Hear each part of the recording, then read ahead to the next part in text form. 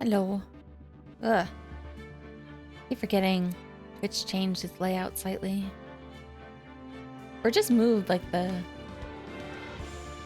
numbers and stuff, like the time and the viewers and the title and all that to the top. I don't like change. Ugh. Oh, I'm all out of it.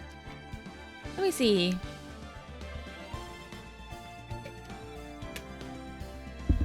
So, I always do this thing where I can, whenever I decide I'm not going to stream, I will almost certainly stream at the very last minute. I don't know what it is. Like me saying, I'm definitely gonna stream, you guys. Trust me, I'm gonna stream. Stream canceled. Me saying, it's impossible, I can't stream. Stream confirmed. That's just how it is. Ugh, kind of crazy right now. But in a good way. So, I am making a last minute trip to visit some family. Which is very stressful and a lot of things that I don't like about it. But it's also like, I think it's going to be for the best that I do it. Because, well, I just haven't seen my siblings in a while. I don't talk to them very much. And I think I just needed, I've been kind of, oh, excuse me. The camera's kind of tilted. There we go. I've been a little bit down, and it makes it hard to be motivated to want to like do all the stuff I should be doing anyways. So on one hand, me being away means I won't be able to do like anything computer related, which sucks because I can't play games, I can't stream, I can't really do any of my digital art. I can't, like, my laptop is really, really slow. I was kind of trying to test it out. I thought about wiping it, but I was a little bit scared too still. And even then, I'm not sure it'll actually speed it up because it's like 10 years old. So, like, realistically, I think it's just.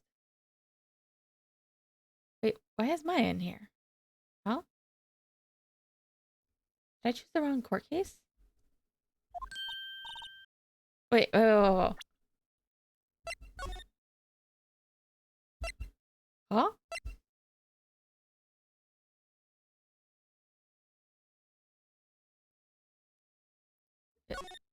Huh?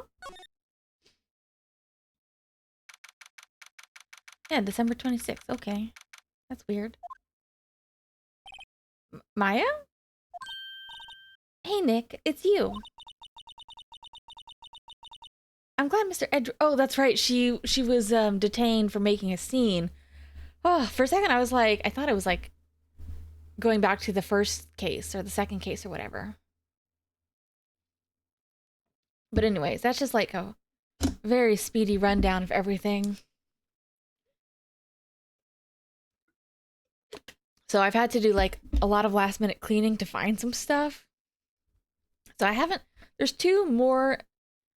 There's two very important things I still have to do, but one of them I can't do until tomorrow, which is I need to do my laundry because I mean technically I can bring dirty clothes and wash them there because we'll have washer and dryer access, but I really need to do laundry and also like I need to wash my sheets so I can come back and have clean sheets because I haven't done that in a very, very long time.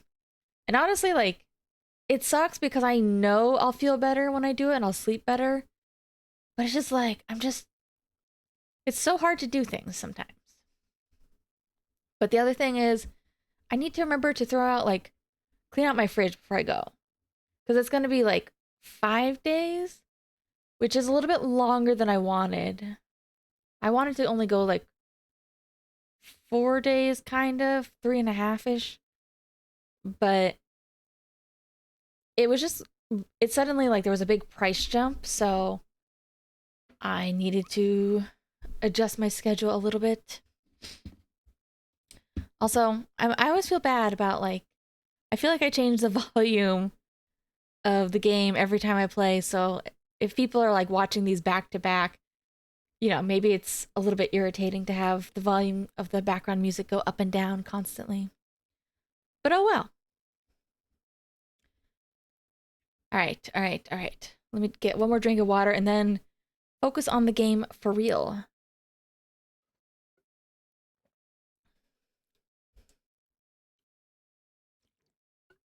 Mm.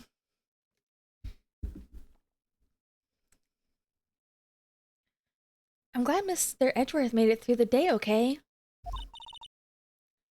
It's a relief. Hey, why'd you do that anyway? I don't know. I just knew I had to do something. Yeah, Maya really clutched it for us. I know I'm not a lawyer. I know I'm not the lawyer my sister was. I'm sorry. Well, you did save the trial. Just behave from now on, okay? Oh, okay.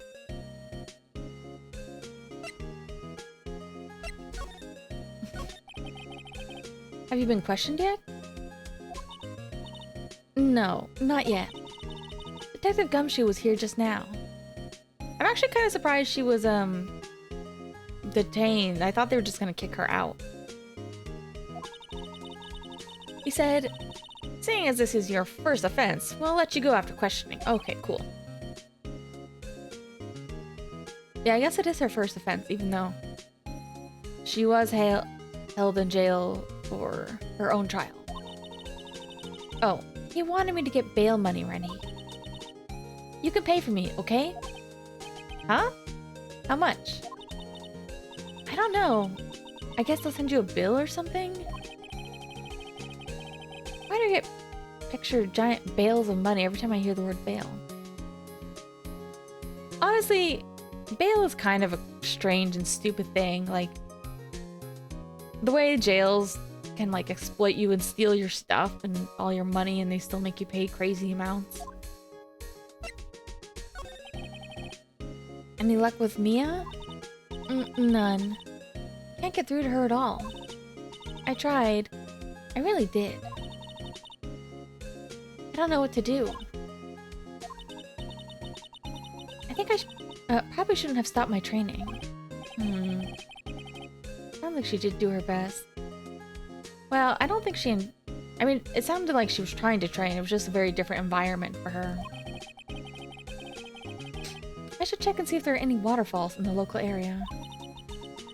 I wonder if I'll ever see my sister again. Aww. Alright, bye.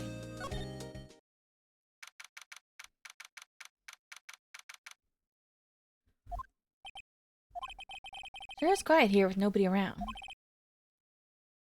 Right. Have to get Maya out of the detention cell soon.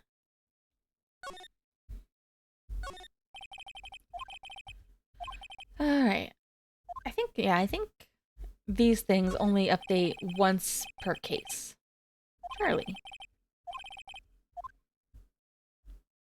This little office flavor text. Aww. Yeah, Phoenix really, really looks up to Mia. I don't remember how old Mia was, actually.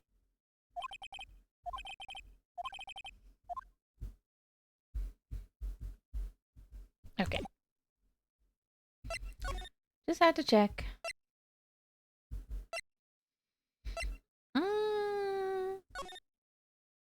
Oh yeah, we haven't done anything, regarding the Misty Faye case. Vacation. Plant. Table.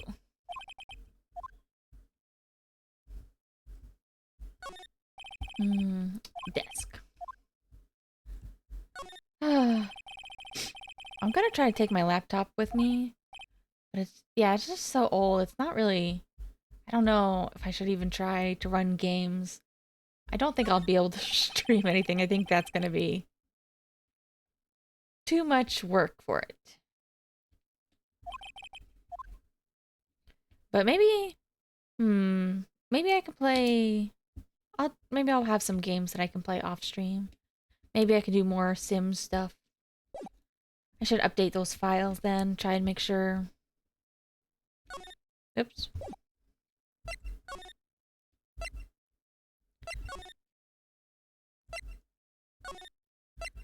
Okay. Gumshoe. Gumshoe's not here. Gumshoe's at the scene again. Huh? Oh. I forget what the name of the mascot little guy is. Got into a fight with the chief, not following protocol. I bet he wouldn't help them build a case against Edgeworth.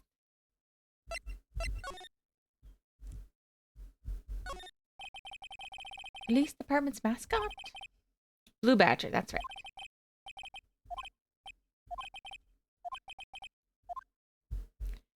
Reminds me of, lately there's been a Beanie Baby that's been trending. It's like a gingerbread cookie one. Named, I think it's just named Cookie. Apparently, like, it kind of started with somebody being like, it's so ugly, you know, I have to take it home. And then them just posting a bunch of pictures of this little guy playing chess. But apparently, like, the official TY Twitter account was saying that they're like, they sold out of the guy, so they keep having to restock it. I mean, I still don't particularly like the more modern look of them. I think it's mostly the eyes. Like, as much as I kind of miss the floppier bodies of the old styles, I think it's mainly just the eyes. The eyes look like they're trying too hard to be cute with how, like, big and glittery they are. Like, the old style of faces was, like, a little bit, like, it was kind of cute without having to look like it was trying so hard, I guess. Like, it kind of feels like, I don't know, I think there was, like, a big phase of, like, a lot of kids cartoons, very young kids cartoons, like obviously, like, My Little Pony and, like, Littlest Pet Shop and stuff like that, that had their, like, modern rebrand, and a lot of them went, like, really big on the eyes.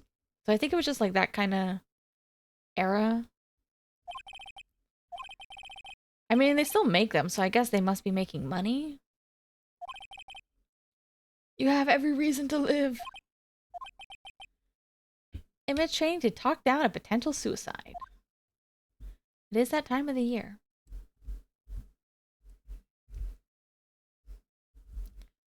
Alright, let's go to the scene. Gourd Lake.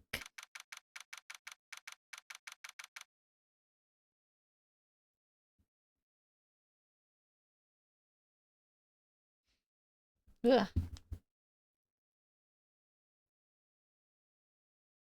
I just can't get used to, like, Twitch change. Freaks me out. Fewer than there were yesterday, but the cops are still around the park. I wonder if Gumshoe's here today.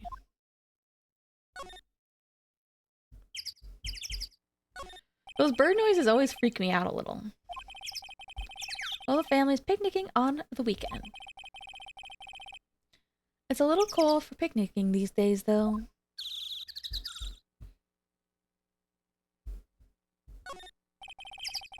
I feel winter's chill from the bare leaf trees today.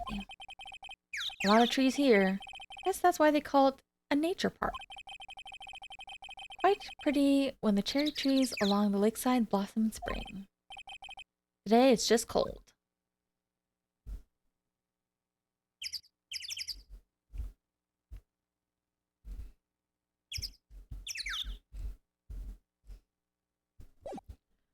Alright. It's weirdly quiet. Although I guess it is quiet during a lot of the non-court scenes. Oops. Oh yeah, we can probably see Larry Butts. Oh, no Larry today.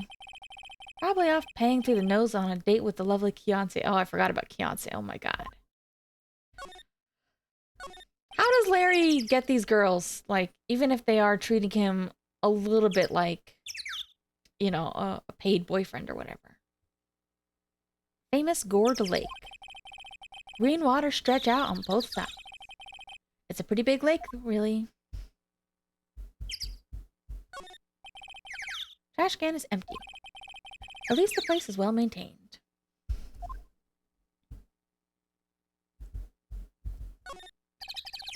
Benches. I guess the idea is you buy you buy a hot dog and eat it here. Yeah, anyone would sit here and eat on a day like this. Except maybe Maya, if she had a samurai dog. Man, I forgot to buy hot dogs. Maybe I should eat hot dogs before I go. Hot dog. Christmas.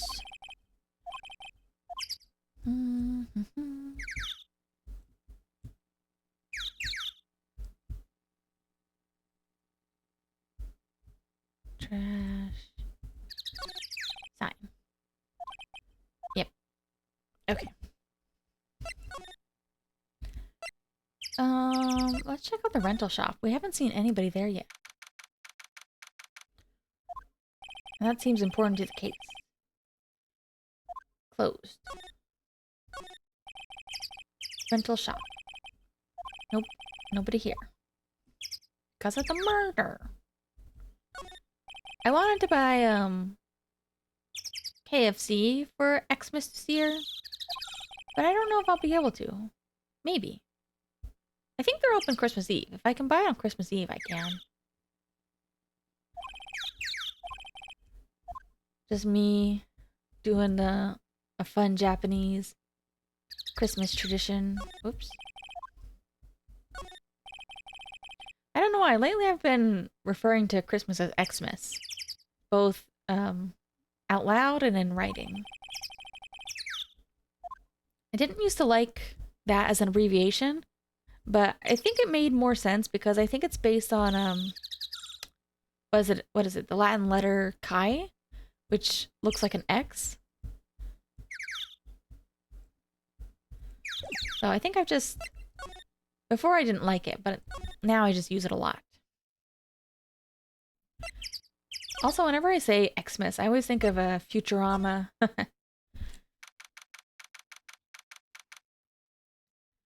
And how, in the future, nobody calls it Christmas anymore. They all call it Xmas. Hey, Gumshoe. Hey, pal. The trial today at our... Yeah? What about the trial? Well, I was gonna say, good show, but it wasn't really all that. Though, you did save Mr. Edgeworth, I guess. I just wasn't sure how to thank you, you know? Or, thanks? I feel like I'm stealing Edgeworth away from him, you know? Like, he likes the guy so much, and here I am. You know, having history. Osonanajimi.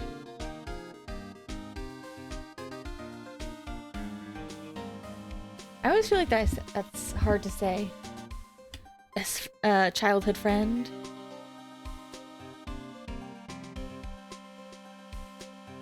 Osanajimi.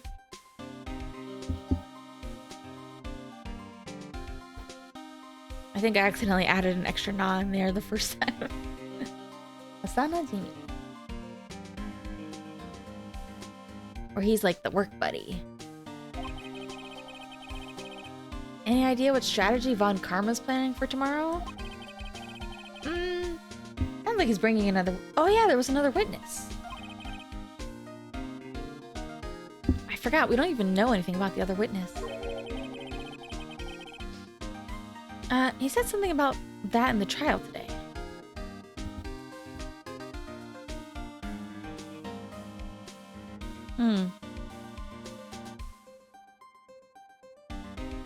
Phew. For a second, I couldn't quite tell if my stream was frozen, but I guess it's fine. Oh, okay. I think my playback video just stopped. I had to kind of double check that sometimes. Oh, right. He said something about that in the trial today. There were two witnesses. was wondering who that other witness was. Who was it? Sorry, pal. As much as I'd like to, I'm not at liberty to divulge that information. Right. Oh, right. I wanted to ask you about Edward. Huh? Is he afraid of earthquakes? I never heard anything about that. Mr. Edgeworth doesn't talk about himself too much, see? It's one thing that's clear as day. Him hating crime the way he does, and him becoming a prosecutor. And him being scared of earthquakes. It all started with that incident. The DL6 incident? Yep, that's the one. 15 years ago, when he saw his father shot before his very eyes. He still feels the pain now. You can see it in his eyes. No. I wanted to talk about Maya Fey. Huh? She's not out on bail yet? That's strange. I told him to let her go as soon as they had their report written up. Man. I don't know what would happen, what would have happened in the courtroom today if it weren't for her. Seeing her get dragged out by the bailiff, I'll be honest with you, pal. I shed a tear or two. Mr. Edgeworth was so moved, I saw his lip trembling. Aww. Really? Cold as ice, Edgeworth? Ugh. He was really grateful for what she did, you know? Gotta head back to the station. I'll get the report on Maya. I'll get the report on Maya and get her out there as soon as I can. Oh, thanks. Oh, wait. I was wondering, how much is the bail going to be? Don't worry about that. Mr. Edgeworth is posting the whole about. Oh, what? Edgeworth? Although, isn't he being detained too? Can he do that? Like, if you're in jail, I never understood that. Like, if you're in jail, don't you need to get somebody else to bail for you? Like, can you bail yourself out of jail? Didn't I tell you? He's grateful to her for what she did. Alright, pal. Well, don't forget to pick her up, okay? Because, like, if you're in jail, can you bail somebody else out of jail? Maybe I can get Edgeworth to pay this month's rent, too. I don't think Lotta takes very good care of it. Why does he say that? The car looks fine. Covered with dents. It really isn't. Can't believe anyone would drive their car down here. Also, wow, shaming people for their beat-up cars. You know, when I was younger, I kind of had that thought of like, oh wow, you know, if somebody drives around with like a busted window or something, it's like, it looks really bad, but man, stuff like that is expensive and it's a pain in the ass. Feels like you never stop paying. Like, I think I need to get new tires. Like one of my tires tends to deflate very slowly over time, but I swear another tire has suddenly started deflating, and one of the best investments I have is a like electric air pump that I just plug into my car and pump it back up. But it's like deflating like crazy because normally it's supposed to be like 30 psi, and I've already filled it back up from like 10. Like twice in this month. So I'm like, what happened? Did that one go over a nail? Because a lot of times the car tires will deflate a little bit when it gets cold out. But like for it to deflate that much all of a sudden, I think there's, I hope there isn't a hole. Wonder what she brought. I wonder why she brought a camping cooker with her. There's a convenience store right up the street. Guess she wanted to get into the outdoor spirit. Food. It takes pretty tough skin to camp in this cold. I guess it would be pretty cold, even in the car. No camping. Trees grow quite thick here. Further back, trees fade. Blah, blah, blah. I'm surprised she isn't back out here. Lotta heart. Maybe I can see Gordy. Nothing, huh?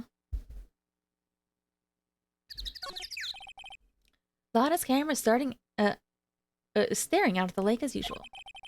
Even a novice like me can tell that camera must cost a pretty penny. Hope she doesn't leave it out here to get stolen.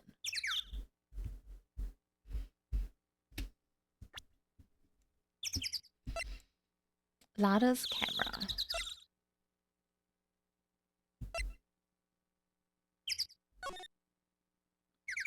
Bang.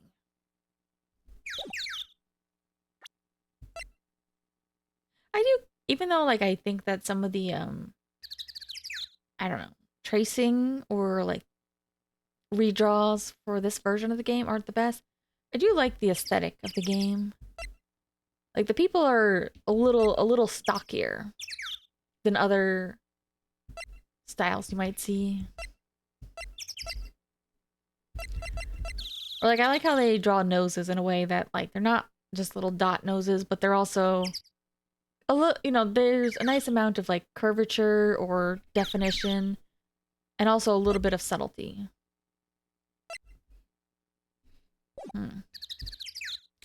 I guess I should go back to the detention center to pick up Maya.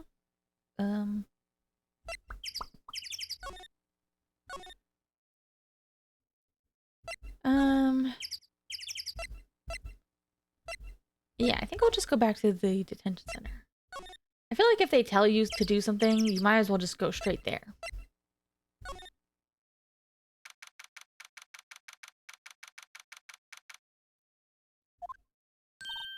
Hey, Nick. You finally came. They just finished the paperwork. I'm free to go.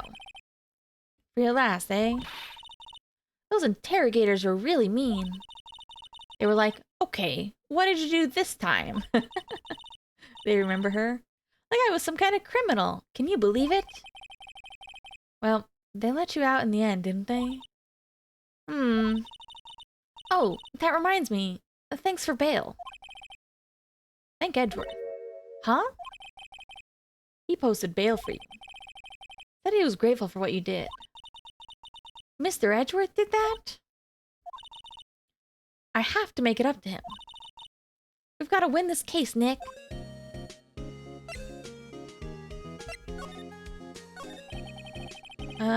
What do you want to do?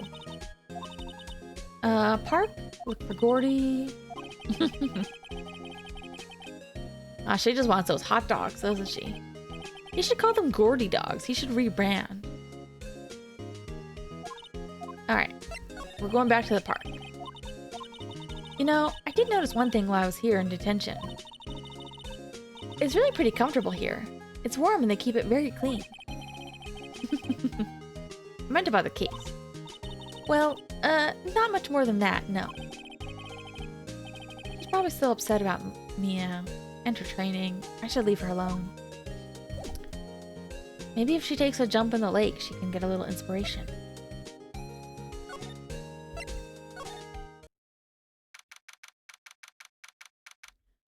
Alright. There aren't many cops around today, are there? Probably back at the precinct, working up the case against Edgeworth. Hey, y'all. Here she is. Hey, it's Lotta. Y'all really did it today. What? What did we do? Nah, I'm not complaining. See, I did a little thinking, a little self-reflection, you might say. I realized that being a witness is a mighty big responsibility. And I just went up there and started blabbing any old thing that came to mind. Oh, she's pretty chill about the whole thing.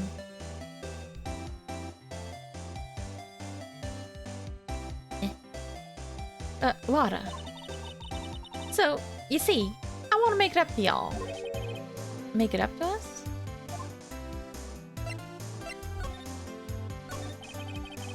What did you think of the trial? To be honest, I was just doing it half just to say I'd been a witness. Even though I didn't really see anything. I kind of convinced myself I had, though. Yeah, that's kind of what I thought. It's very easy for people to convince themselves based on this thing. Hold on one second. I feel like... Oh. I don't really like where my camera's positioned. I feel like it's making my tracking tilt really to the side.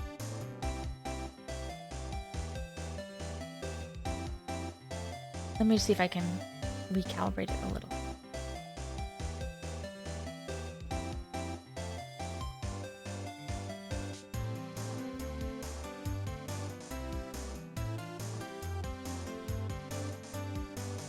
Maybe then it won't be so like tilty. Oh well. Good enough. Ah. Okay, I think yeah. There we go. Mouth tracking seems a little worse though. Maybe I should move it back to. Hold on. Sorry, I'm being really finicky.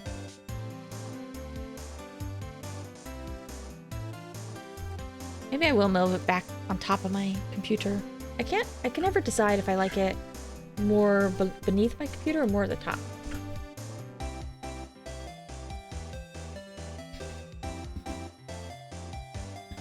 But a lot of times I put my keyboard up on my computer stand when I use my tablet. So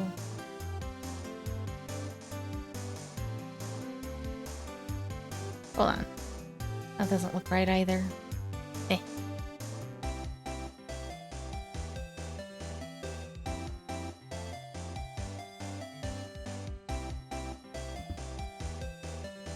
Okay.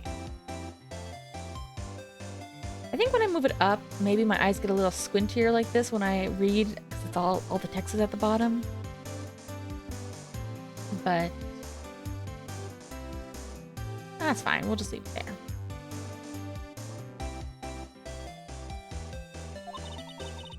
I'm sorry. I know it caused y'all a lot of trouble.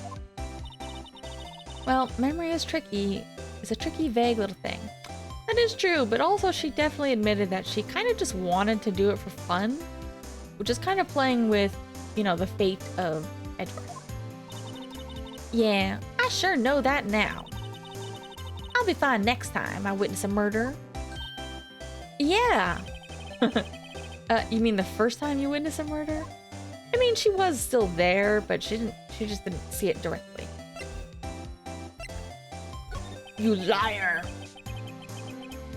What do you mean by making it up to us? Oh, that making it up. I thought we were gonna call her out for lying about the case. Well, you see, actually, I got a bit of information for y'all. Eh? That Von Karma didn't want me to say nothing about it. Yeah, now she's on our side. Information? Now we're getting to the heart of it. See, I reckon we might be able to do ourselves a little exchange.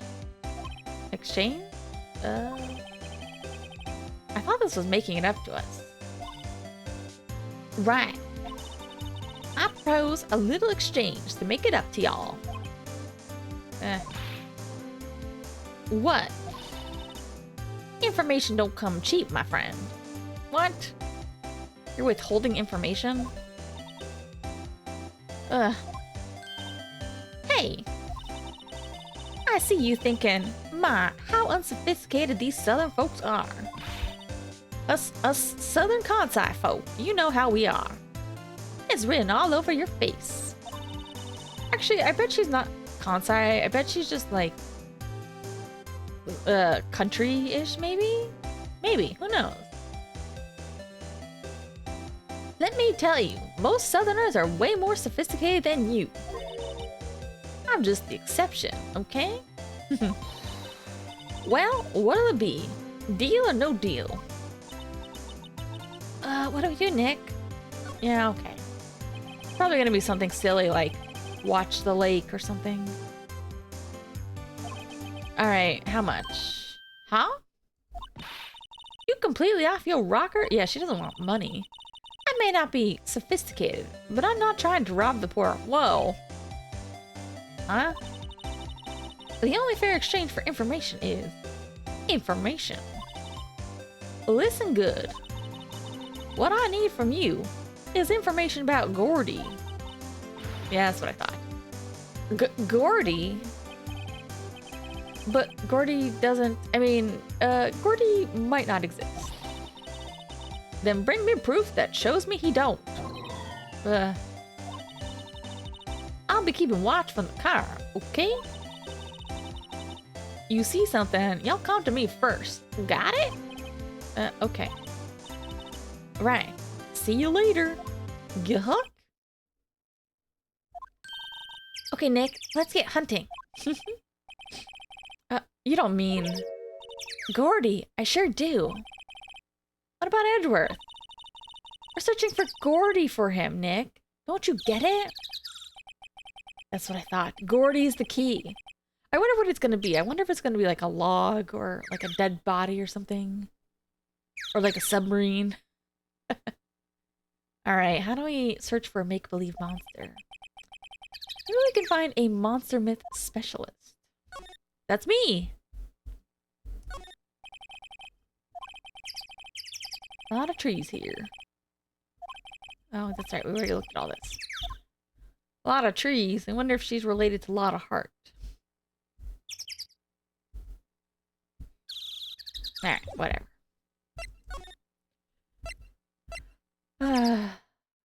Oh! For some reason that scared me. Gore Lake, public beach. Oh, what's that? The Steel Samurai, Nick. These people, Larry Buds, you're so out of touch. Should be Gordy themed. Yo, Mayang. Larry, what the heck is that? Oh, it was my girl Keonce's idea. She was all, if you like it, put this here.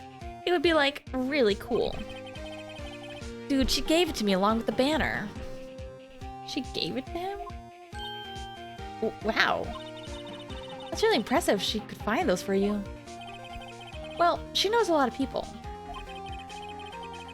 And that show's finished now, so she got them for free. Yeah.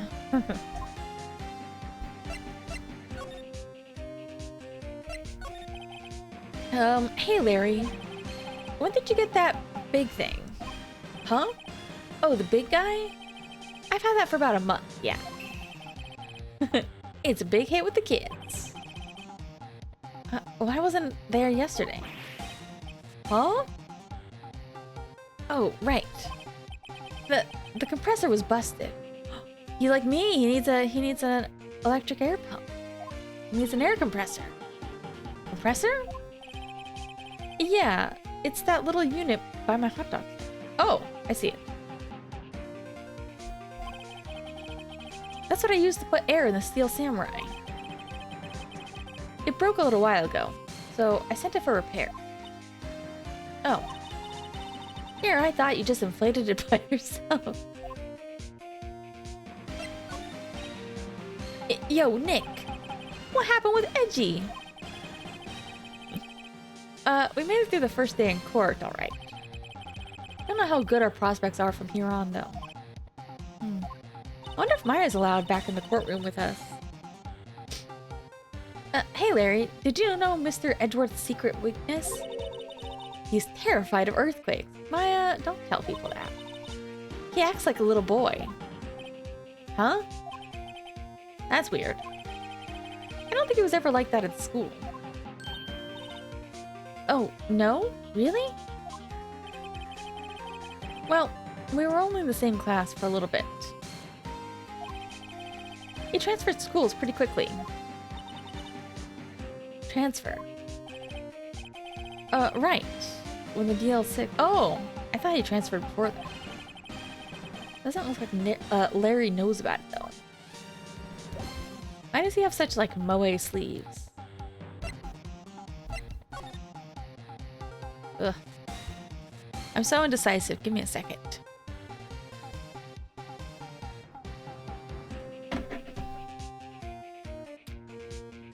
I cannot decide.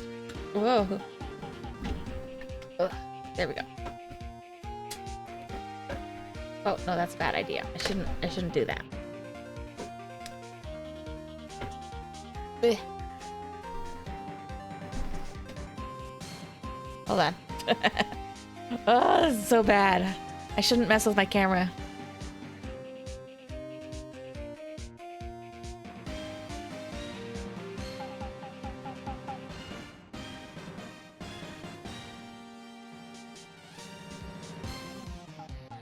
Oops. Alright, no more messing with camera. No more.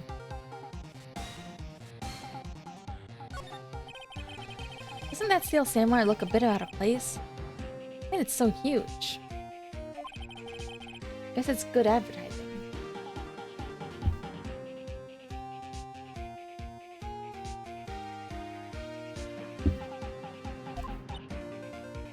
Something about this steel samurai just doesn't work for me. Huh? Really? Looks pretty well made to me. Still knows, aren't you, Nick? Really? True connoisseurs like Cody and me don't fall for this kind of stuff. Steel samurai fans are obviously in a league of their own. I mean, you said the kids liked it, though.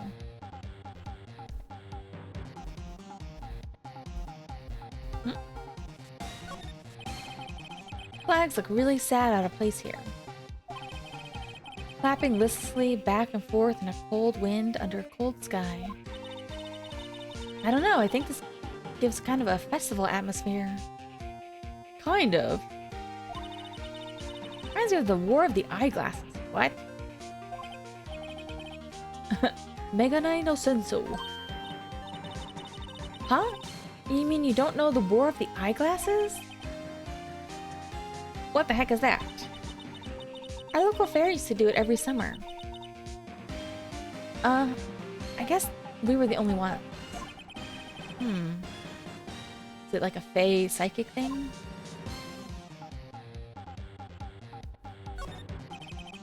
Can't get over the samurai dog. The original samurai dogs, no less. Hey man, whoever calls their project original first wins. Why don't you just add world famous? We already recommended that.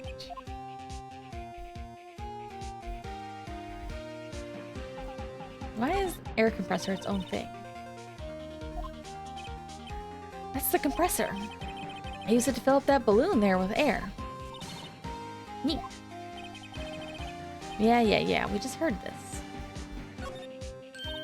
Hey Nick, benches. Let's take a break. Maybe have a dog? I think not. Too cold to sit and eat hot dogs out here. A wimpy city boy. You should try standing under a freezing waterfall sometime. I will.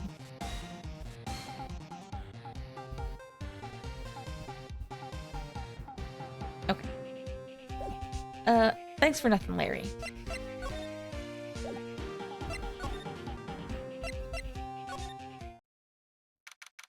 Ooh, something new. It's always so quiet here. I wonder if the boat shop is closed for good? Well, the murder on the lake and all. They're probably just taking a vacation till it blows over. I get it.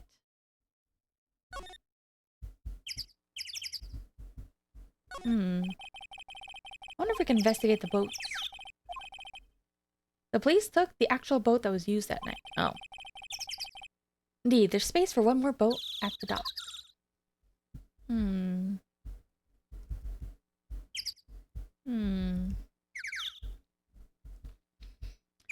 That's all?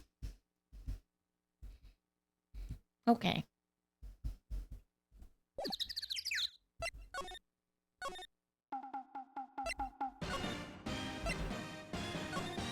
Ugh, I'm kind of tired of the samurai theme. Hey, y'all! Well, y'all find anything good about Gordy? Not yet. Keep moving. It's cold out here at nighttime. I think I have to sneeze. Whoa, no you don't. No sneezing. Oh, a sneeze sets it off too. I told y'all, no sneezing.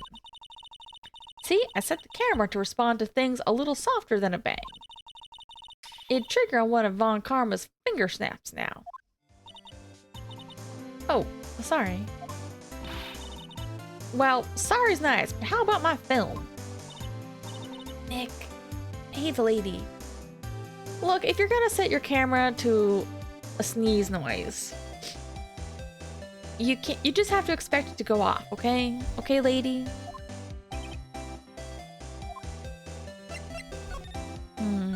What happened? Okay.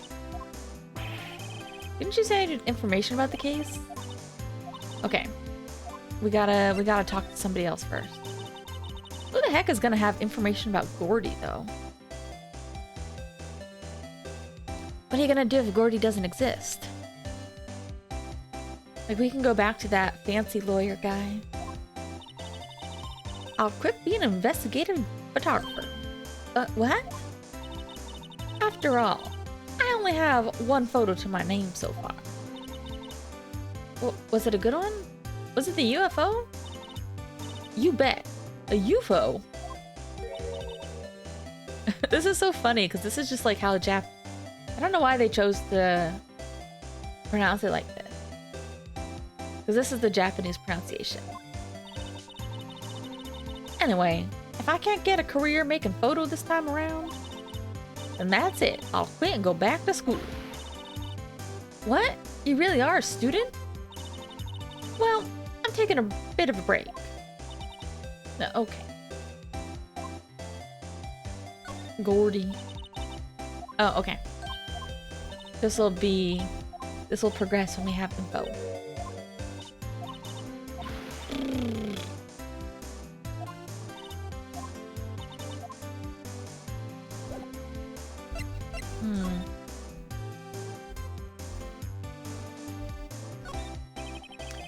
Why isn't this one a check mark? Oh. I think that was the same as the first time we were here, though. Hey, Nick. Don't tell me you're hungry again. No. I'm just wondering. Where? Oh, yeah, we already saw this one the first time. Okay.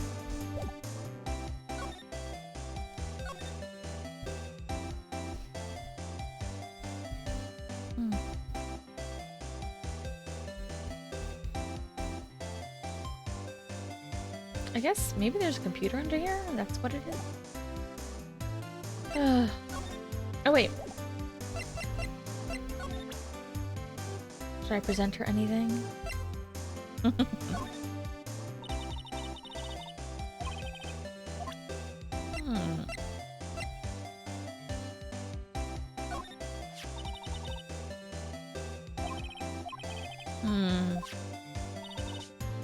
Never lack of drama when you're on the case, is there, Nick?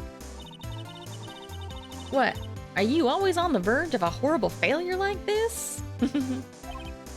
Hey, I take on difficult cases, man. Careful, the stress will send you to an early grave. Thanks for your support. Does this count? You know, I was wondering... What if you get a picture of Gordy, and it turns out like the enlargement did? Y'all crazy? Blurry picture like this doesn't make a hit story. I need a picture that screams, I am Gordy. Hear me roar. Can't turn something like this into the paper? What kind of fool do y'all think I am? Kind of fool that would turn a blurry picture in as evidence in a murder trial? Not to mention claiming that she saw something she didn't. What do you think? What do you think?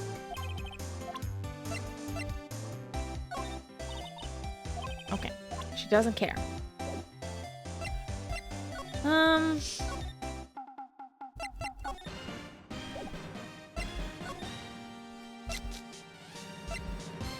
Let me just double check. Nope. Okay.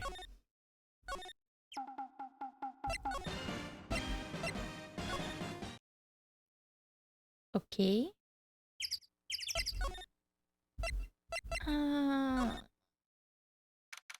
Seriously? This is where I need to go? Hey there, pal. What's up? You look out of sorts. Huh?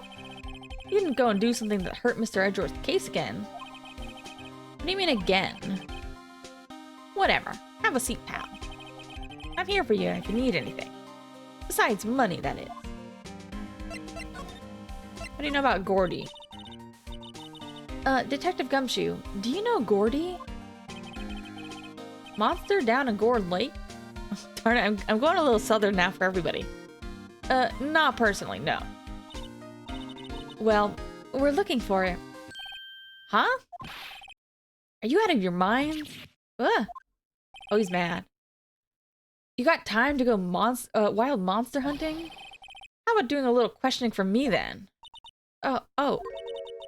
Detective Gumshoe's scaring me, Nick. But I told him to deal with Lana. Nick, try telling him sooner next time. You're the one who rushed in to tell him. I see, pal. Sorry for shouting at you. Okay. I, Detective Gumshoe, will aid your search for Gordy. Huh? I'll loan you one of our newest secret weapons for finding evidence. Really? You can take whichever one you like. Alright, give us the goods. Hold on now. Everything in due time. First, let me show them to you. Whoops.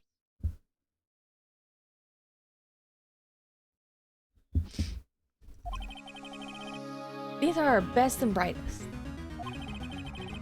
Introducing Secret Weapon 1, Missile. Missile? He's a canine police dog, still in training. Missile, here boy. Wow. Here he is. Oh, he's cute. He's a Shiba. Nick, cute dog. Cute dog. And this will help us. How? He's gonna track Gordy. Woof. Secret weapon number 2, a fishing pole. Here it is, my own personal pole. Detective Gumshoe, we're looking for a monster. Yeah. How are we supposed to catch a whole sea monster with a fishing pole? Never know. We just have to bait it up to the surface. Never know till you try, pal. Alright. This next one is the last one. Oh, please. I'm already overwhelmed by our choices. A metal detector. Ooh.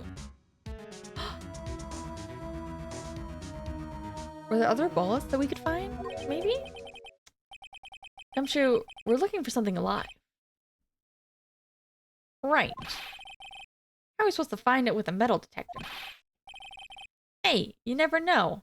Might have been eating soda cans. Well, which will it be?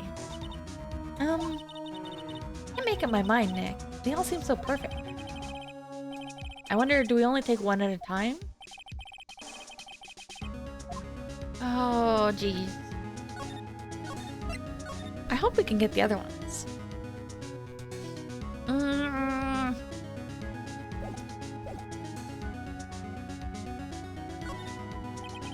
Can we borrow a missile? Sure thing, pal. Be good to him. Wow. So cute. Oh boy. Canine unit in training. Very cute with shiny eyes. I was about to say, I like the black tricolor Shibas a lot. But then I immediately, when I was thinking about Kuro Shiba, I was thinking of Kuroi Shiba, the VTuber who's a Shiba, who just got 3D recently. It was pretty cool. Oops. Eh.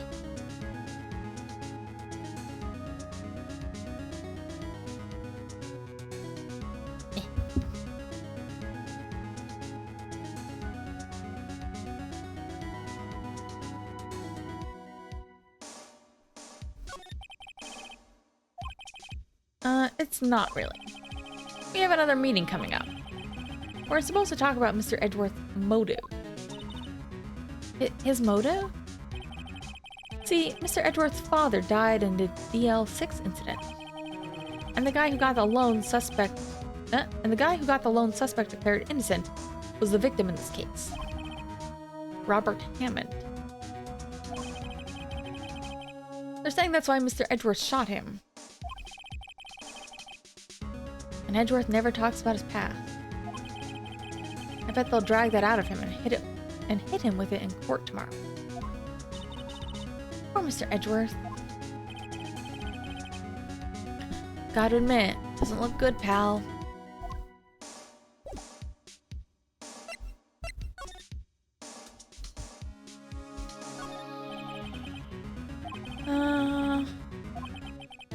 You're under arrest. I have a warrant. You have the right to remain silent. You have the right to an attorney. Busy bee.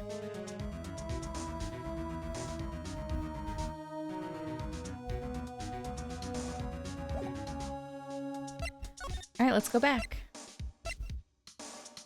I wonder if we can see Edgeworth. Oh! He's in questioning. Okay. I didn't seriously think we'd be able to see him anyways.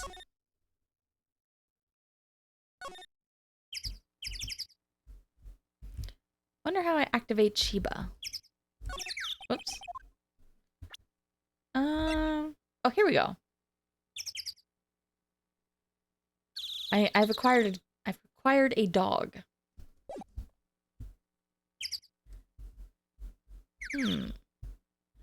I assume there will be a Shiba prompt eventually. But I don't know if I should have taken Shiba first. I feel like probably not. But we will see.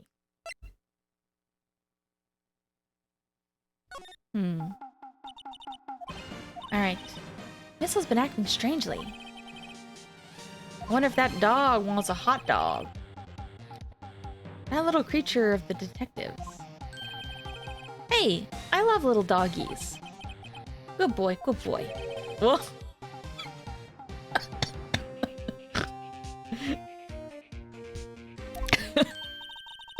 What's wrong, Missile?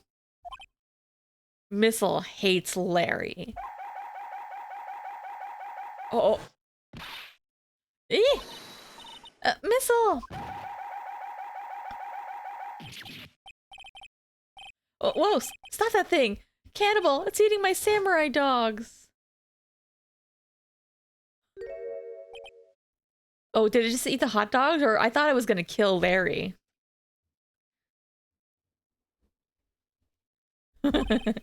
My samurai dogs. He ate every single one. I'm sorry, Larry. Sorry I don't pay my bills, Nick. Gonna have to this time.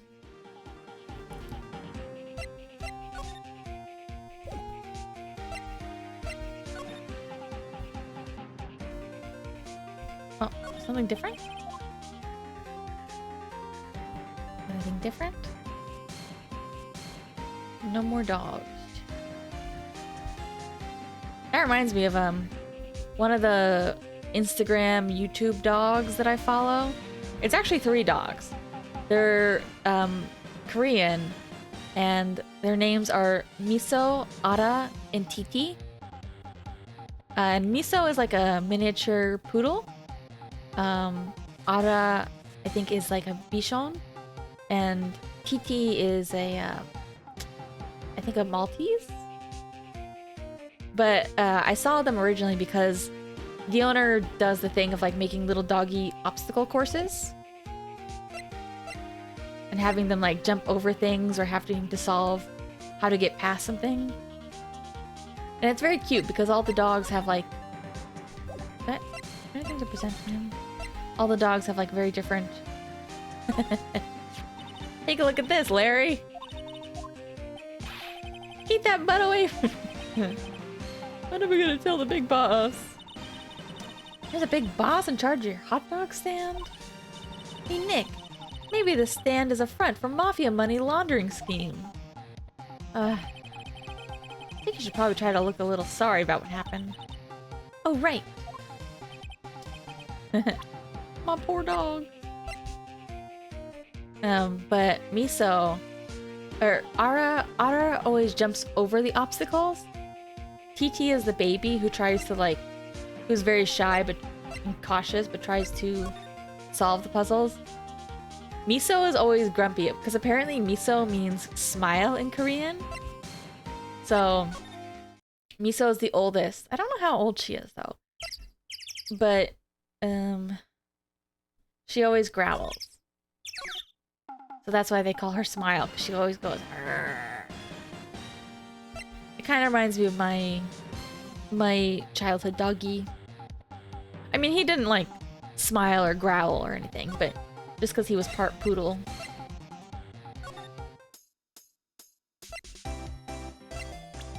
Oops. This one.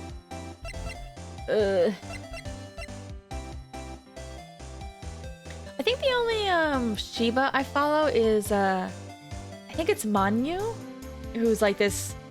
I think it's the owner's Chinese who does this like dog spa for Manyu the Shiba, and I think he also got like a Westie named Xiao Bao.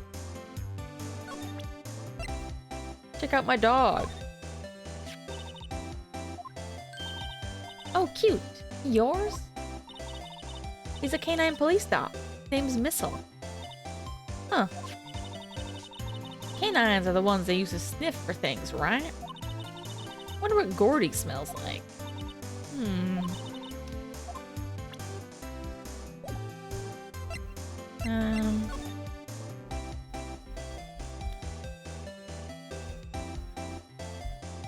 Guess he would smell pretty fishy. Or like a seal? Alright, yeah, I think Missile was the wrong one. I think we need to go back.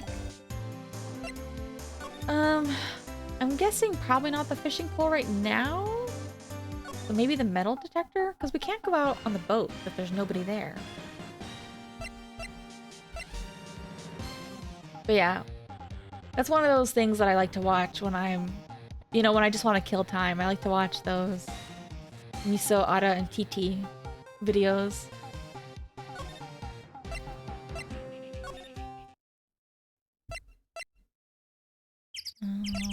Let's go back to the station. Okay. And we switch weapons.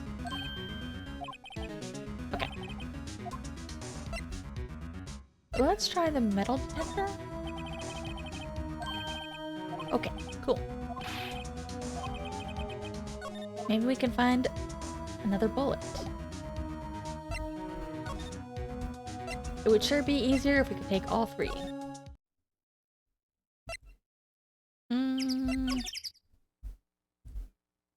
Okay, nope, nothing new.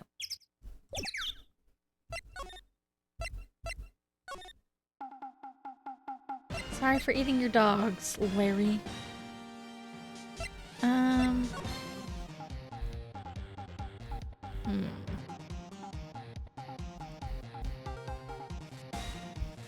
I had a boss once who did like metal detecting on beaches and stuff. I don't know if she found much. Check this out.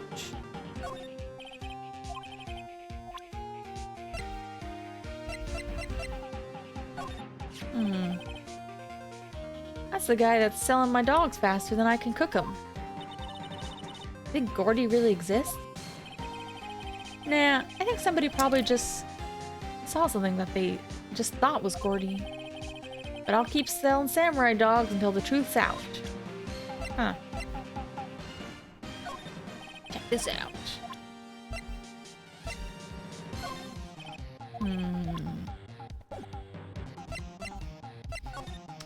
Nothing really? Okay. Let's move. Oh! We got something. Nick! It's beeping. The metal detector found something. Sure is loud enough about it. Alright. Is it the bullet? Why do I have to check it out? Nick. What?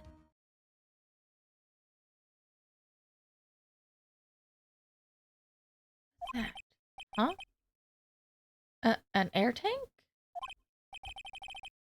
The valve looks broken. Is this like one of Larry's busted compressors? I thought it was Gordy. Maya, first of all, why would Gordy be in the bushes? Also, we're looking for Gordy, not Mecha Gordy. Yeah, why would a metal detector react to a sea monster?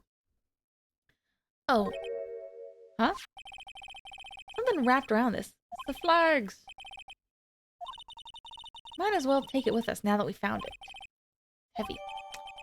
I wonder if Larry's responsible for the Gordy fake. Where's the Gordy photo again? I want to see it. I can't really tell what it looks like.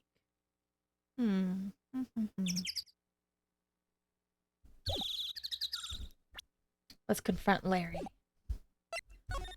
about his lies.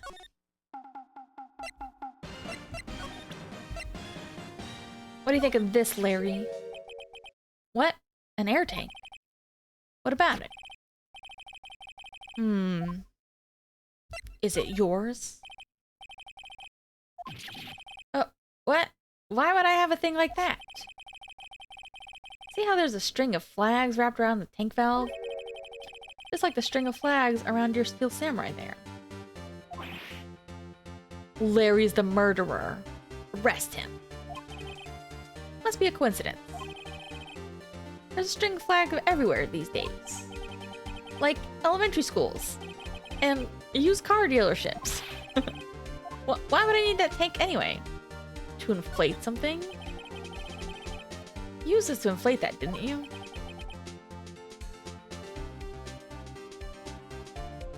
Hold on a second.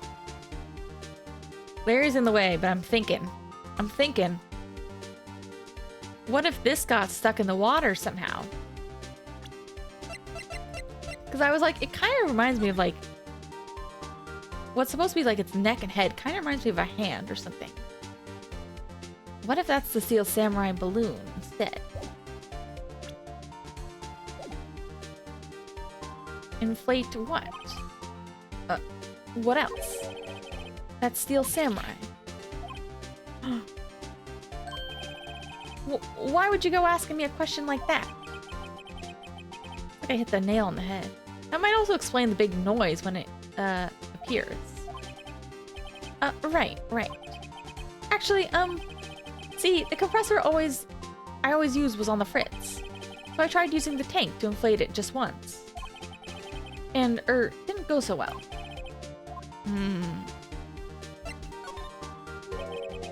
Didn't go so well? Yeah. Come on. It's embarrassing, so I don't really want to talk about it. Tell us.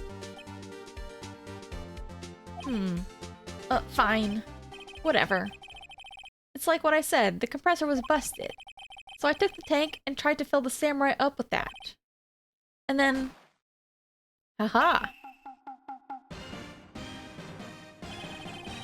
The valve busted open and made this incredible noise. And that tank there took off like a rocket. And it took my poor deflated Steel Samurai with it. That's so dangerous. At my work, we've worked with these like giant, like oxygen or CO2 compressor tanks, but they're much bigger. What? Off into Gourd Lake? Yeah, it scared me out of my gourd, that's for sure.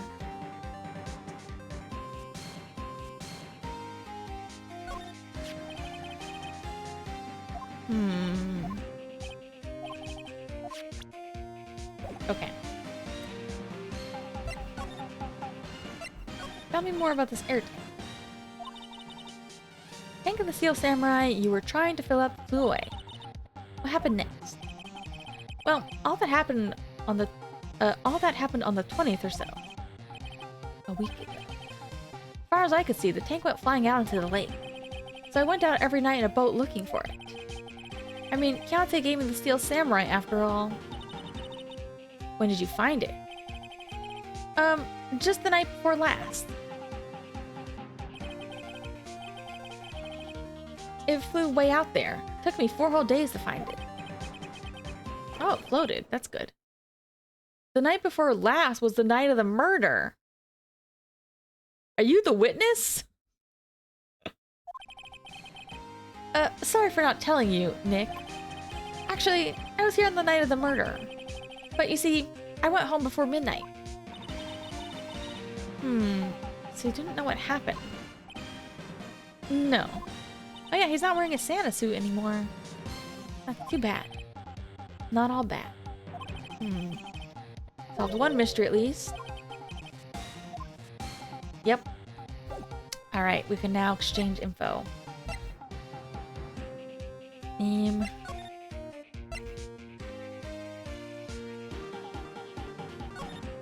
That was not what I thought we were going to find with the metal detector. Alright, Lotta, I got bad news. Well, Mr. Lawyer? I got the info y'all need. Y'all got the scoop on Gordy for me yet? We found him. Huh? Gordy? Oh, we found him already. Oh, what? I haven't seen any monster yet.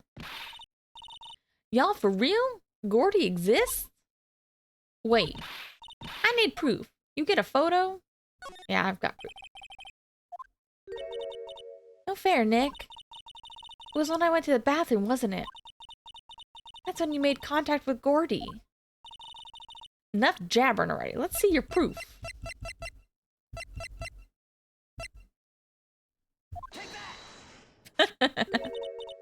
Mary's air tank? What are y'all doing with an air tank? This is Gordy. Excuse me? What are you saying, Nick? There's a stand near here. A hot dog stand. There's a giant inflatable samurai doll there. About a week ago, an idiot who happens to be a friend of mine tried to fill it. He used this air tank, and when the valve blew, the tank flew into the lake. Apparently made a pretty big bang when it flew. A bang? The tank, along with the still deflated samurai, fell into the lake. At the same time, a couple was taking a photograph of the lake.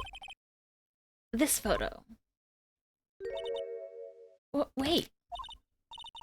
So you're saying that Gordy is really the Steel Samurai? Aw. Well, that's a fine way to ruin a gal's dreams.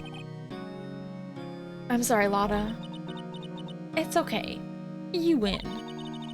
I'll give you your info, like I promised. Poor Lotta. So, give us the scoop. Yeah. Just tell us. I overheard the cops saying there was something about the witness tomorrow. They said he's the caretaker of the boat rental place up the path there. Boat rental. Just an old guy, living all by himself. I mean, if there's proof, you gotta tell them the proof. Besides, she's more of a newbie to the whole paranormal hunting field. Like, she only saw a UFO once, and then she decided to make it her. And then she was like, I'm gonna take a picture of Gordy. And then she's like, if Gordy's not real, I'll give up forever. Like, I was gonna say she should totally go look for some cool stuff, you know, cool yokai. She shouldn't give up on her dreams so quickly. But you still gotta call out the fakes when you see them.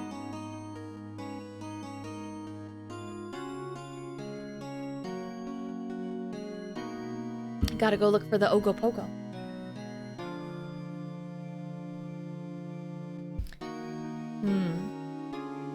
Or the Mishipeshu. Y'all should go check it out. Lotta. Oh, excuse me. We will. Let's get cracking, Nick. Hold on. Yeah? Yeah. Now the murder. My camera clicked twice, you know. That's what I was saying. She heard more than one noise, so it must have gone off more than once. You liar! Concealing evidence? You have another photo? Well, yeah, but there's nothing in it at all. Just the lake. I figured it wouldn't be much use as evidence, so I kept it to myself. Well, it might not be helpful at all, but take it. Cool. 1150.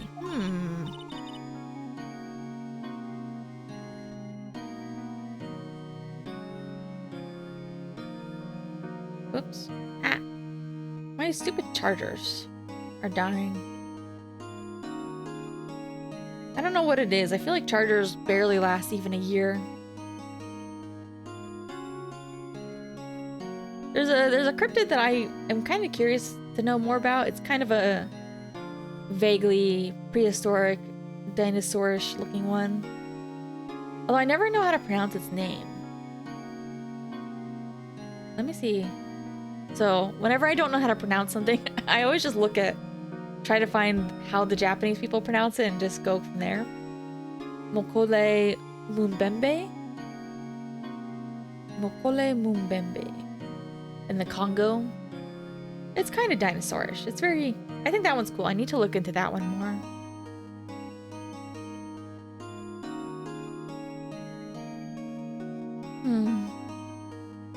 Who knows? Maybe with my time off, I'll do some more research.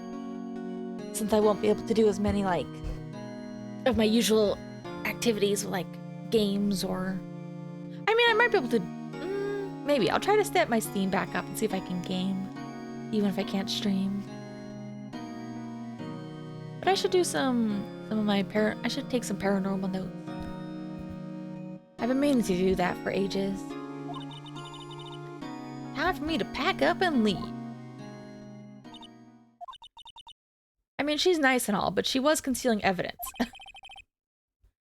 And lying. She's a big liar.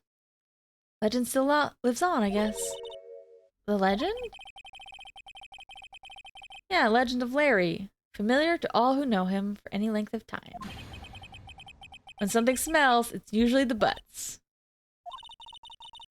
Someone should whip that butts into shape. I'll give him a paddle, and that's for sure.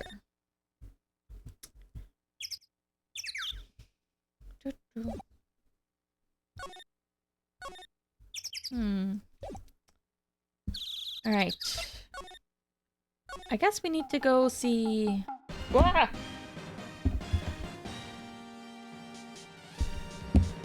Nothing happened, that's fine. We need to go talk to the boat rental guy.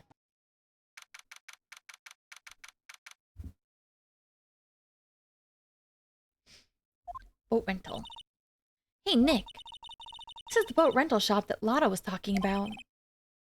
Yeah. Can we find an address? Or a name?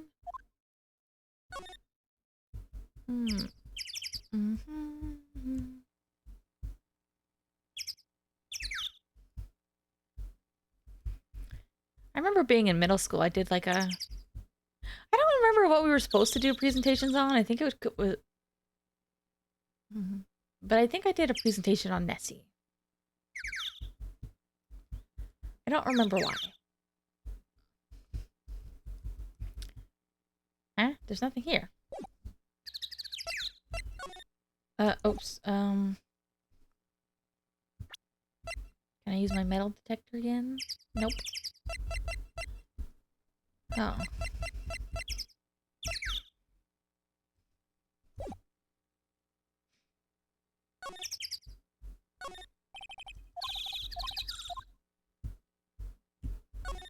No, no, no, no. Okay. Still nothing.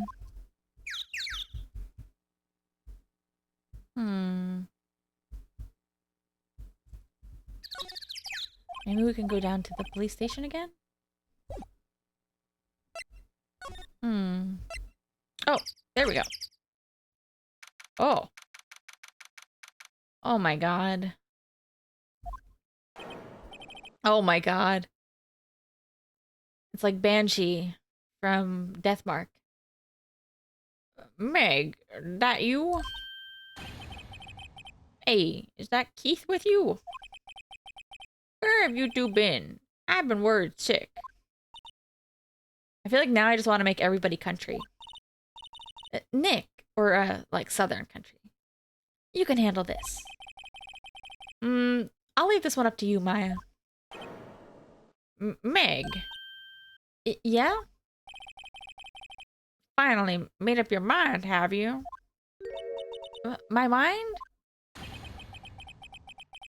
You'll run the pasta shop when I'm gone? Pasta? Glad to hear it. Glad to hear it. Yeah, I was gonna say, I thought she was Kansai. She was either Kansai or just like a very like rural country person.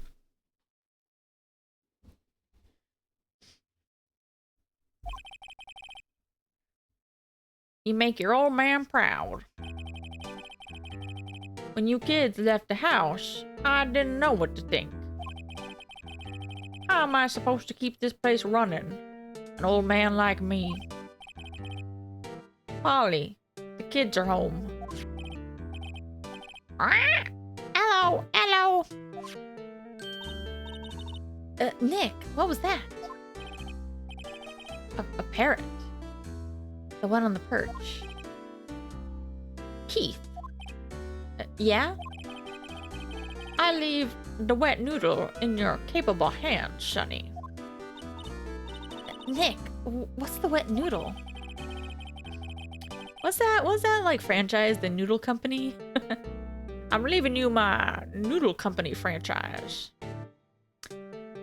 Based on the available evidence, I'd say it's the name of his pasta shop. I forget what that place is called. Noodle Company. Noodle Company. Yeah, I think that's what it's called. Noodles and Company, maybe? I don't know. I haven't seen one in so long. I don't know if they have them here. It's probably got like a ramen or like a soba shop or something. That's a relief, isn't it, Polly? Hello, hello. Yep.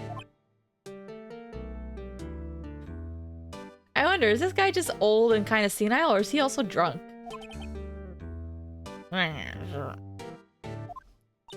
Honks knew. He fell asleep. Guess he's relieved.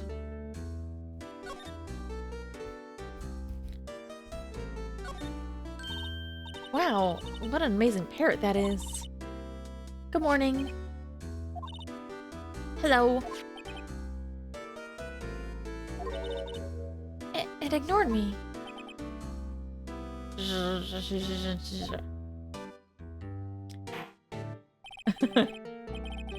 What? You forgot, Meg? You gotta call her first name. Or you gotta call her name first. Her name? Polly. I feel like Polly is a bit cliche for a parrot name, you know? Polly, how you been? Hello, hello.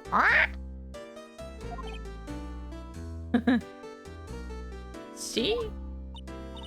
Neat. So the parrot's name is Polly. Too bad she can only say hello. Oh, Polly can say lots of things. You just need to know the secret words. The secret words? Oh. Oh. Polly, Polly, what's your name? Polly. Hehehe. Maya found a new friend. I wonder what happens if we come here with Missile. I wonder if they freak out. Very, very small kitchen unit. It's pretty clean, is it? I mean, maybe it's clean. Maybe it's just very old and stained, though. Funny, doesn't look like the type who'd keep things tidy like that. You're forgetting, Nick. He's running a pasta shop here. that he's running a pasta shop here. Look, Nick. He has an electric blanket on his table. Looks warm. That's a great idea. We should do that at the office. I kind of wanted to do that once. I kind of wanted to get like a kotatsu. Or kind of transform my little IKEA coffee table into a kotatsu. But in the end, I just end up sitting on the couch with all my blankets.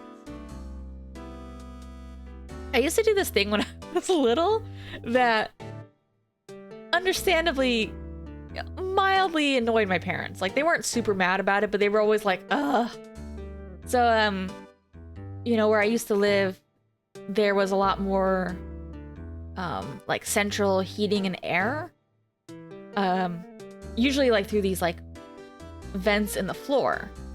And when it was cold in the winter, I would take a big blanket and I would sit on the vent with the blanket and just kind of like make a little cocoon there. So the room wouldn't get quite hot because I was always just like sitting on the vent. I don't know if very many other people did that. I don't think it's that uncommon, but I never hear anybody talk about it. Definitely a kid thing to do. Just sit on top of the air vent with a blanket.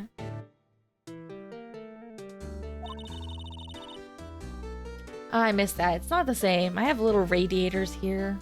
They kind of suck. I mean, they do warm up the room eventually, but like, I wouldn't be able to sit on them. It's not the same. We can sit down with our clients, snug and warm, and drink hot cocoa. And what? Talk about murders? Aw, Nick, you're a party pooper. I can totally understand how people would want to, like, fall asleep under a kotatsu. But also, like, kotatsu kind of makes me think of, like, you know, a little bit of funny business. Like a little bit of footsie. Oh, fishing rod. Looks expensive. Wow, he has a television in here, too. What's that? Oh, it's a safe. It's locked. Of course it is. We're in this guy's house. Lots of various fish in Gourd Lake, aren't there? Oh, these local fish. Hmm? Something's funny, Nick. All these fish are salt. Oh, they aren't local. He's a sea fisher, not a lake fisher, maybe. Got any trash? Got any bird poop?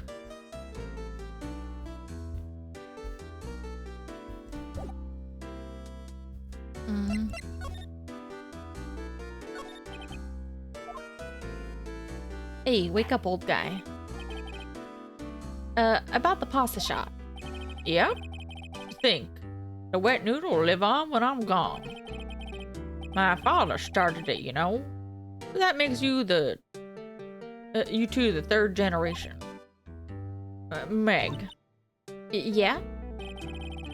Tomorrow, we'll start with the secrets of dough tossing. Oh, wow, they make their own noodles. Cool. Dough tossing? You too, Keith. Yeah. You'll be the best pasta wrangler the West has ever seen. Pasta wrangler? The West? Isn't pasta from Italy? Meg. Yeah? You know the best pasta's always been made west of the Rockies, don't you? Yeah, of course. We definitely know that.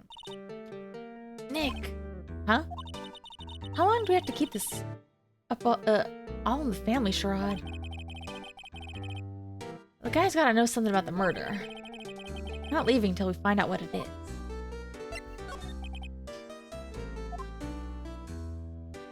Hey, old man.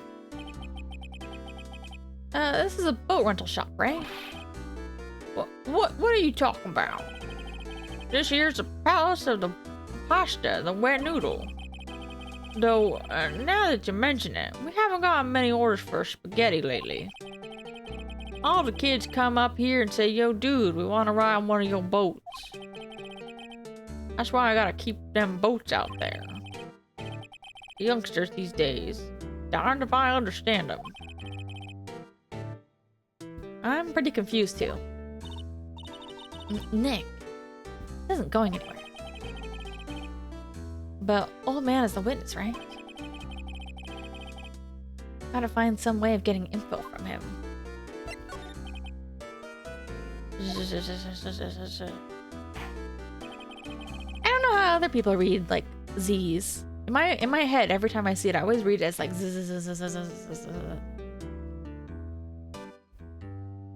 Ah, my memory's gotten worse of late. That's why I just tell everything important to old Polly there. Everything important? I wonder. Polly, what's the number for the safe? 1228. Ah, right. Hey, Polly, watch it, will ya? See, Nick? All it takes is a little clever thinking. And a criminal mind. She could be a good criminal. Quick, Nick, write that down. Hey, don't get me involved in your little heist schemes.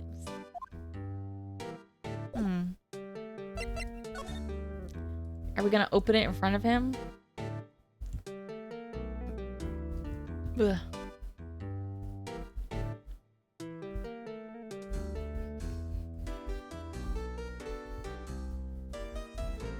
I can tell this is definitely gonna be...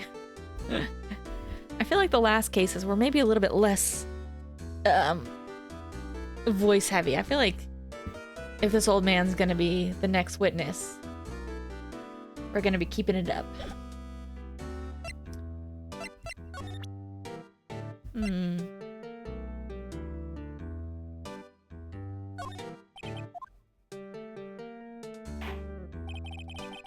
Listen here, Keith. Remember that tricolor pasta we were talking about? The Ramboliolia? I figured out the last color we should use. Indigo blue. Indigo blue? That didn't seem to work the way I thought it might.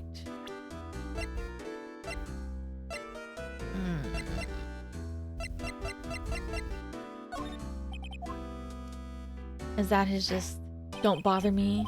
Yeah, okay. Okay. Oops.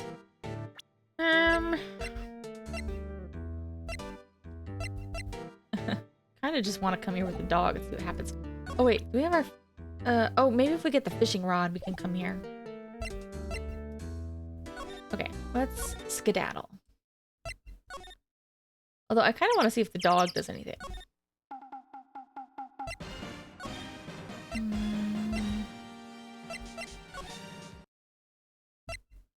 I don't think the dog will do anything, but I kind of want to take the dog to the parrot. I just want to cause a little bit of mayhem. Oh, Gumshoe isn't here. Oh no! Now that you mention it, didn't he say he had a meeting to go to? Oh. Okay. Guess I can't exchange items then.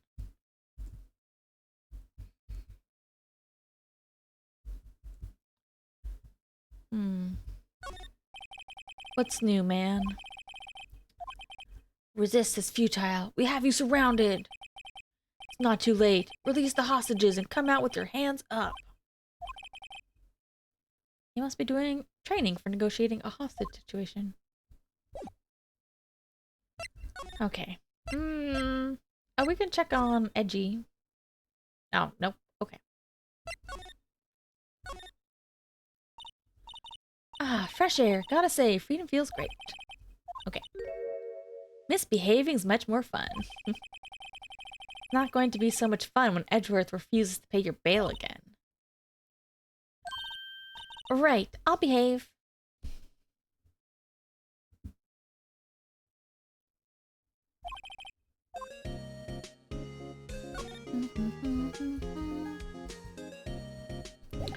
Alright.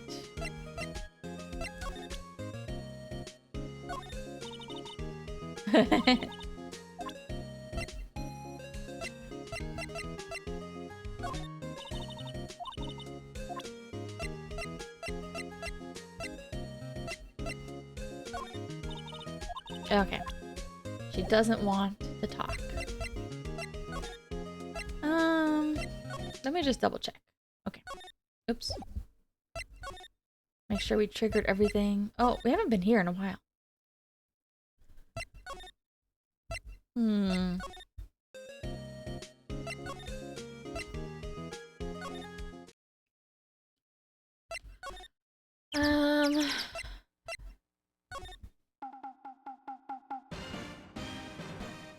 Duh. Hmm.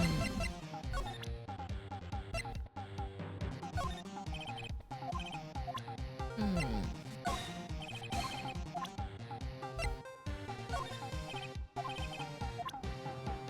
Okay, I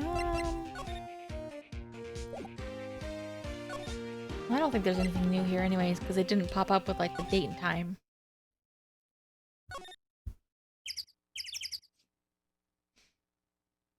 Hmm. Nothing here either. Did I miss something with the old man, I wonder? Or is there going to be something new here? Because I'm assuming the next step is for us to go fishing for some reason. Hmm.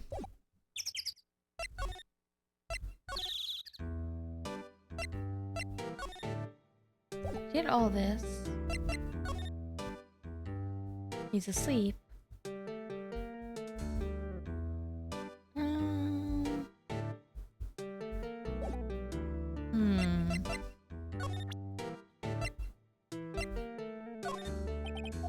No. Hmm.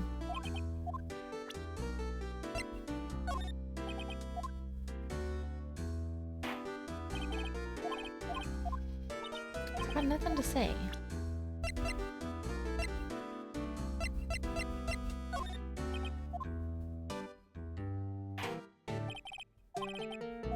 Hmm.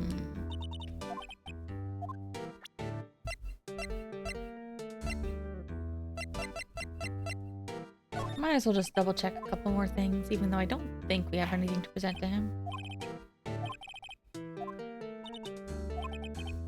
Hmm.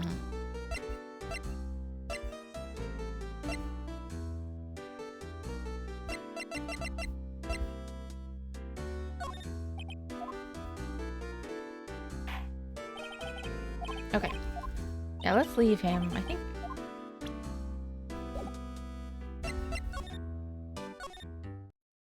I don't think that's it. Ugh.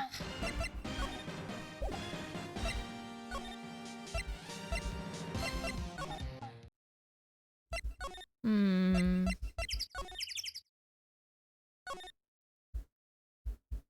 There's nothing new here. They said he's in a meeting. Well,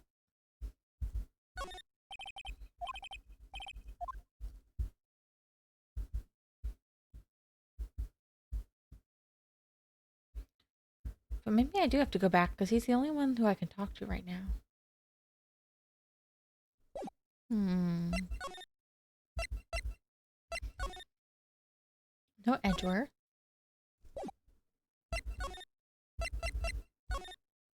No Grossberg.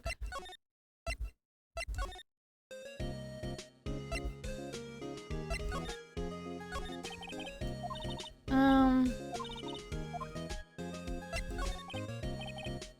feel like these don't usually have very many hints, honestly.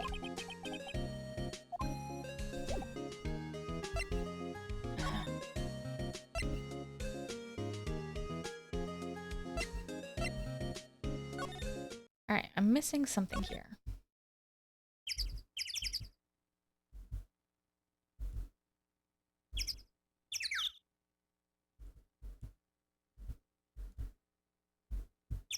Hmm.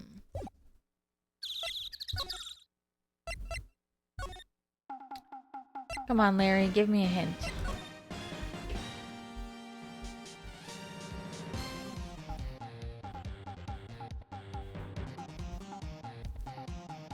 Nothing, huh?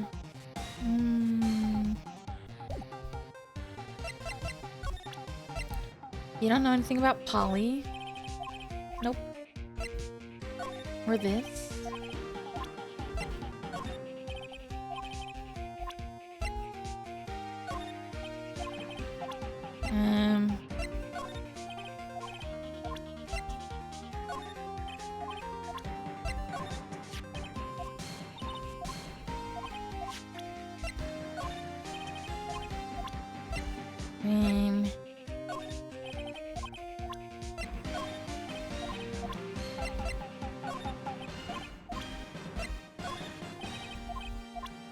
Okay. And Lana is gone.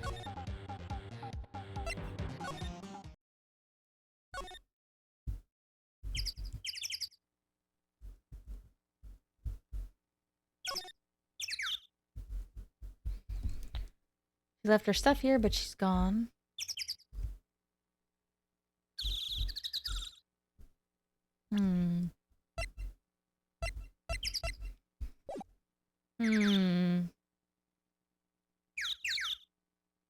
Yeah, sometimes it does happen where it can be a little bit tricky to figure out what isn't being presented. So I've got Larry and the old man. Okay, nothing here for Lotta. Then we'll just go back to the old man and start spamming everything. Make sure I really hunted for every like pixel in the background. I think I heard like the original version, it's actually more of a pain in the butt because like here I can just slide my mouse across and it like changes colors versus when you just have to look at the screen and guess what you're supposed to click on.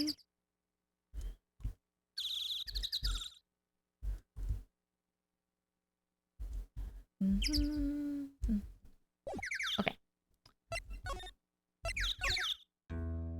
Let's just carefully.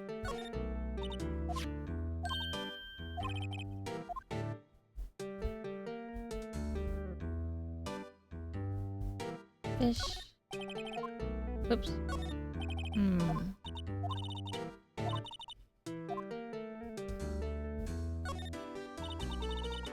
TV.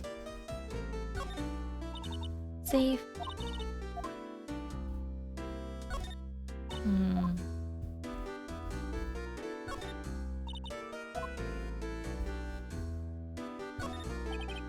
Expensive. Oops. Expensive fish rod. Kotatsu. Okay.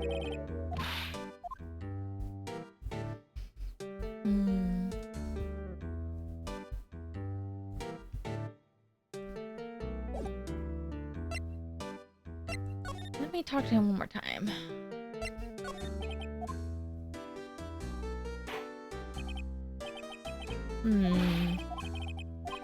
A wet noodle. Youngsters these days, darned if I understand them.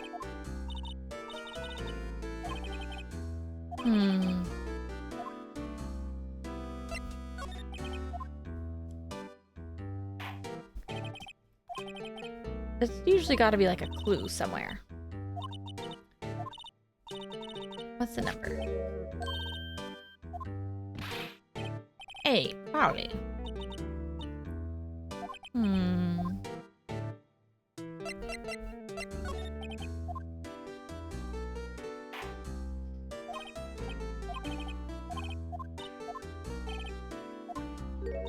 I wonder if it's the attorney badge.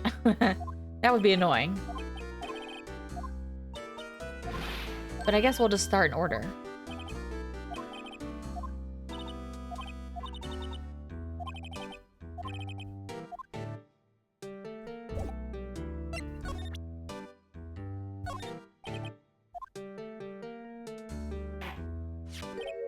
Aha! That's a lawyer's badge. Yes, it is.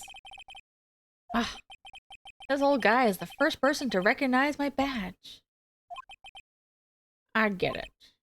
Huh? Yeah? I got you figured out now.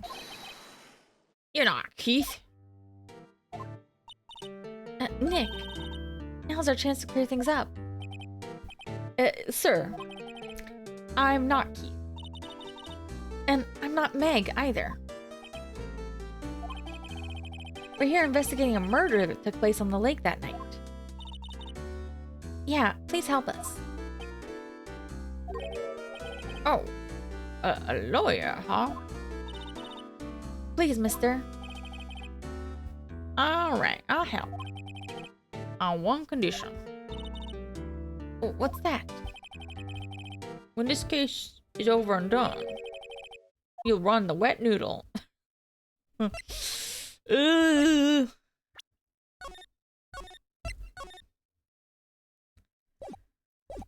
I mean, realistically, even if I lied to him, he wouldn't know, but I gotta be honest, man. I'm not gonna do that. I can't promise you that, sir. Wow.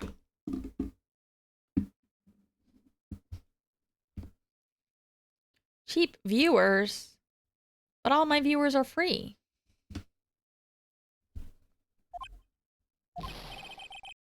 Is that any way to treat your old man? Bleh. You want my help? You come to the old man. Now he's grumpy. Alright. We promise. Nick, are you sure about this? You're cheap. I don't give you any money and you don't give me any money. It's a free exchange.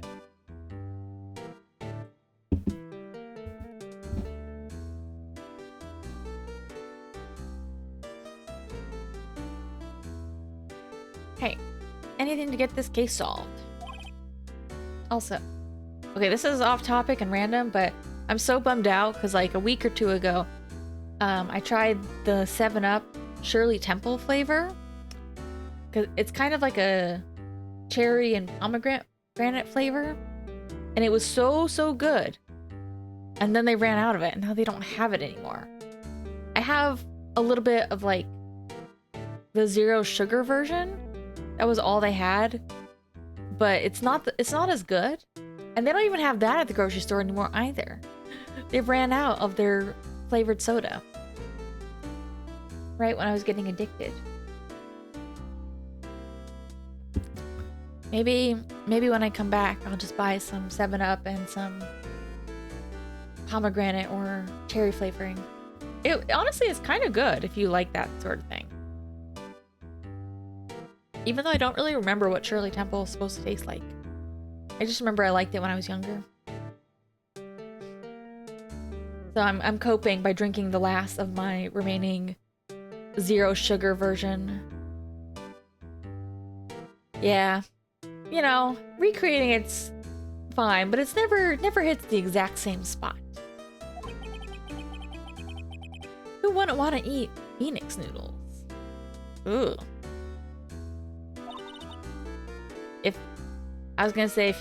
Wet noodles, okay. If you want to like really get people in the shop, you gotta have a name that the kids can relate to. You gotta call it something like the sloppy noodle or something. Like the limp noodle or whatever. Gotta get the kids laughing. That's my boy. Go for you, Keith. Wait, didn't I just say... I mean, wet noodle's actually fine. Because I guess a good noodle is a little wet. You know, you don't want it to be too dry. You too, Meg. Man, now I want noodles. I don't have noodles, but I do have a little bit of curry left. I should eat that. I haven't had like soba in so long though. I want like zaru soba. Even though that's not really a good like winter food. My noodle ranking is soba and soba variations first, then udon, and then ramen. That's my noodle ranking.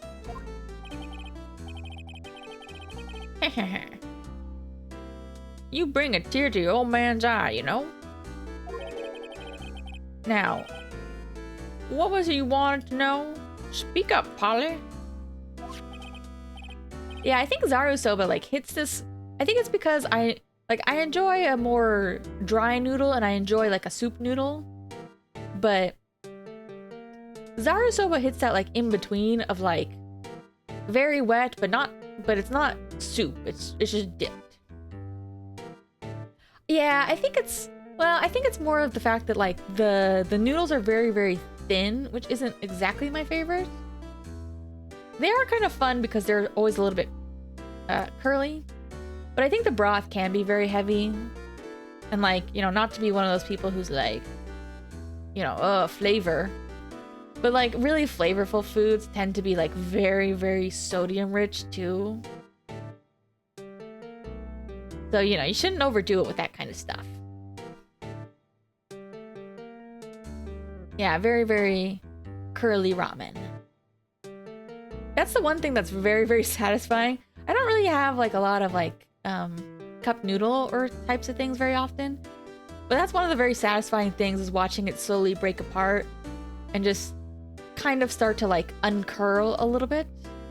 Or like the curls untighten, I guess. Hello, hello, squawk. Now he's talking to the bird again. How do we get him to talk to us?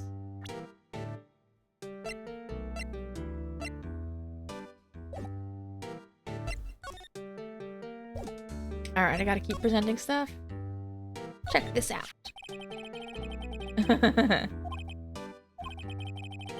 You won't be needing that badge to run a pasta shop. I'll hold on to it.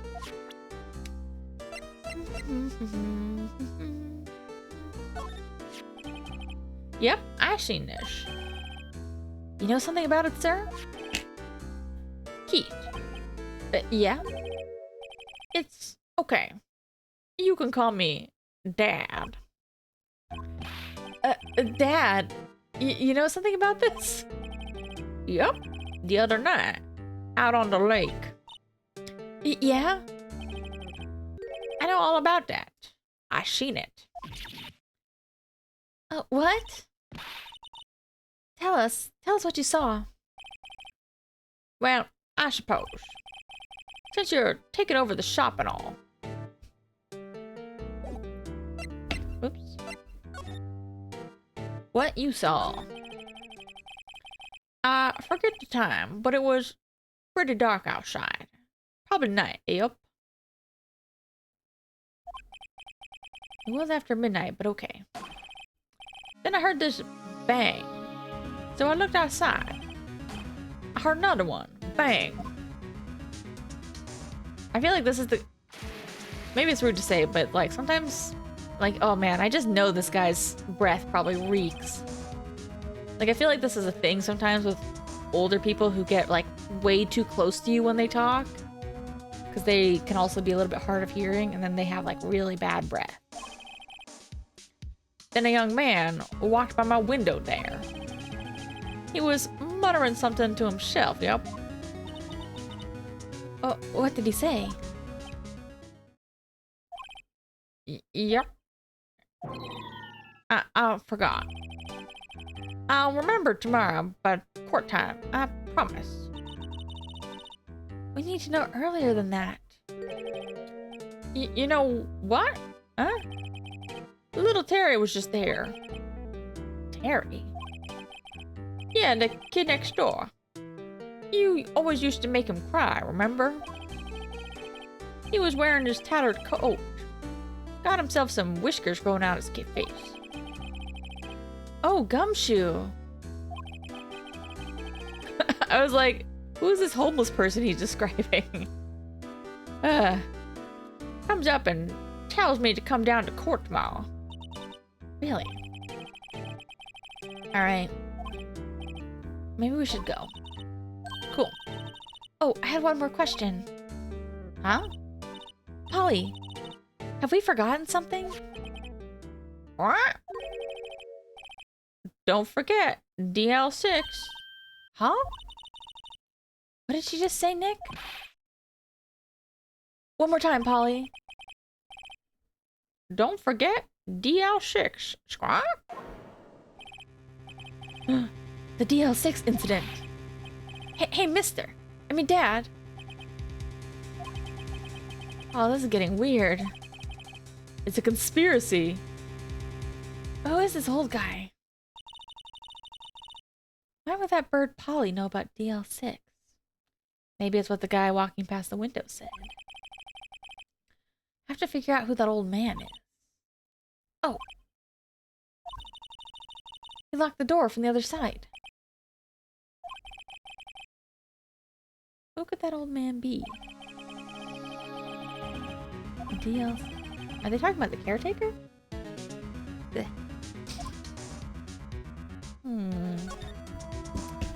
Alright, we're finally getting somewhere.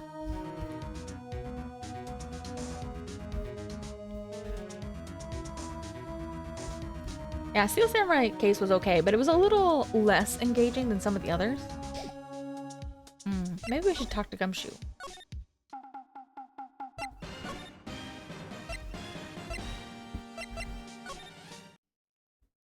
I think most of the others have all kind of like wrapped into each other a little bit more for like an overarching story and repeat characters. That one was a little bit more of its own thing. Which is okay, it was still good.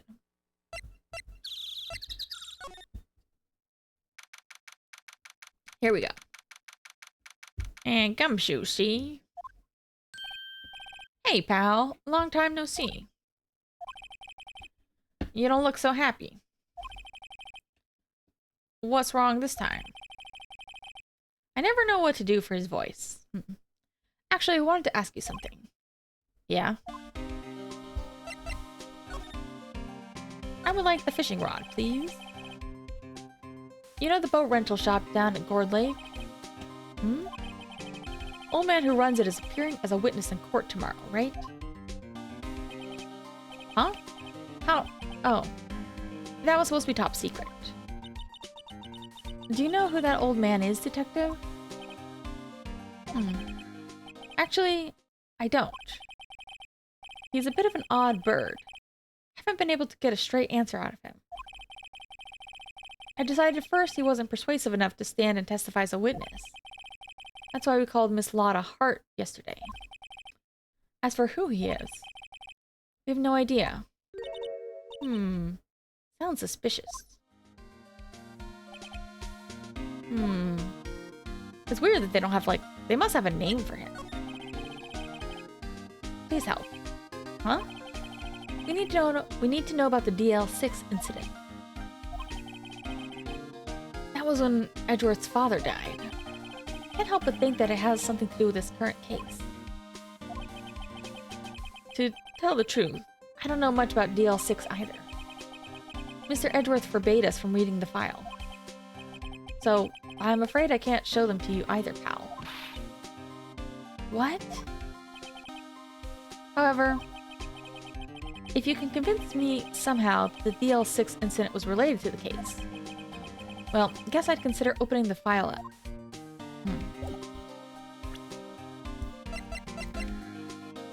I forget why I have this.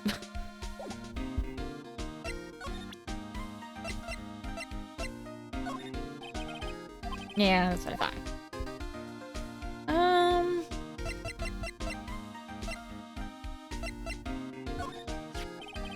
What's that? A parrot?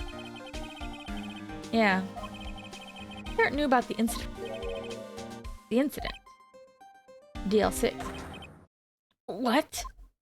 Oh, I just wanted to show him the parrot. I wasn't even thinking about what the parrot said. I was just like, hey, have you seen this parrot? It's crazy. Squawk? Don't forget DL6. Huh? Pretty sure that old man must have taught her that word. Yeah, but how would the old man know about the DL6 incident? What if he was the murderer? I mean, what if he murdered Edward's dad? And the guy on the boat, Hammond. What if he's a serial killer he just forgets? What if the old man was connected to DL6? Nick, you think he might be?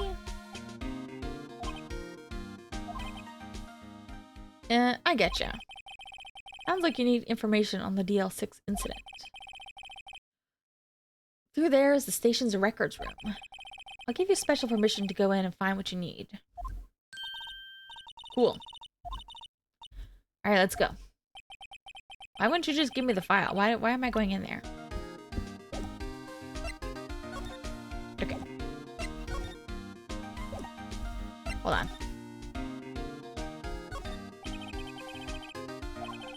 Mumbling something to himself. I'm not gonna make it. Just arrest that guy for me. Please. He must be doing image training for dying in action.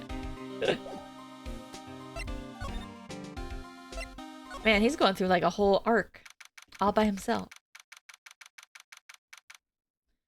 Okay. Wow. It's amazing. Really dusty. 10 years of files and 10 years of dust, I guess. Let's find that stuff. 15 years ago, both me and Edgeworth were 9 years old. We were almost through with 4th grade when he suddenly transferred. Because of DL6?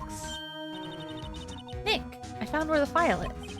Oh, that's fast.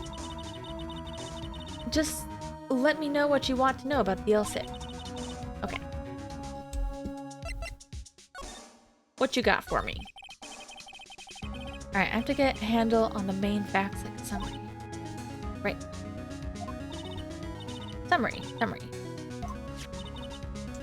Cool. December 28th. That's the guy's password. 1228. 15 years ago. In 2 days, the case is closed. Incident took place in the elevator of the district courthouse.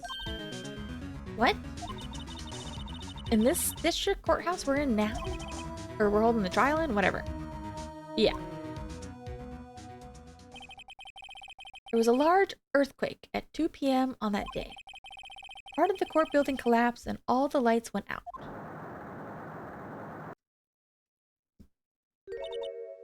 Wow. That was some earthquake. Little edgy. At the time, 3 people were trapped in the elevator. It took 5 hours for them to be rescued. 5 hours. That would be scary like that in the dark. Oh yeah, in a dark elevator? That would suck. There was a lack of oxygen in the elevator, and the survivors were unconscious. Really? Survivors? One of the 3 in the elevator had been shot in the heart. That was Mr. Edgeworth's father. Oh, he was shot through the elevator. He said his father was shot before his very eyes. So Miles Edgeworth was one of the other passengers. Okay. Do you have any data on the victim? Edgeworth's father. Yeah. Victim. Gregory Edgeworth, 35. Defense attorney. If he were still alive, he'd be 50. That's quite young to die. That's pretty sad. Oh my god, I just blanked out for a second. I was like, 35. How old am I? And then I was like, don't think about it. Don't think about it.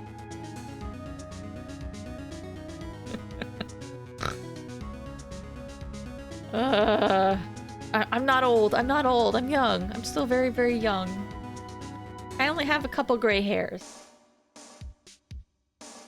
Yeah, I am way too close to this age. I'm more close to this age than I would like to admit. And I can't even confirm or deny which side of being close to the age I am on. But yeah, I guess that makes sense, because if he was a kid, like, his parents would have been pretty young still. God. It's so weird to be like, you know, the older you get, the more you view age differently. Like, once you're like close to your mid-30s, like the 40s don't even seem that old anymore. It's like you're still in the first half of your life in your 40s, right? They lost that day's case in court and got in the elevator with his son. Miles Edgeworth. Actually, his dad kind of looks like my brother, except more gray hair, now that I think about it. Hold on. Do I have a photo of him again? I mean, not that much. He looks much older than my brother, but his face shape kind of reminds me of my brother. Actually, one funny thing about my brother that I will say is my brother has this like he has this like very mm, protruding vein in the middle of his forehead when he like laughs or something like that. So he kind of seems a little cartoonish sometimes. Although my brother, I think he's got a pretty handsome face. Or so he thinks, anyway. So he's been told. Oh, is this the what's the guy's name? The father, the dad. Wait, do you mean his looks or do you just mean his Atticus? That's right. His looks or his whole backstory? Because yeah, that was like a defense attorney too, wasn't it?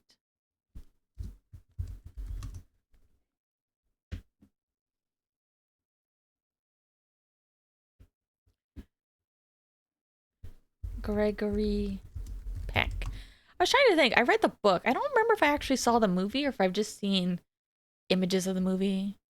I kind of get it though, with like the way his hair is. Because I think people really liked him in that movie too. Although his glasses are a little more round looking, I think. Gregory Peck's. But yeah, I think they just, I think just anime world, they made Gregory look a little older, but I guess he has a stressful job, so that's fine.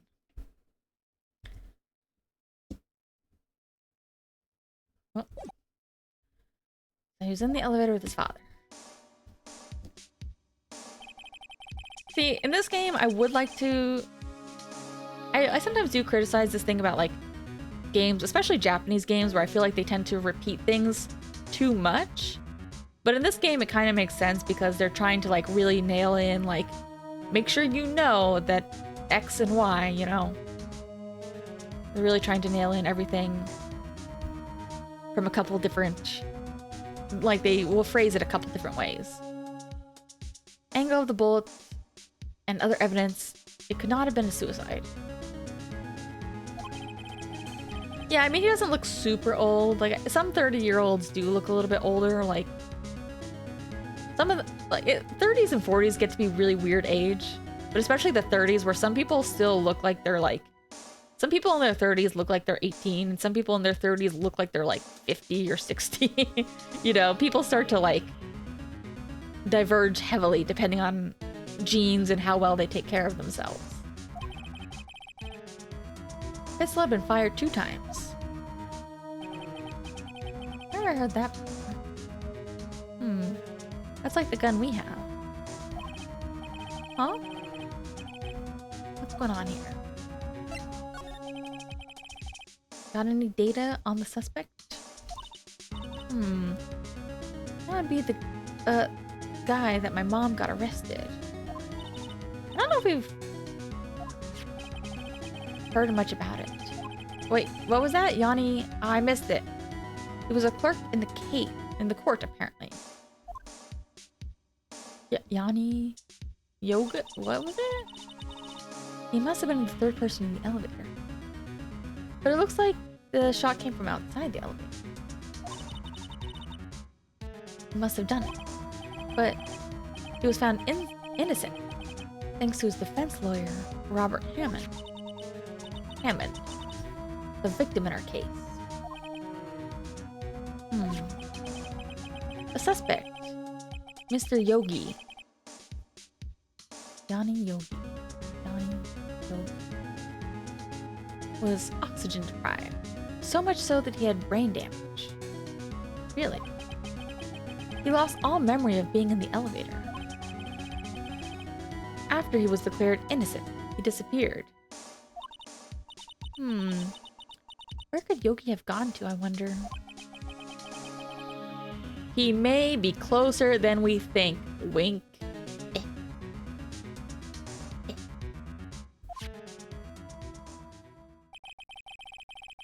I'm surprised they didn't just bother putting that in big red letters.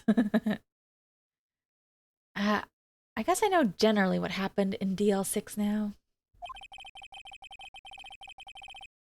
But I don't know the impact it had on Edgeworth. Yeah, that would be pretty traumatizing. Nick, are we gonna take the whole file? There's too much. We'll never get it out. You're right. How about we just take what we think we'll need? Okay.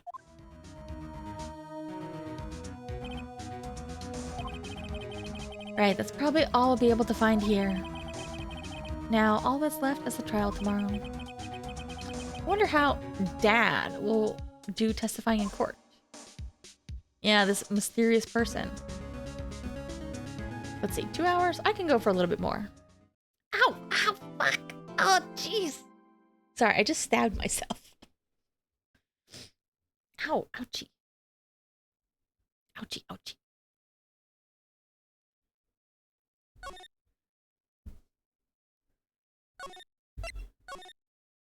I don't know why. I always have, like, sharp things on my desk that I just pick up and, like, play with while I stream. Oh, jeez. Okay, it's fine, though. No blood. Yeah. So we're all good. Just stuck it right into my finger for a second. Wahoo!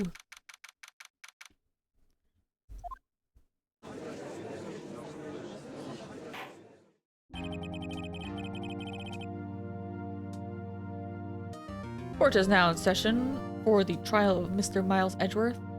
Oh man, I'm gonna need some water if I'm gonna do Karma's voice.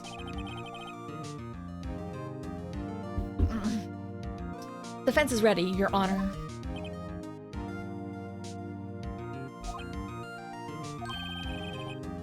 Very well. Apparently the prosecution is also ready. Who's the judge here anyway? Da-da. Why is my model freaking out again? Hello?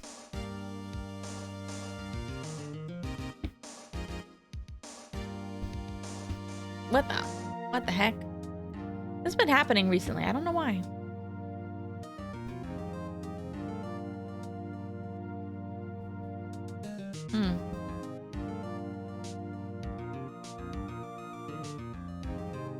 Hold on, let me restart it.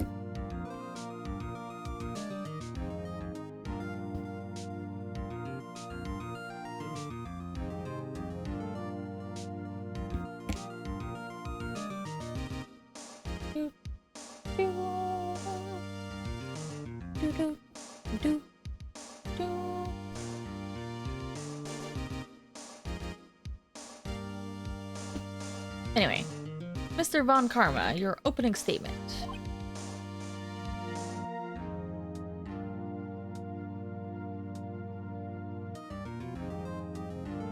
Ugh.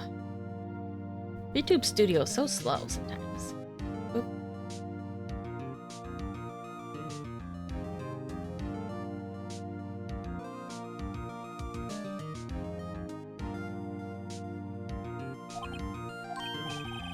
Very well. No opening statement, so.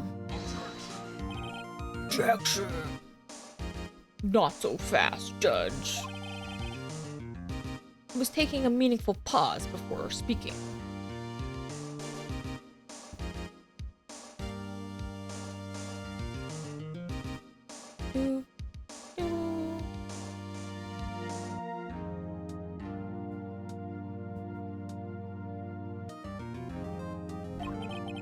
Right, of course.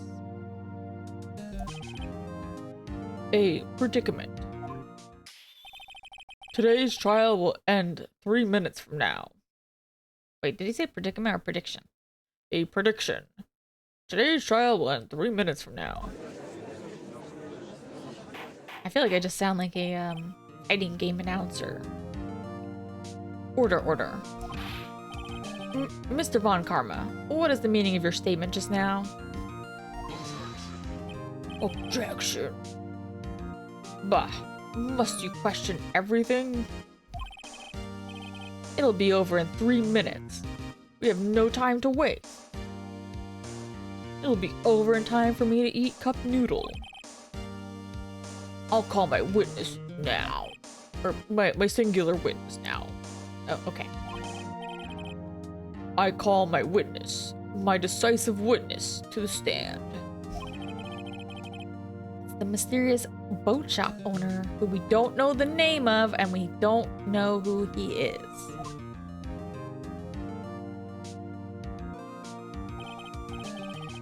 Witness, state your profession.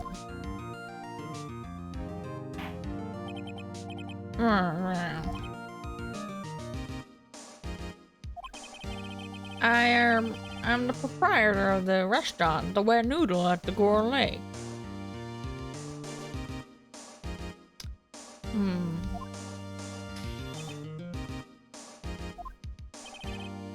I also rent boats. The night of the incident, you were in the boat rental shop, correct? Yep, I was. Please testify. Wait a second. We still haven't heard who this old guy is. Hello? Wait a minute. Witness hasn't stated his name yet. Objection. Because I did not ask him, Mr. Wright. Bah. I have predicted this trial will end in 3 minutes. Before my noodles get soggy. Stop asking trivial questions and cooperate. Yeah, right. The witness will state his name.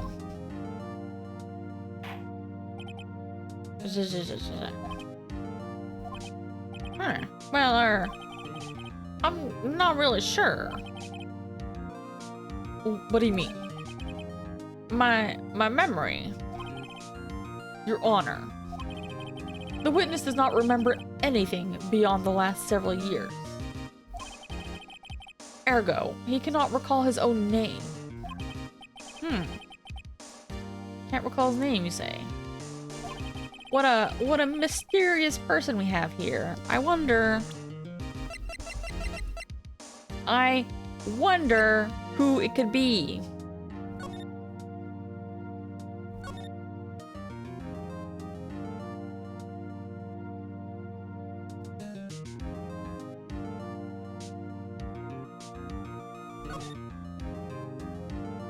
I'm trying to figure out if Yanni Yogi is like a pun or something. Yanni Yogi. Yanni Yogi. He would also be around 50 as well. Oh wait, what? After his arrest, fiance Polly Jenkins committed suicide? Oh, that's dark. Polly, huh? What a coinkydink.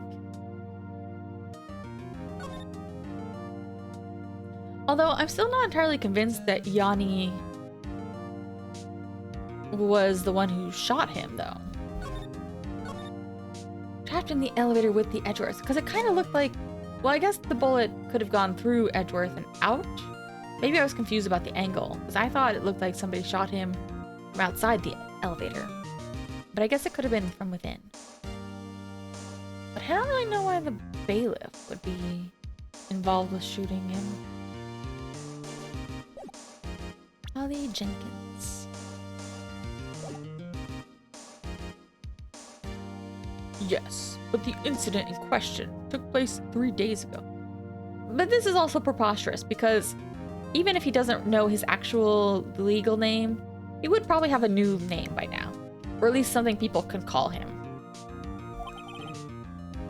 He can testify. Okay. Let's hear his testimony then, shall we? Witness? It's almost like he has brain damage. Night of the murder. It was the night of the 24th, just after midnight, yep. I was in the restaurant where I rent boats, as usual. Then I heard a bang. Yep.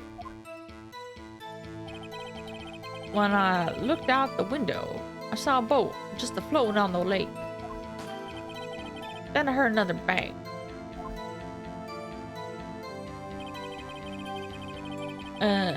Just about then, the boat comes back to shore and a man walks by my window. Very well. I'd like to begin the cross-examination. There's nothing to question in my witness's testimony. Ergo, no need for cross-examination.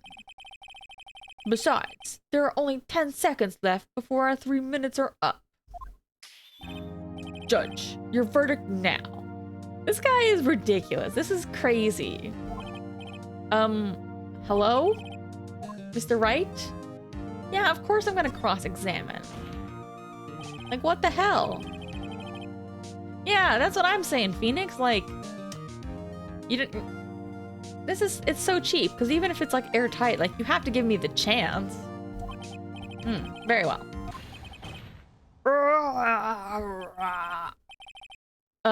Mr. Von Karma? 3 minutes just passed. Well, let's just take our time then. Finally, Judge.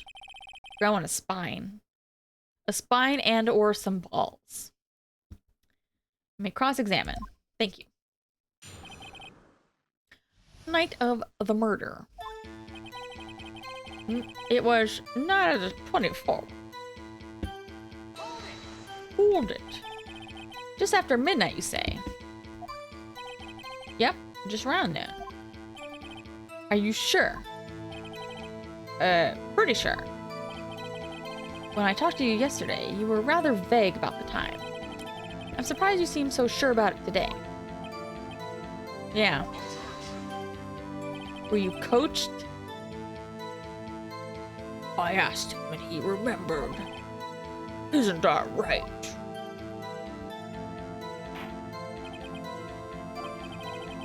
Don't glare at me like that. I remembered it clearly, I did. See? Continue.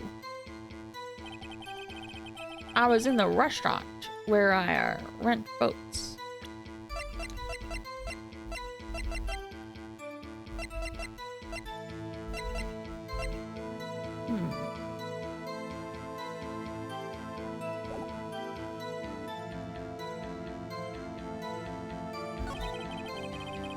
Just after midnight. I was in the restaurant where I rent boats. Is there anyone who can verify that? Well, I guess Polly could. That's not good enough for the court of law. Mr. Wright, exactly what's not good enough? Your Honor, Polly is a parrot. A parrot? Don't be so hard on the girl, Kitty boy. Kitty. Prosecution concedes that we cannot prove the witness was in the shop. Witness, please continue. Then I heard a bang. Where did the bang seem to come from? From the lake, I figure. Are you certain? Yep. Good. Continue. When I looked out the window, I saw a boat just floating on the water. Then I heard another bang. Just about then, the boat comes back to shore, and a man walks by my window. Not gonna find contradictions very easily. Phew. Oh, is that his entire testimony? Okay. So the first thing that jumps to mind is that... Okay, so there were 2 bangs.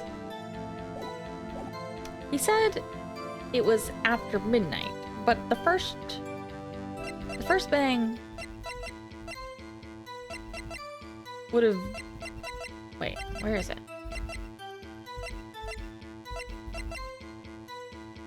Would have been before midnight.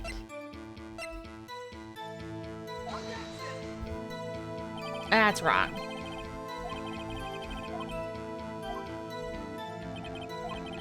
Ugh.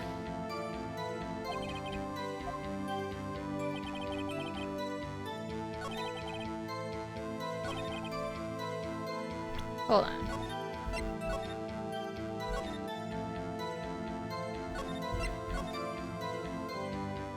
Sometimes it's weird. It can be kind of difficult when you know what you want to do and then... But it's hard to find the right place for it.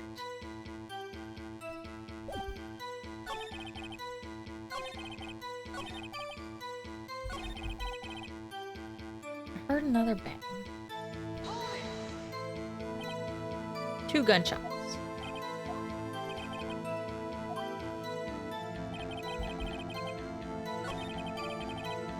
Okay, hold on. I need to look at a couple of these again.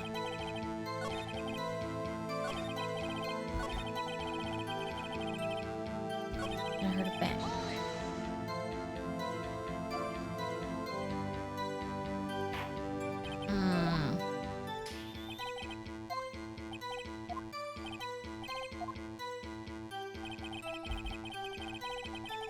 Just floating on the water. Okay. Ugh. I think...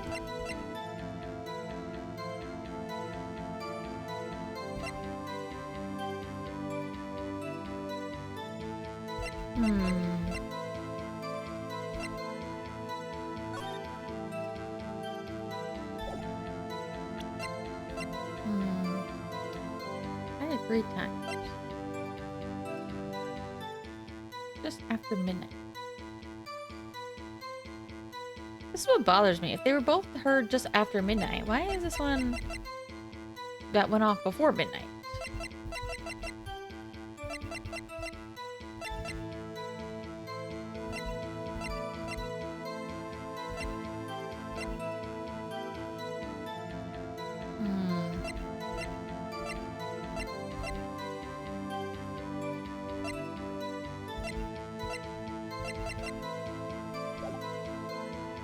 It was just after midnight.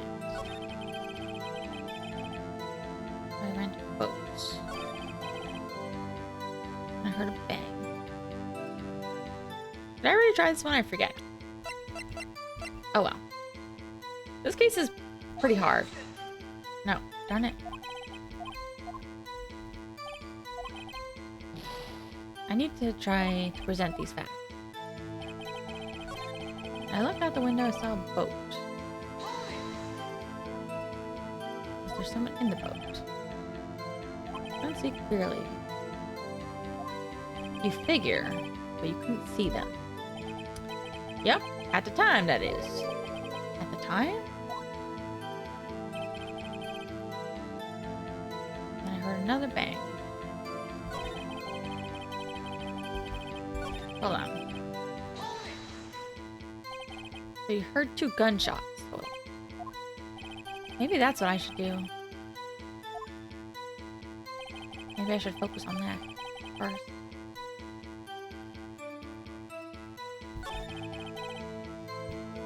The 2 gunshots.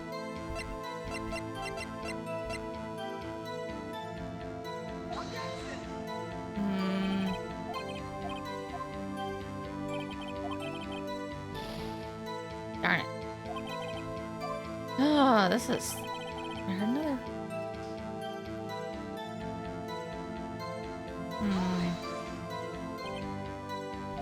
Heard 2 gunshots. Boat comes back to shore. By your window. You see the man's face. Thought it was pretty darn thick. He was right there in front of me. I saw him. Oh, okay. Tisk, tisk, tisk. I have a bad feeling about this. The man was the defendant. He was saying, I can't believe he's dead. I know Von Karma. He spent time prepping his witness. I'm not going to find contradictions easily. Hold on a second.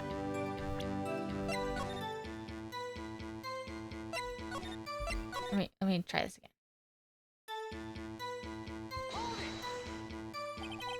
Just after midnight. Okay.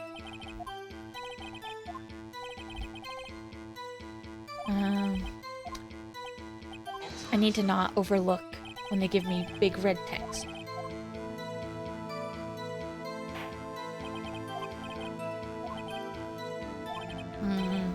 This one still bothers me, but I guess I can't do anything about it now.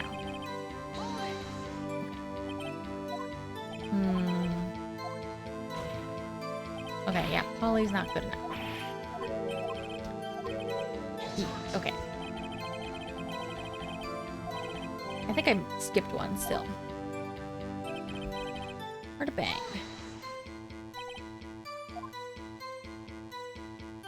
Came from the lake.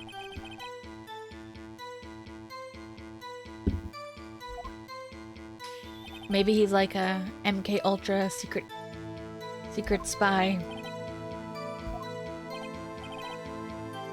He was voice activated to be a sniper.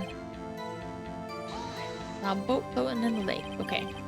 There's someone in the boat. Pretty far out there. Couldn't see clearly. There were two men. But you couldn't see them clearly. Yep, at the time, that is. What does that mean, at the time? I couldn't see them clearly at the time. Couldn't see them clearly at the time.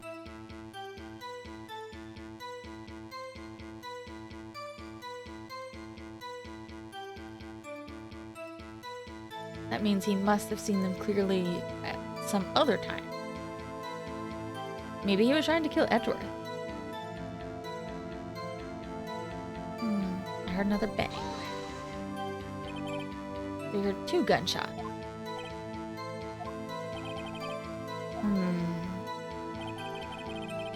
Boat comes back to shore and a man walks by my window. Okay, add this to the testimony, please. Fog was pretty darn thick, but he was right there in front of me. I saw him. Okay.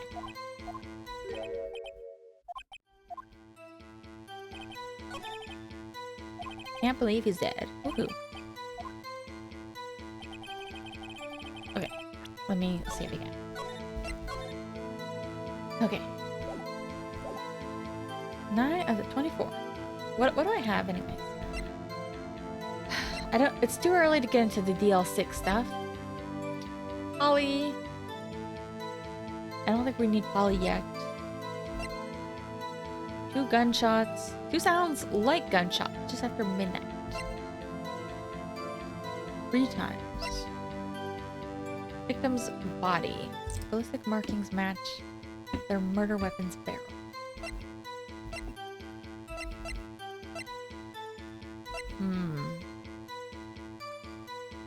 He can automatically 750.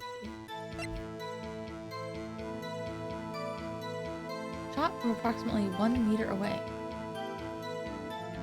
Not at the time.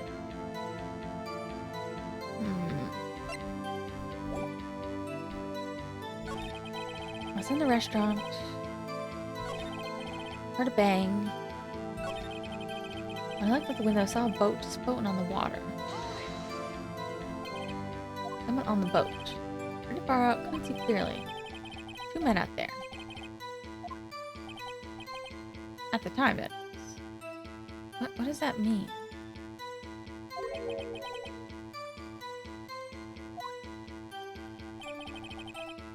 Then I heard another bang. We heard 2 gunshots total.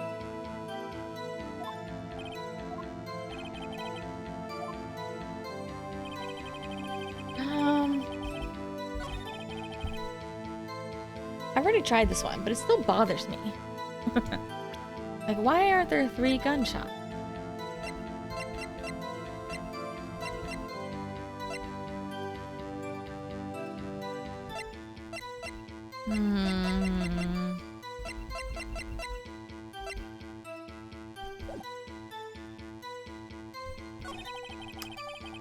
Boat comes back to shore and a man walks by my window.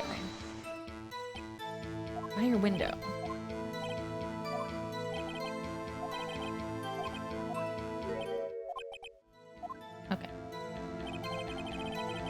You just said, can't believe he's dead. Are you sure? Dad. Dead certain, Keith. He said, I can't believe he's dead. As he was walking by, too.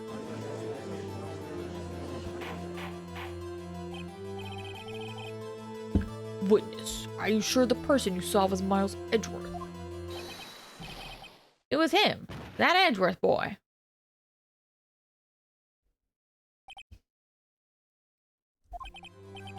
This sounds like decisive evidence indeed. See no room for doubt.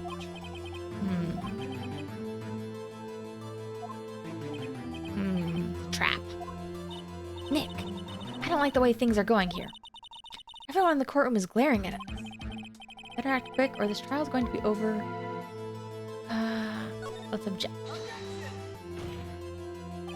Your Honor. You proved in yesterday's trial that it could not have been Edgeworth who fired the gun. Oh, because the wrong hand. Mr. Wright. Are you referring to the fingerprints from Edgeworth's right hand found on the gun? And the photograph showing a man firing with his left hand? Yes. I forgot about that. That is easily explainable. He could have wiped his prints after he fired. You are ignoring the truth of the matter here. Why would he wipe some of his prints but not the others? That's stupid. Everything in this witness's testimony is true. What should I do? Your Honor, this witness claims that Edgeworth said, I can't believe he's dead. But his word is all we have. If he were telling a lie, Mr. Wright, in court of law, the evidence tells all. Apparently, you have yet to realize even this basic fact. If you say his testimony is a lie, show us proof. Eek. Nick, do we have evidence? No good. Nothing I can do. Are you sure? To be honest, I don't know what to do anymore. Please. Can you hear me, sis? Please. Okay. Cool. There wasn't supposed to be evidence I was going to present earlier. We had to wait. Tush, tush, tush. 3 minutes was perhaps too high in expectation. However, 15 minutes isn't bad. Must be a new record. Enough. A witness may leave the stand. I think he's already left the stand. This court sees no reason to further prolong the trial. Nor is there any need for more time to decide the case against the defendant. This case is extremely clear. I see no room for misinterpretation of the facts. No! Court finds the defendant, Miles Edgeworth. No! I did mess it up. Will surrender to the court immediately. No! I couldn't quite tell, because sometimes they do, like, pull out, like... Oh, wait, whoa, whoa, whoa, whoa, whoa, whoa, what? What? Who? Me. Huh? What? Larry. There we go. I was gonna say, like, it's hard to tell when I am missing something versus I just need to wait. I just need to let the game trick me into thinking I'm helpless. What are you doing here? Listen, you know, you gotta listen to me. I was there in the park the night of the murder. I wasn't sure about it until just yesterday. But today, I remembered it. Yeah, I was gonna say, technically it's too late. I feel like once the words guilty start appearing on screen after the gavel, I feel like that's technically case closed. Remembered what? The gunshot. I heard it too. But thanks, Larry. Order. What's the meaning of this? The verdict has been cited. I call for adjournment. One moment, Mr. Von Karma.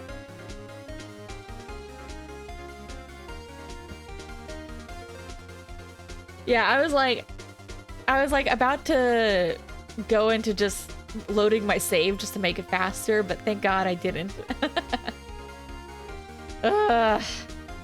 Video game. I can't imagine like how many times, like I can imagine a different type of gamer going through and spamming all the evidence for all of the testimony, trying to figure it out before finally getting to the point where it's just like, nope, you can't do anything. You say you heard a gunshot. Yeah, I did. A gunshot that night. I love Larry's expressions. All of his expressions are pretty good. Like, I love how twitchy he is. I was sitting here in the audience, listening to the testimony. Then I realized something he said was different from what I remember. Anyhow, I just can't sit here and let you call Edgy a murderer. It's just not right. I'll testify. Let me testify. Thanks, Larry. Order, order. Well, this is the first time something has happened like this in my court. I'm not quite sure how to proceed. Judge, you've already given your decision. Judge is not in your pocket anymore, Karma. The judge is being a judge again. The trial is over. He's technically right. That sucks. That's the funny part. Nick. But we this is anime court, so it doesn't matter. This is it. Larry's given us a final chance. Even though I still feel like there was contradiction in like Lotta's and Gramps' story. Yani Yoga or whatever. Only it wasn't Larry. He could make things worse. He could. Mr. Edgeworth was just declared guilty, Nick. Doesn't get any worse than that. Yeah.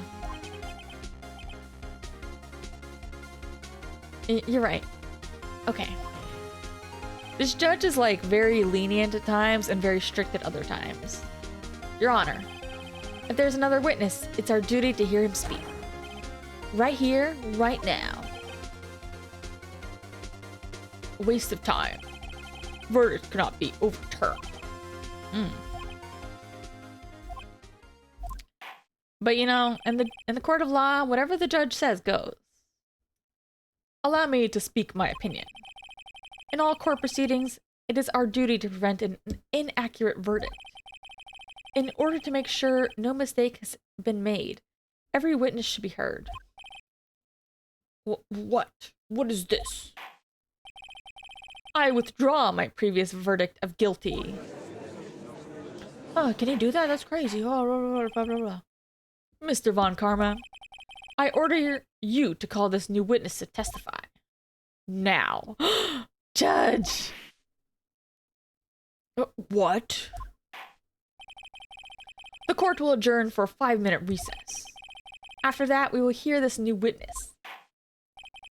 Court is adjourned. Hell yeah, Judge.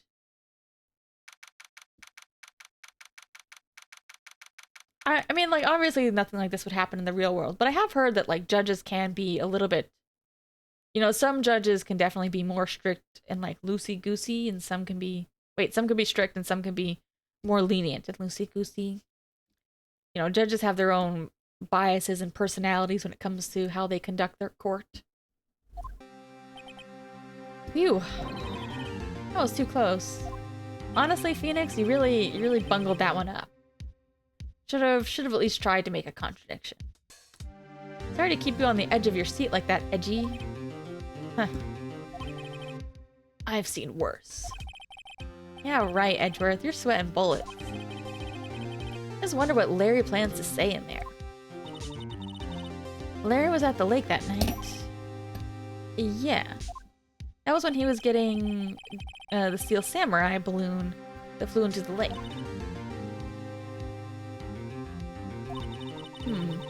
He found the balloon and the air tank that night.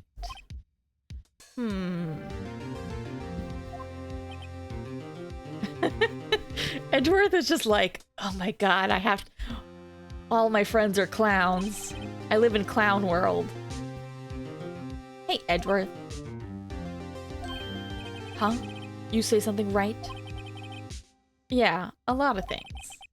You seem out of it. What's wrong? It's nothing. Hmm? Mr. Edgeworth, there's something I've been meaning to ask you. What's that? Why are your fingerprints on the murder weapon? Oh. Yeah, in this game, I feel like we don't get very much time to actually talk to our defendant and ask them what happens. When he fell into the lake, I went into a daze. I couldn't understand what had happened. I couldn't think straight. Then I saw the pistol lying on the floor of the boat in front of me. I picked it up without thinking. I didn't have a reason, really. He just wanted to make my job harder. That's the reason. I see. Right. Huh? This might be our chance. Our chance? Von Karma has only ever run perfect trials. Perfect trials? Perfect prepared witnesses. Perfectly complete evidence. That's the secret to success. This is the first time he's ever had to deal with something like the butts. He has to let someone he hasn't even talked to testify before court. And that someone is Larry. What are you getting at?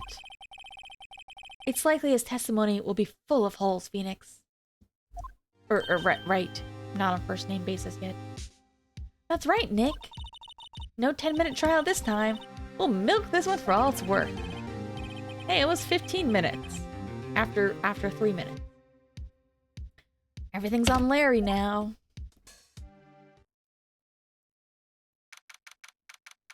Larry and Judge coming in clutch.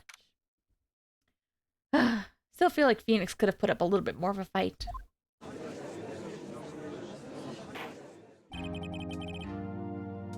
Court is now back in session.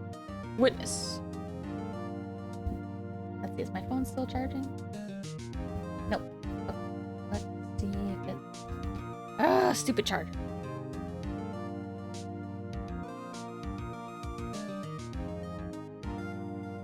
Please charge. You're plugged in. Oh, there we go. Okay. What? Okay.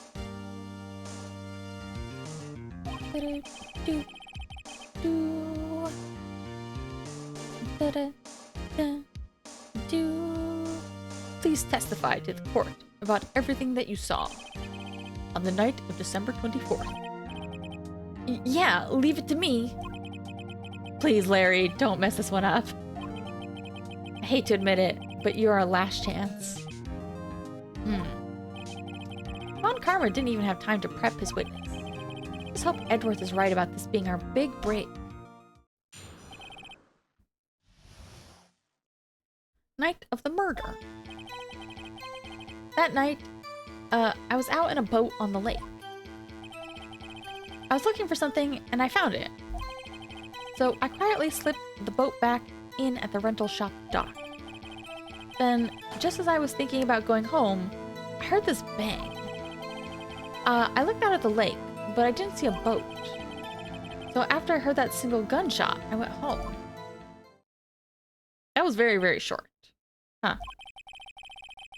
That was unusually vague testimony, even for this court. In any case, Mr. Wright, you may begin your cross-examination. Okay. What's wrong, Nick? It's Larry. I have no idea what he's going to say if I press him. I'm a little scared. Well, we've come this far. There's nowhere to go, no way to go but forward, Nick. Okay.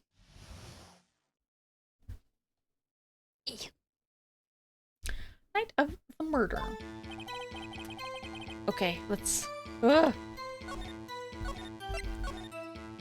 I mean, pressing is, like, never bad, but Still makes me nervous.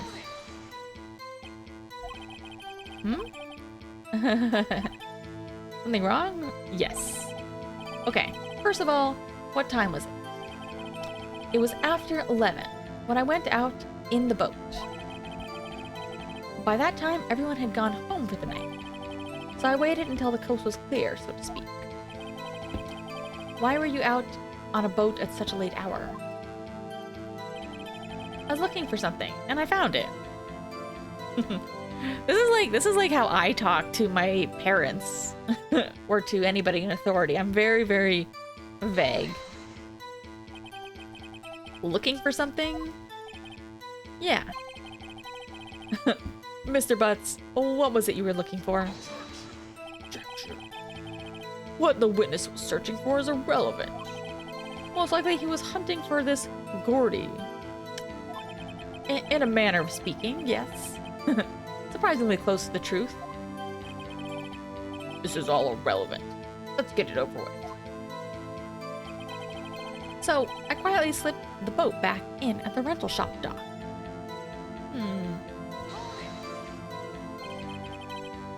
Around what time was that? Let's see.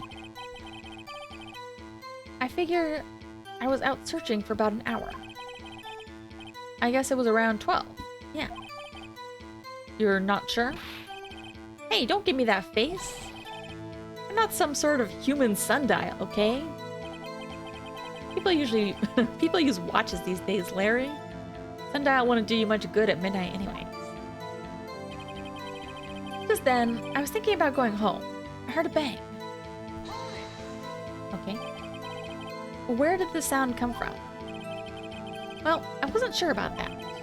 I looked around, you know. Did you look at the lake? I looked. I looked out over at the lake, but I didn't see a boat. Huh. Wasn't there a boat on the lake? Order, order. Well, Mr. Butts? Whoa, whoa, whoa. Everyone just calm down, okay?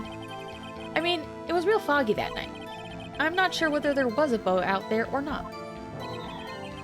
Okay. That's the most important part of the case.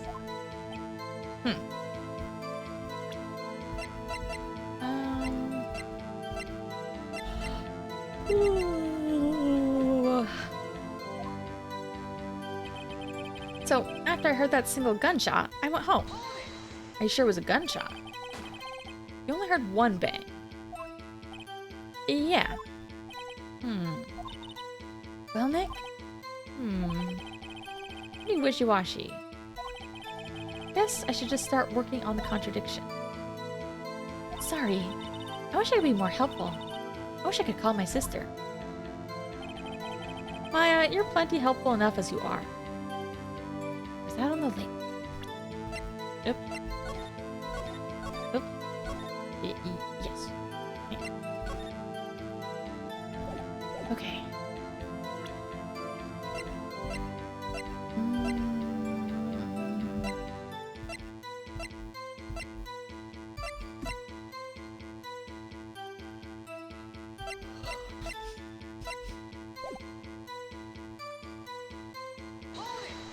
What do we have?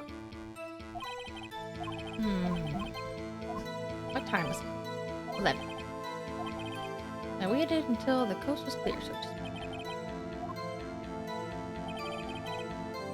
I was looking for something.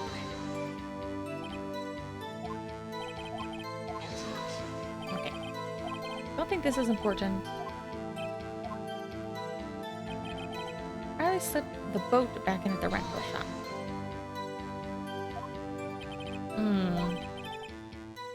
An hour. 12.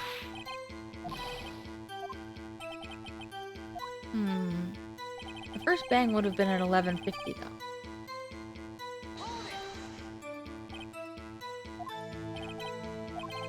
I still want to use the proof of the empty photo. But I don't know where to use it. And I didn't see a boat. I'm just gonna have to try a couple things. Hmm. Okay, okay. I think this is where I need to use it.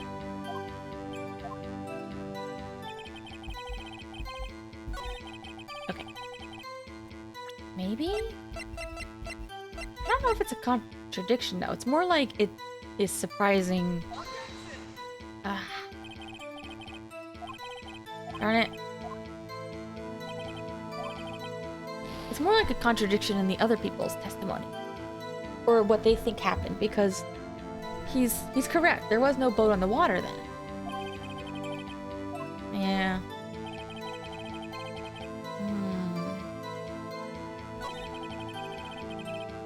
I heard a single gunshot and I went home. Yeah. Okay. I'm gonna have to just try a couple things.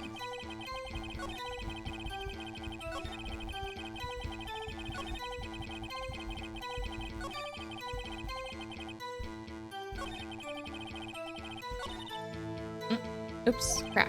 I didn't mean to do that. I have to go through them again. Okay. I didn't see a boat. I went home.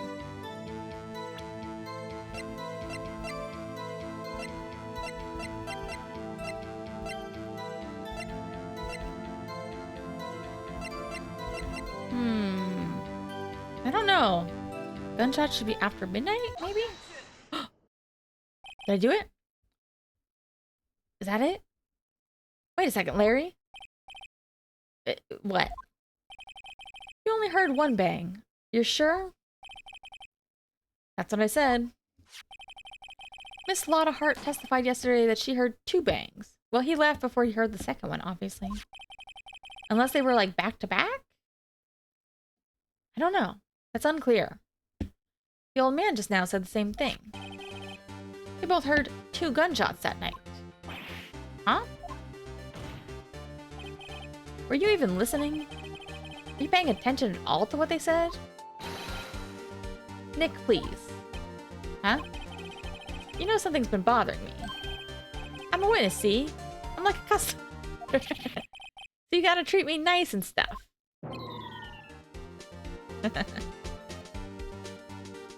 Well, I'm just trying to think, because it was a pistol, so, like, I suppose...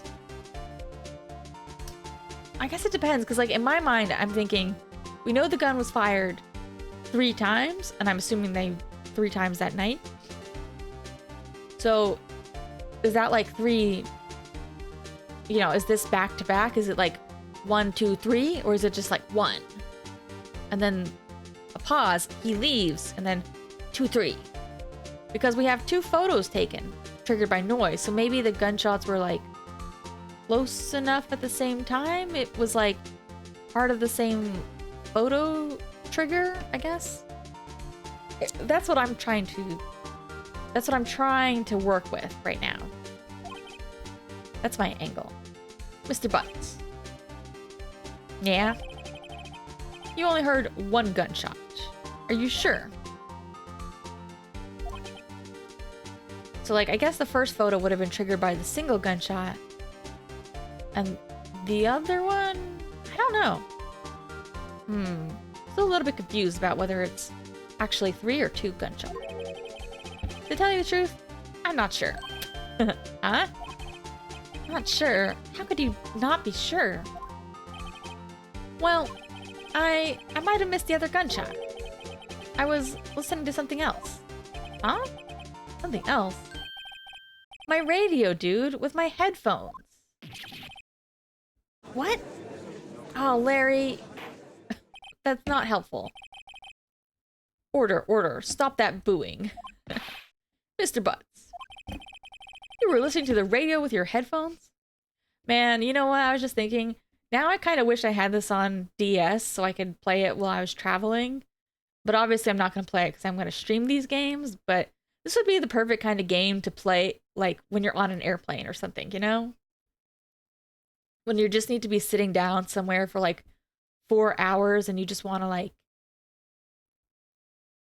go through this story. Yeah, so what? That a crime? I listen to my radio. Everyone listens to the radio. What's a big deal? If this was the modern day and America, not Japan. Actually, I don't know how popular podcasts are in Japan. But, I just imagine this being like 2020 Larry in America. And he's like, yeah, I gotta listen to my podcast. Gotta listen to the Joe Rogan Experience. Like, what do you think he listens to? What do you think Larry listens to? Although, to be honest, I thought he was going to say something like Beyonce's mixtape. Mr. Von Karma, your opinion? Waste of time. I do not accept this witness, nor his shoddy testimony. Mr. Wright, should he continue the testimony? Ugh. Yes, Your Honor, please.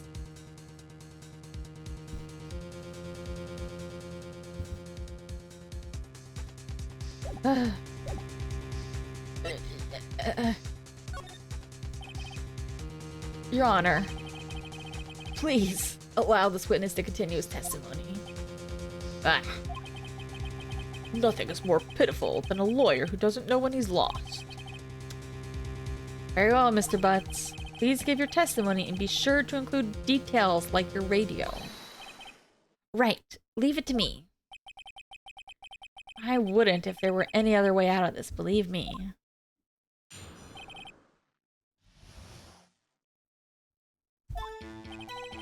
It's lonely, being alone. I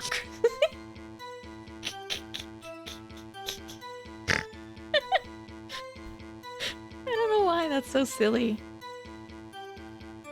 See, my girlfriend, she's out of town in Hawaii. Is he gonna give us way too much detail now? That's why I was listening to an all-request show on the radio, see? I was listening to it real booming loud. Well, I guess he wasn't wearing headphones at least.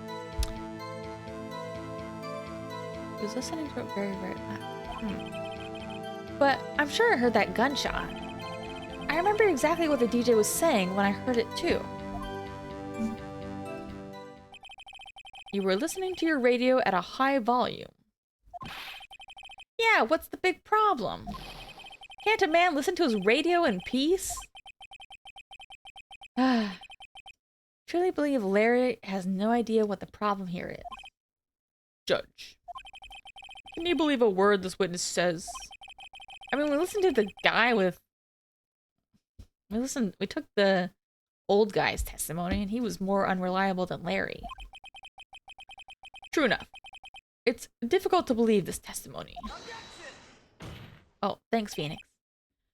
Your Honor, the witness said he remembers exactly what the DJ said when he heard the gunshot. DJ? An announcer. The guy who says things on the radio. Anyway. What this means is, when he heard the sound, no music was playing. Oh, that's a good point. The DJ only talks between songs, so he could have heard the gunshot from the lake. I'd like to cross-examine the witness, Your Honor. Very well, Mr. Wright. Can't believe I'm continuing this charade. Phoenix, what the heck?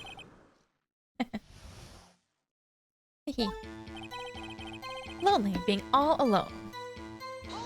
Why are you lonely, Larry? So you turn on the radio. Right. I just wanted to hear somebody's voice, you know? You don't know what it's all like out here alone on Christmas Eve, alone. I mean, Phoenix, though. I shouldn't have said anything. That's why I was listening to an all-request show on the radio, see? Do you by chance remember the name of the program you were listening to? This has nothing to do with the case, Your Honor. Objection sustained. He was listening to the radio. Fair enough. How loud was the radio set? I was listening to a real boomin' loud like. Real boomin' loud? Yeah, you know. You had headphones on. Oh, he did have headphones. Okay. Yep. I wouldn't think you could hear anything going on outside at all. Well, this was in like 2005. Wait, the game was made in 2005, but I think it was set in the slight future. But either way, I don't think 2005 had like quite as good noise canceling tech.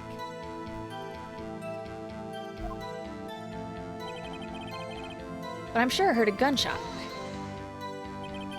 Can you prove it? Of course you can't. I can't prove it. But I remember that moment real clear. I mean, while I was talking about it, it came back real clear, you know. I remember okay, what did the DJ say, please? What did she say? Mr. Wright, please cease these pointless questions. What possible good could knowing what a radio DJ said do us? Hey. We should care. Because then we can prove the time.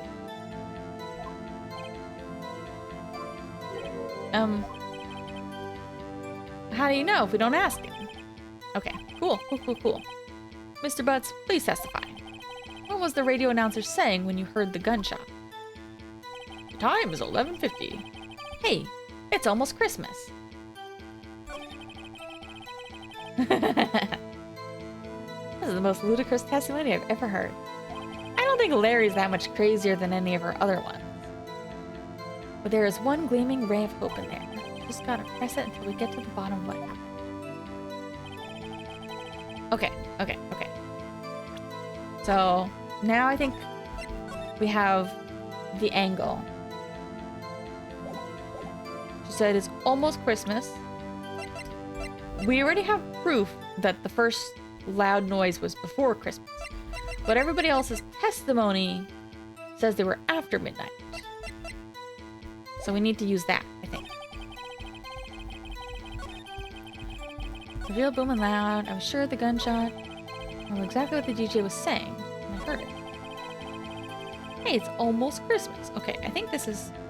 I feel like it's usually at the end, one of the later testimony statements is where issues happen. Let's try. First try. Larry, are you absolutely sure what you're saying is correct? Huh? What's with that face? You look scary, dude. Hey, if you're trying to scare me, you better know I don't scare that easy. Is something the matter, Mr. Wright? Your Honor, did you hear what the witness just said? The DJ said, hey, it's almost Christmas, when he heard the gunshot. Indeed. And? Almost Christmas means it wasn't Christmas.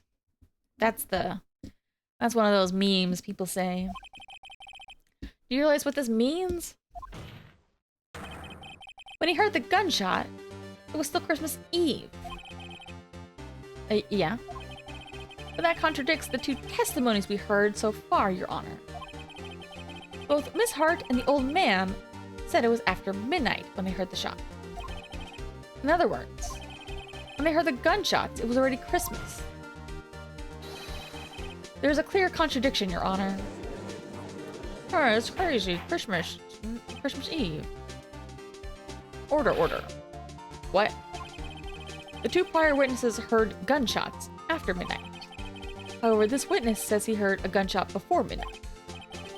Judge, the answer is simple. The current witness is plainly mistaken. Just look at him. Suspicious. What? Mr. Wright? What do you think about Mr. Butts' claim he heard the gunshot before midnight? Larry is right. Larry's not mistaken, Your Honor. He heard the gunshot before midnight. I've got proof. I wanna use the evidence. Intriguing. I'm assuming you have evidence.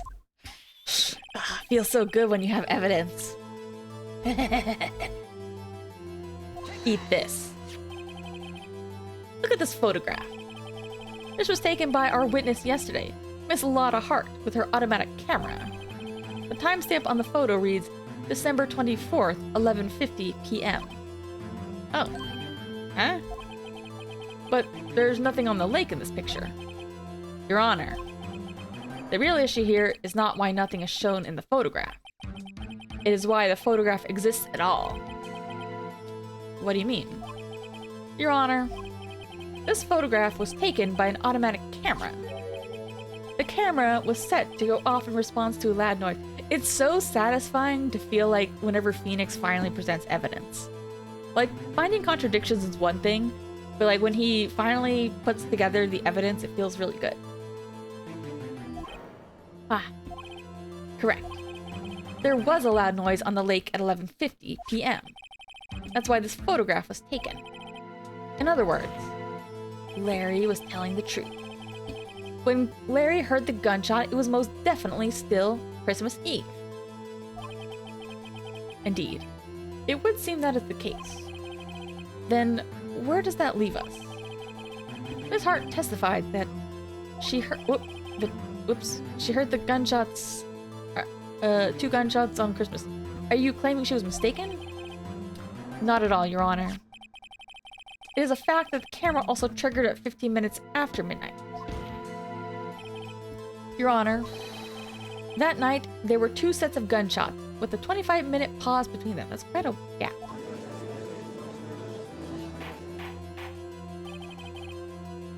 Why would this be? Don't be fooled, Judge. That camera was set to respond to loud noises. Yeah? Wasn't a gunshot. There's no proof the loud noise at 11:50 was a gunshot. Why, the witness could have sneezed, triggering the camera. Hey, my nose was clear that night, man. That's not true. That's not true. There's no turning back now. Can you prove the loud noise was a gunshot? I can. Oh, I don't get to save. Oh.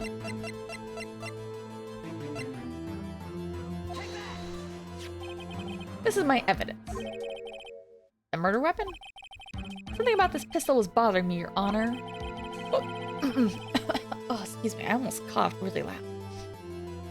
Both the witness who testified yesterday heard 2 gunshots. However, the murder weapon was fired 3 times. When, then, was the last shot fired? Only now have I realized the truth. That the 3rd shot was a shot Larry heard just before midnight. The 3rd shot was first. Order. Huh. That would make sense of the evidence we've seen so far. Thank God I haven't had to do a lot of Von Karma this time. Last time I was trying to do like a really deep voice and it was not working. However, this leaves me wondering exactly what did happen that night on the lake. Exactly. If this is true, there were 2 sets of gunshots, separated by 25 minutes. One at 11:50, another at 15 minutes after midnight. Why, I ask you, why? Uh-oh. Better think of something quick. Wait a second. Does he need to come up with a reason? Well, I mean, it's anime world, so yes. Probably. Gunshots separated by 25 minutes. Ah! What's wrong, Nick? I have it. Remember the case with the Steel Samurai? No. What are you getting at? The murder in this case had the same idea as the murderer in that case. Huh?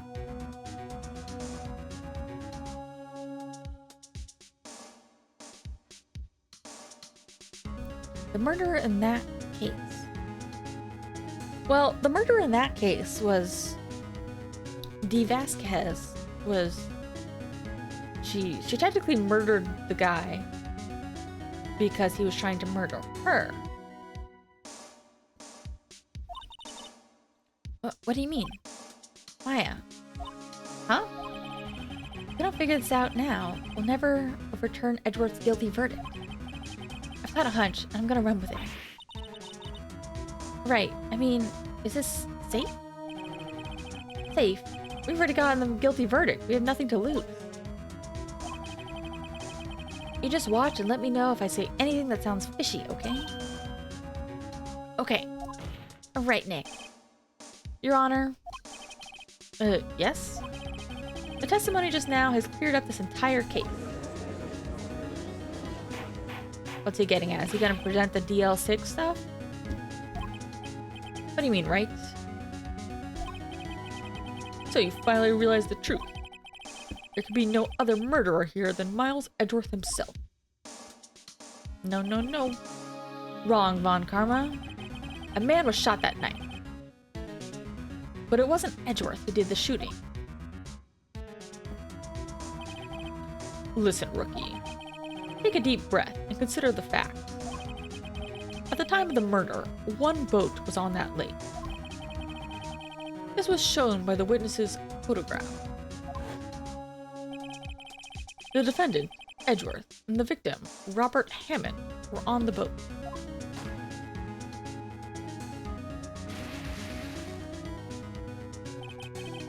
There was a gunshot fired on that boat, and Robert Hammond fell in the lake. The distance of the shooting was 1 meter. It couldn't have been suicide. I forget, was it 1 meter or was it at least 1 meter? Oh, okay, 1 meter. That's the part that is difficult for me to get to. 1 meter. How does that work? Well, the guilty party has to be the other man on that boat. Yeah, that one's a tricky one. Yes.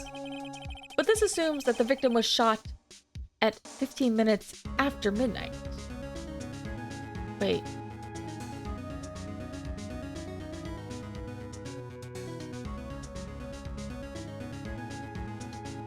Hold on. Hold on.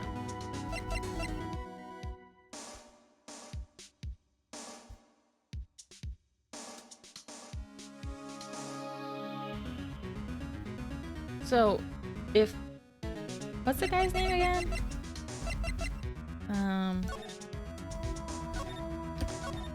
Yanni Yogi. If the guy who's obviously Yanni Yogi shot somebody... Wait. 15 minutes after. Come on.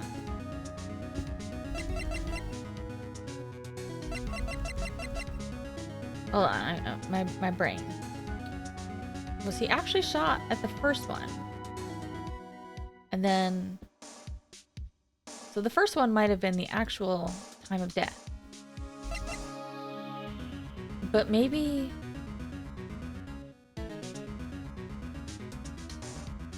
But then how would Edgeworth be on the boat with the guy? That's what I'm confused about.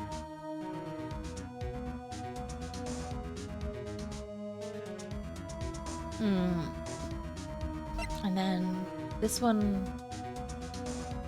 was a setup? Is that what he's trying to get at? I don't know.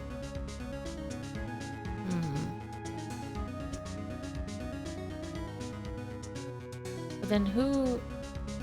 Was this the old guy and somebody else? Like, what? Hold on, my brain is getting a little scrambled.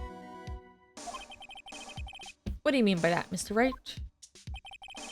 We have photographic evidence of the time of the shooting. Timestamp on the photo says 0015. But Larry heard a gunshot 25 minutes before that. It would be weird if the old man hadn't heard that gunshot.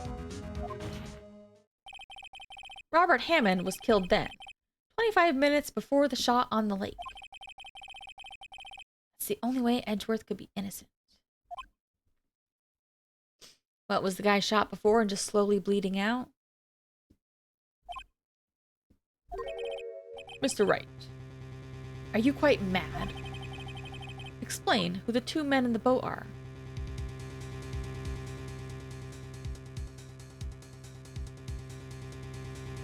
Murder and Hammond. Edgeworth and the murderer. Oh, God.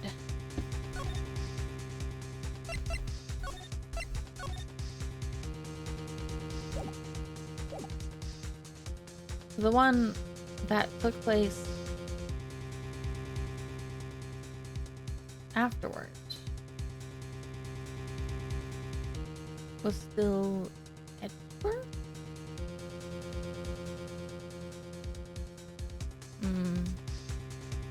And then what? The murderer faked the death?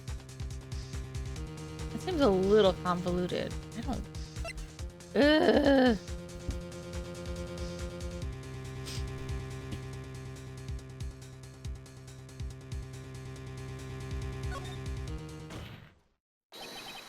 Of course. It was Edgeworth and the murderer. After the murderer killed Robert Hammond at 11:50, he assumed the guise. Okay, he did. That's a little bit crazy, even for this game. Because, like, at least with the Steel Samurai, there was a costume. But how would he disguise himself so much?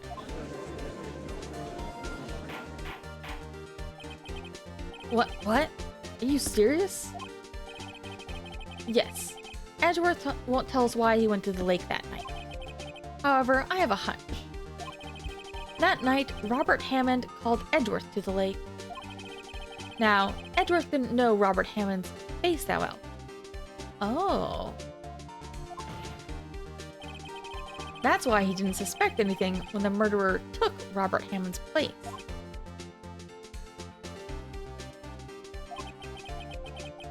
I'm not sure what to make of all this. But ludicrous.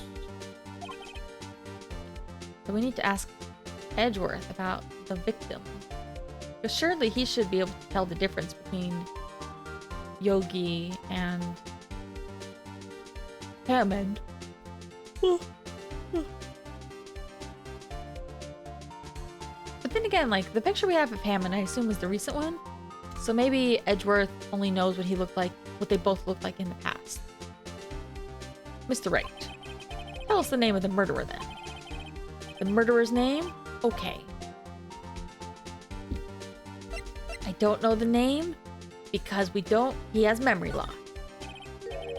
Actually, I don't know the murderer's name. You don't know?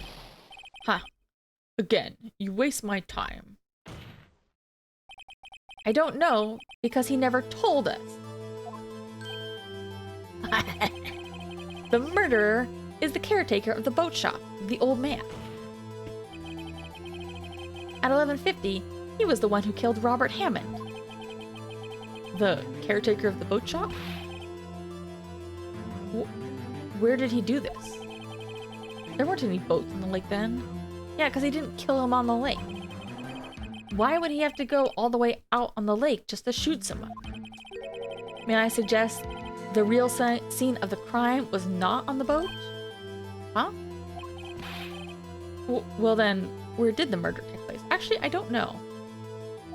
Oh, the boat shop. That's why it's closed.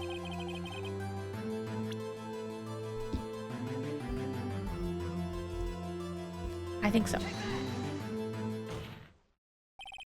Here, of course, the boat shop, where he lives. That way, he could meet with the victim without anyone seeing. Do you have proof that the boat shop was a scene of the crime? Well, I can't quite tell. I guess the boat shop is his house? So I guess it is clean. I was a little bit unclear about that. Like, I thought it was a separate shack. Recall Larry's testimony, if you will. There was nobody on the boat, or on the water. That night, he was out on the lake in a boat, searching for something. He finds it and returns the boat. Then, just as he's starting to head home, he hears a gunshot. He heard a gunshot, Your Honor, even though he was wearing headphones at the time. In other words, the gunshot was very, very close by.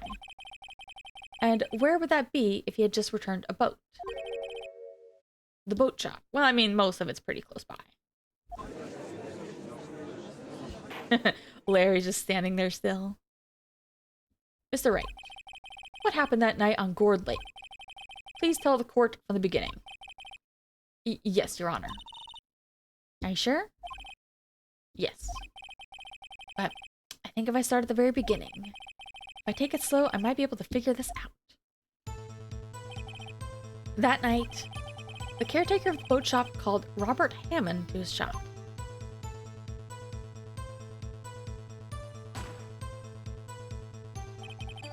This was around 11:50. That was when the gunshot that Larry heard was fired. After that, the caretaker put on Robert Hammond's coat. He became Robert Hammond. Then he got in the boat with Edgeworth and went out into the middle of the lake. I gotta say, whenever I split these streams up, so because they're long enough that it takes me a couple days to get to the court case, it's always nice because I'm always like, it helps me forget who they showed the killer being. Although in this one, I think they just showed Edgeworth. I don't remember if they showed the real killer. But in the other cases, it can be kind of a pain whenever they show the real killer. I like to not know. Then he got into the boat with Edgeworth. But then again, I'm trying to remember, did they show... What did they show for the Silver Samurai? Maybe it was a suit, so they had like some misdirection. I don't know. It's been a while. Then he got into the boat with Edgeworth and went out into the middle of the lake. Then, who fired the pistol on the boat? That's a good question. Yeah, but I was trying to remember, was D. Vasquez in the... I need... well, when this is over, I'll have to look up all the, like, CG illustrations for it. Just to see, like, what... Because maybe when at the very beginning they start to tell you, like, right out. Because I think for the first one, they show you that it was the door-to-door salesman.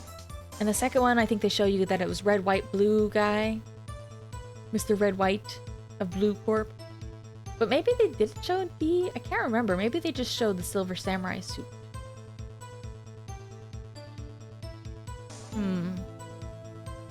Okay, so maybe they don't show you every time. But so maybe they do start to like misdirect you as it goes on.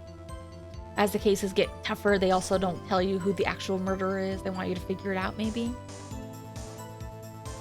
Okay. Either way, I still stand by. Yeah, now that I think about it, I don't think that they... Well, they hide them sometimes. For the first two cases, they definitely didn't, though. I'm pretty sure for the first two cases, they show you outright that it's the door-to-door salesman and Mr. Red White. I think. I could be wrong. So I think that, like, as the cases go on, they do start to, like... I think because those are the practice ones, kind of, they give you more information about who the culprit is, so you can make your decisions better.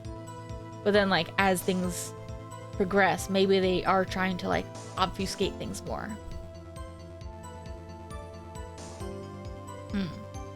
Maybe. Maybe. Who fired the pistol on the boat?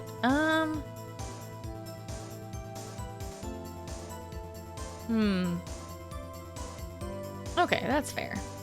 Yeah, maybe I was just misremembering because for some reason I was like, oh yeah, maybe they didn't show D in the third trial. Okay, this one I'm having a little bit of trouble with here because I'm like, who fired the pistol on the boat?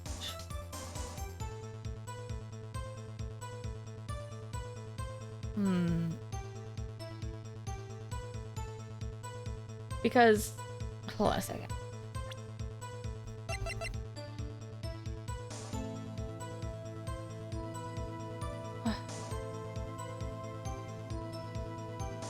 So it still would have been the murderer. He fired and then I guess he jumped in and faked his death or something? That's very strange.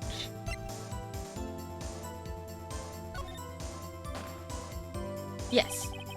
Of course. It doesn't matter the distance because that's not when anybody died. It was the murderer who shot the pistol. He shot twice. Both missed Edgeworth on purpose.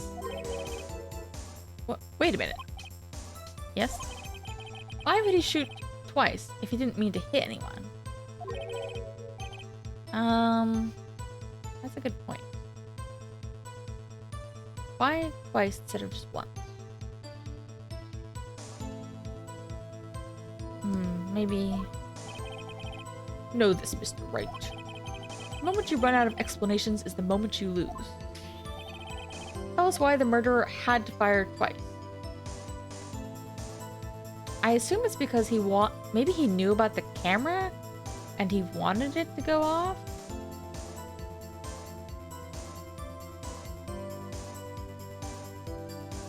That's what I think. I believe you shot twice to create a witness, Your Honor. Huh? The murderer lifts his pistol, fires one shot. That ensures that anyone who heard the shot would look at the lake. Indeed, Miss Hart did exactly that after hearing the first gunshot. Next, the murderer waits a bit and he fires again. Then, he jumps in. The murderer jumps from the boat himself, leaving the pistol in the boat behind him.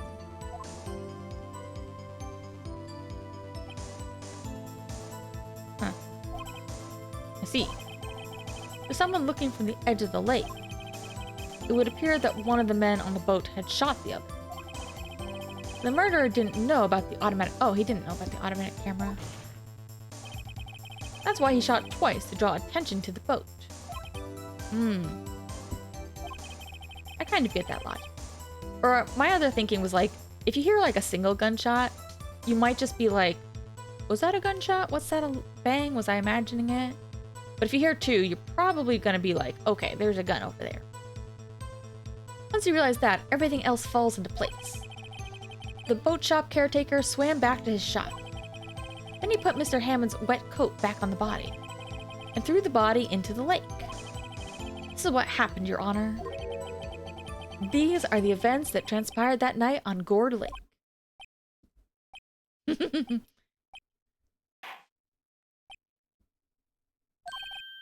Bailiff. Bring out the witness from before. Oh yeah, we still have the murder. The boat shop caretaker. Quickly. Oh my god, we gotta interview that guy again.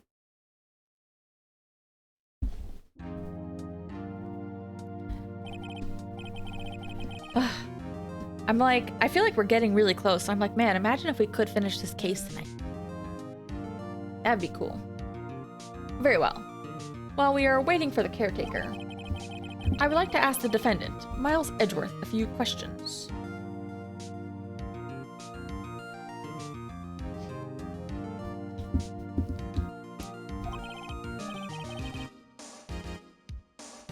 Mr. Edgeworth, please take the stand.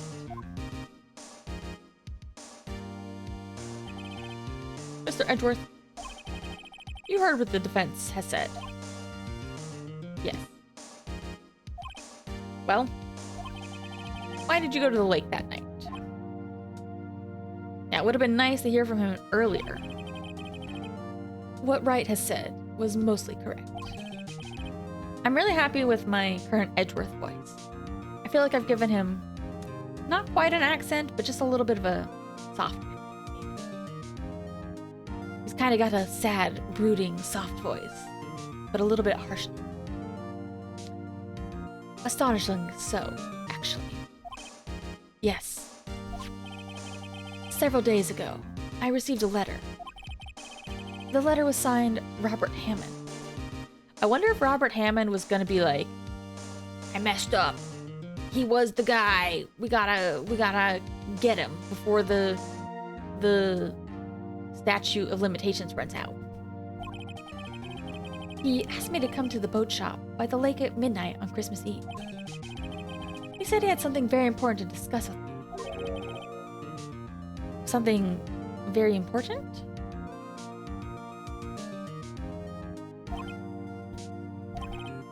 I'm sorry. I can't say what it was. Your Honor, sir. Bailiff, we're conducting a trial here. I ask that you remain quiet. The witness has disappeared. He isn't at the boat shop either. What? What should I do? Find him, quickly. We cannot allow him to get away.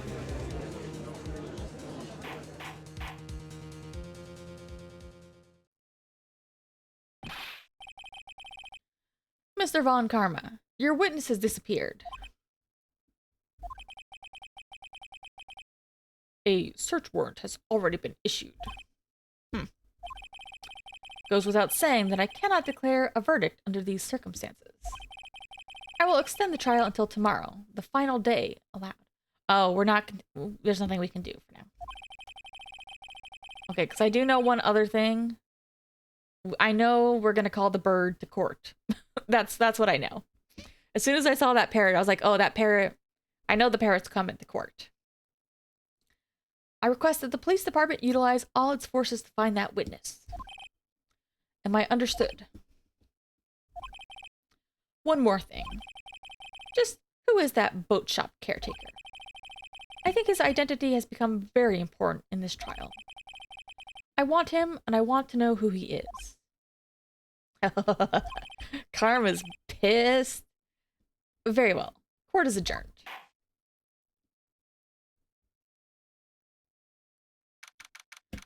Yahoo! We live another day. Yay, Nick, you did it. Yeah. With a lot of help from Larry. At least we got out from under the guilty verdict. What about Larry? That was something else.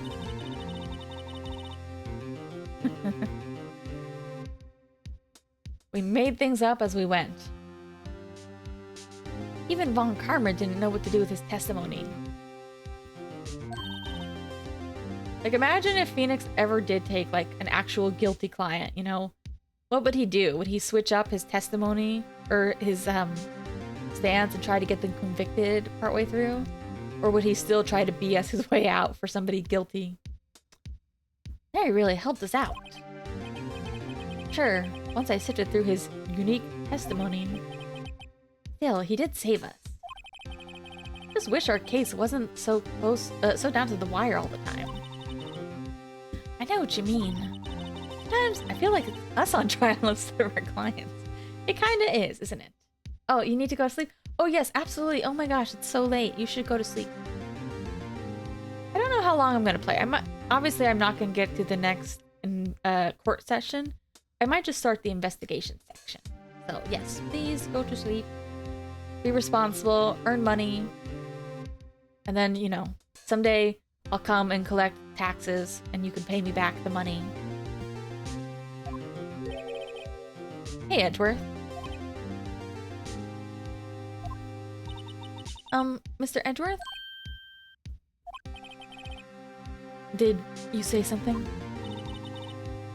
Don't look so pained. I mean, it looks like you're probably going to get off the hook. You could try to smile just a little. Relax. I'm sorry. Oyachimi. But I fear it's not over for me yet. What do you mean? Right. There's something that's been troubling me for a long time now. And I don't know whether or not to tell you. Edgeworth? No. There's so little time left. I want to tell you, to get it off my chest, but... I can't make up my mind. He's just like me. This is how I am. I'm like, hey, I want to say something, but I don't know if I want to say something. I'm very wishy-washy. What's this about, Edgeworth? The DL6 case? It's a nightmare I've had. Oh, come on.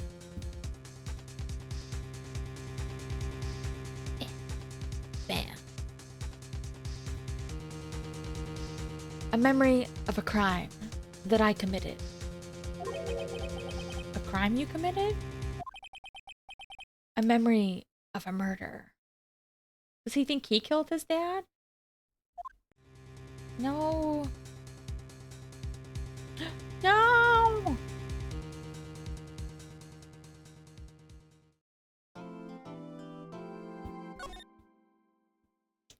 I believe you, little edgy.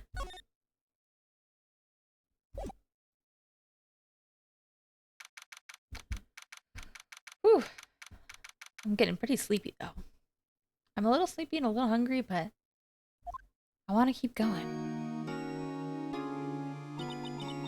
What was Mr. Edgeworth talking about? A memory of a crime. Yeah, we just saw this. Do you really think Mr. Edgeworth killed? I don't believe it. Not Edgeworth. Some painful memory has to be troubling him recently. Ugh. But he never takes someone's life. Never. Nick. Hey everyone, how you doing? What do you think of my performance today? I had him swooning in the aisles, huh, Maya? Swooning? Me? Oh, yeah. I do remember feeling faint. Right on. Tell me the truth. It was like love at first sight, right? Right, Nick? Huh? Me? Well, maybe my heart skips a beat or two.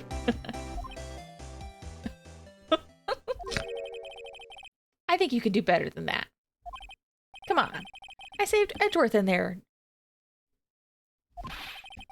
You guys should be bowing down before me, yeah? Bow before your hero.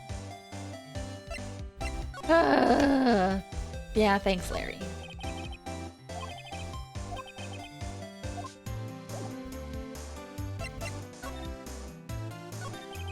Larry, you really helped us in the trial today. You did. If you weren't there, Larry, I'm sure Mr. Edgeworth would have been found guilty. But seriously, Nick, that boat shop caretaker guy is pretty suspicious. But Edgy ain't off the hook yet. Way to spoil the mood, Larry. Hey, I'm just a guy sitting in the audience, you know?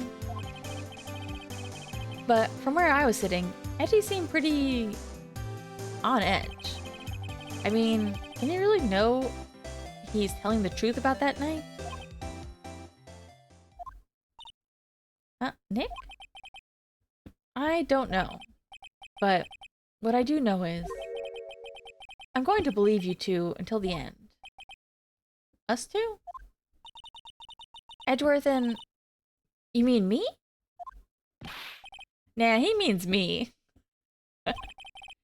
Yeah, you, Larry. Not me? But why Larry? Huh? Actually, yeah. Why me, Nick? Enough with the silent treatment. Aw. He's feeling left out. Nick, why do you trust Mr. Edgeworth so much? I mean, he's changed recently, true. But when we first met him, he was kind of a jerk, don't you think? You didn't know him back then. Back when he wanted to be a defense attorney. What? Wait. Was that when you two were classmates? Yeah, in grade school. They saved me, Miles, and Larry. They saved me, and I'll never forget it. That's why I became a defense attorney, you know? What? Hey, Larry, what's he talking about? Huh? Sorry, I kind of forgot. Okay, Nick, out with it. I'm gonna hear this story today, and that's final. Okay. It's kind of a long story, so hang in there. It was the very end of 3rd grade. I was on trial. A class trial. A class trial? You were in the hit game Danganronpa by Spike Chunsoft? You remember Larry? Spring, end of 3rd grade. A kid in our class got his lunch money stolen. Lunch money? Our school was really small. Every month, kids would bring in an envelope with money for lunch from home. Oh, I see. Anyway, this kid's envelope disappeared, with $38 still inside. Oh, yeah, now that you mention it, I do remember that. I can see why you'd forget, though. You were out of school that day. Anyway, the envelope had been stolen during PE class. I was coming down with a cold, so I'd skipped PE that day. I was the only one not in class. So, they thought you did it? Yeah. The kids in class said I should be put on trial. A trial? So the next day we held a classroom trial with me as the defendant.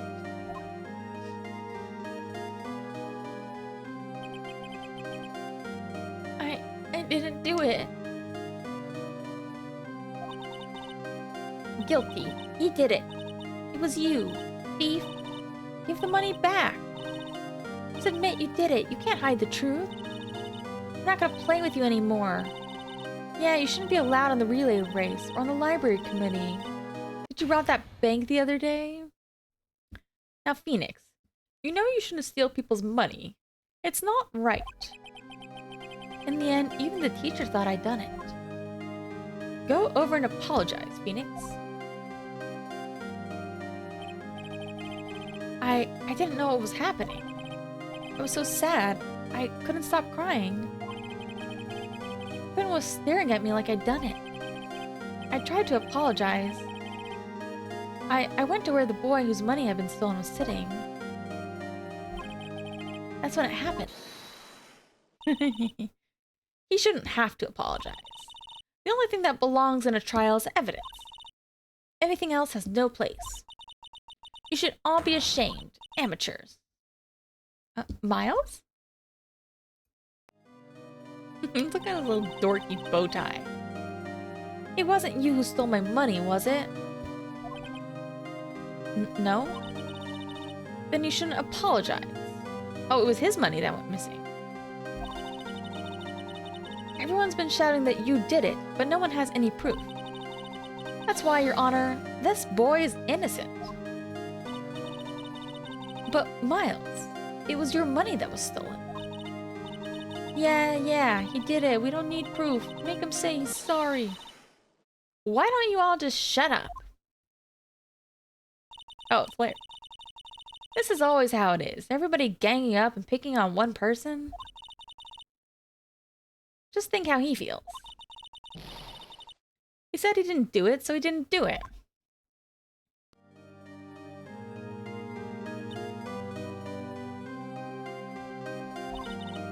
Very well. I will replace the money myself. This class trial's over. That's how it happened. After that, the three of us were the best of friends. Wow, I had no idea. Yeah, I had no idea either. I mean, I forgot. That's when I learned what it meant to be alone. Hello. Totally alone without a friend in this world. You did a good thing, Larry. Yeah, well, I was just lucky that I took the day off from school. If I'd been there, they would have thought I'd done it. So, I took it kind of personally, see?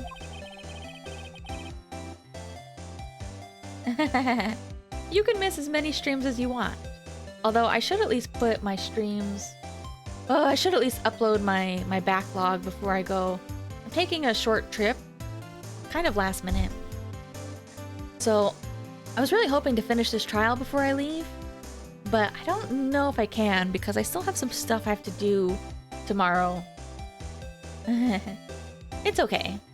Besides, I've been a little bit inconsistent lately. I've been trying to get more on a schedule, but wasn't very motivated. You know, I did have some chances to stream during the day, but I also know that, like, streaming at a different time slot can be really hard for people. Or rather, it can be hard for viewers. Like, I don't mind if my viewers need to go to bed during my streams, but if I stream at, like, a 12-hour difference, they're more likely to miss it. But yeah.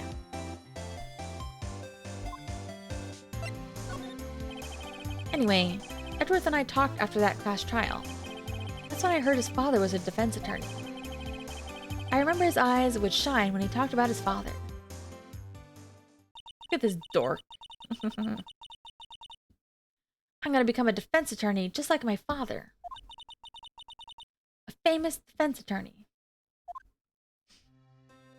Good weird or bad weird?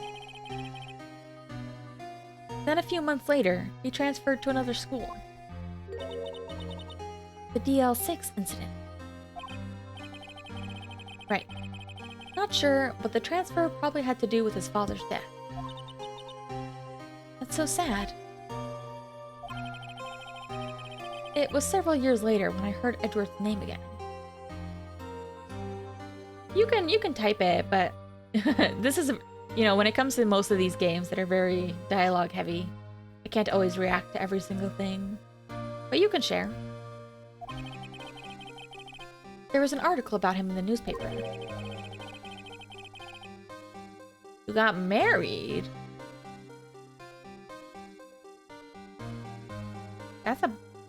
That's crazy.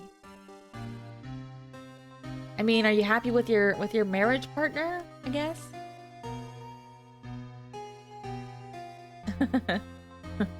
Don't know how. Was it at least somebody you got to choose, or were you signed?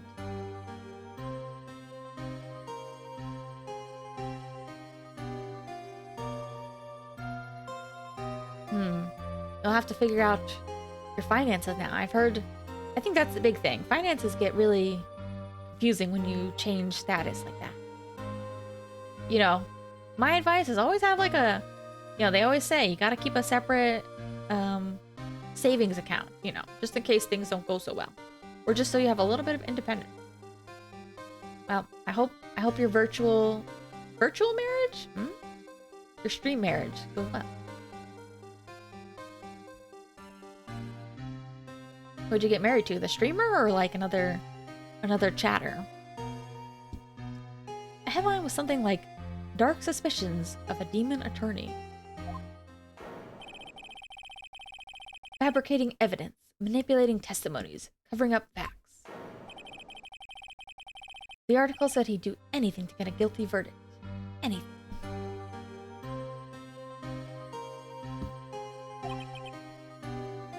But why? What happened? I mean, that's not the Edgy I used to know at all. That's what I thought too. Tried to get in touch with him. I don't know how many times. He never replied. Guess he didn't want to see his old friends. I couldn't just drop it though. I wanted to meet him. Learn why he had become who he became.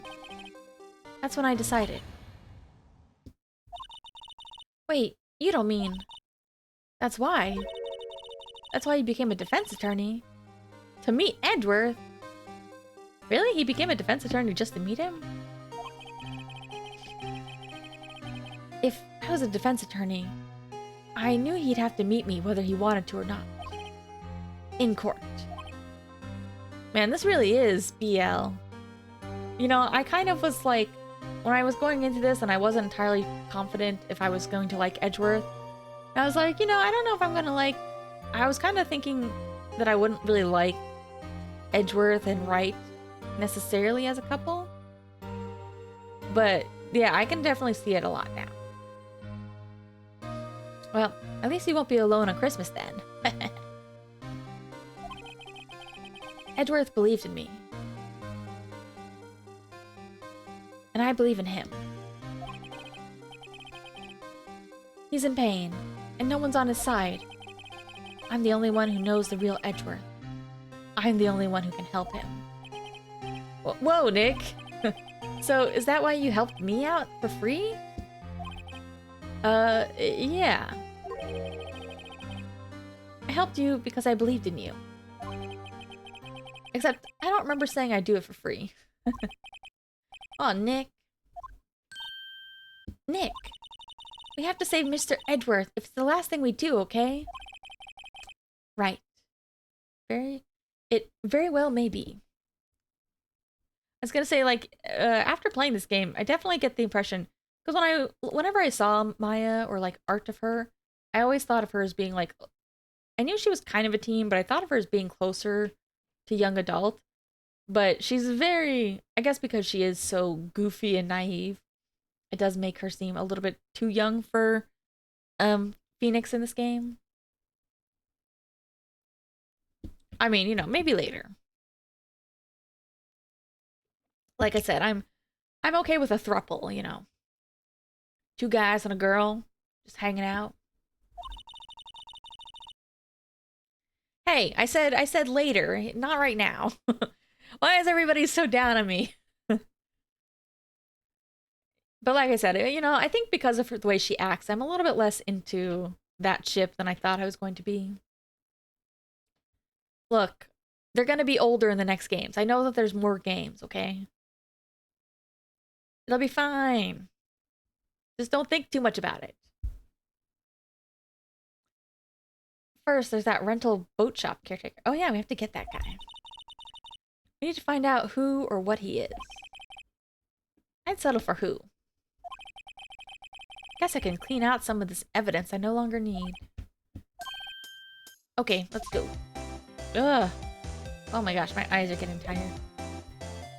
I can't tell if it comes across on screen, but I'm definitely getting like really squinty eyed. Hey Larry, check this out.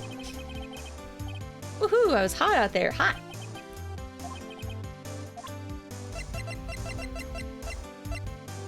Oh, I have less evidence now.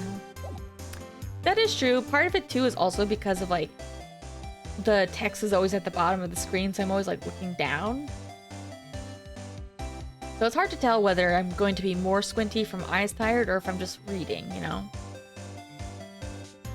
It's so hard to like figure out the perfect camera placement, so that way I'm like, I don't know, looking forwards at all times. Like I moved the chat to my this side.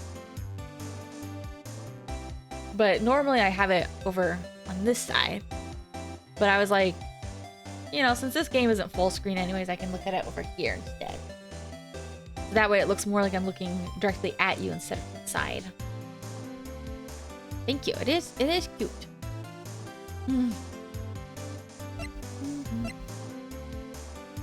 Alright, where are we going? Why is Grossberg even an option? What? Seriously? When does he work anyway? It's very cute, but someday I would like to be a full-size human.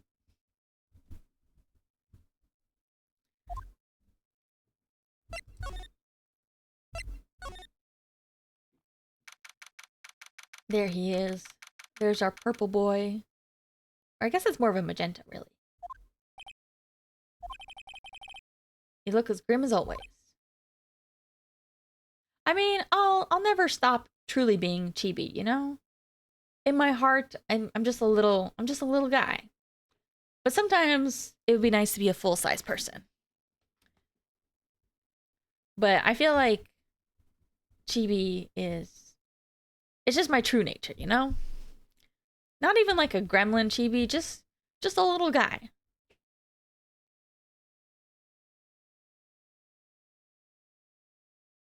Hold on a second. Something's bothering me.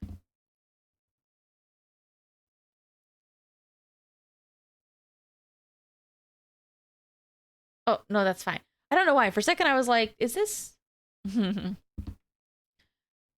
For a split second, I was like...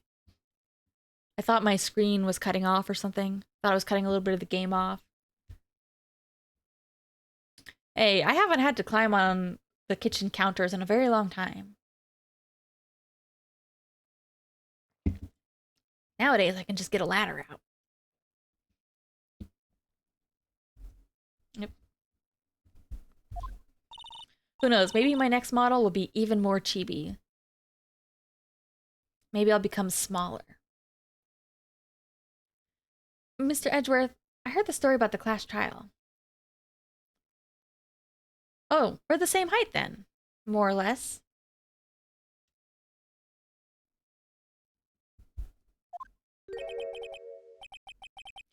Well, we can if we stack on top of each other. Do you want to be bottom or top? Who's going to be the bottom of the ladder? Hmm. Okay. Well, actually, I don't know if I want to climb on top because I'm a little bit afraid of heights. Class trial? Oh, excuse me. I don't know why I got. Hold on. Let me clear my throat.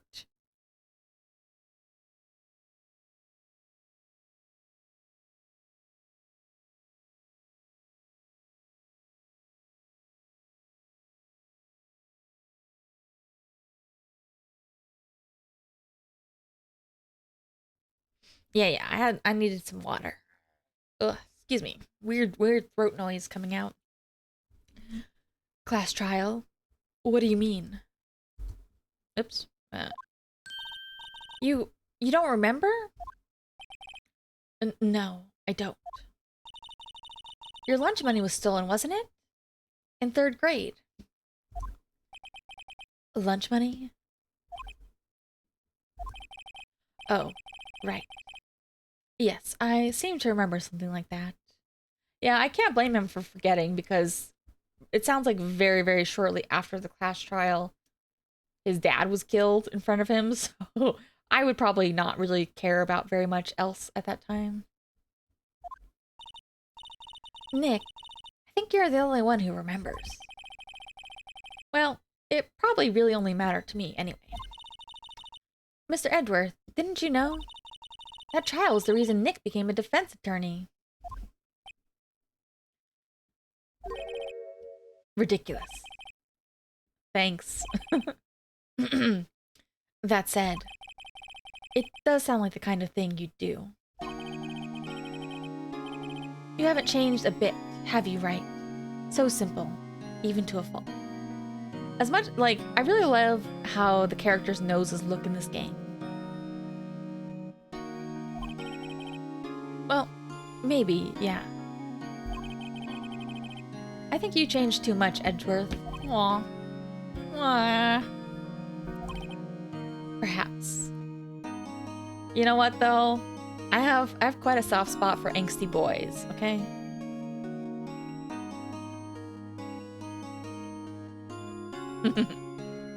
I mean, I don't think my nose is bad looking, but I also... There's something nice about wearing a mask and not having people look at your face, you know? It just feels relaxing. Although, actually, have you ever heard of the Japanese rock band Gazette? There's a famous bassist for it. He actually passed away this year. Oh.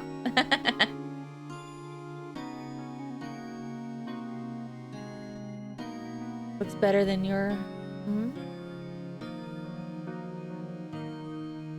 I thought you were like, ugh, my nose. Because some people don't like their noses, you know? But, there's this guy named Wright from Gazette who passed away last year. But it's from one of my favorite bands. I'll type it out just in case you wanna. He has like a really famous look. You should look him up because his like signature look for like over a decade was he had this like he just had his nose covered. And then later on he also had kind of a variety of masks. But I think the original reason was because he didn't particularly like his nose. So he thought it just made his face look a little bit more, you know, beautiful, ikemen. So he had like this bandage wrapped around his nose, around his face. But it kind of became a, you know, something that was probably done out of slight insecurity became a very iconic look for him.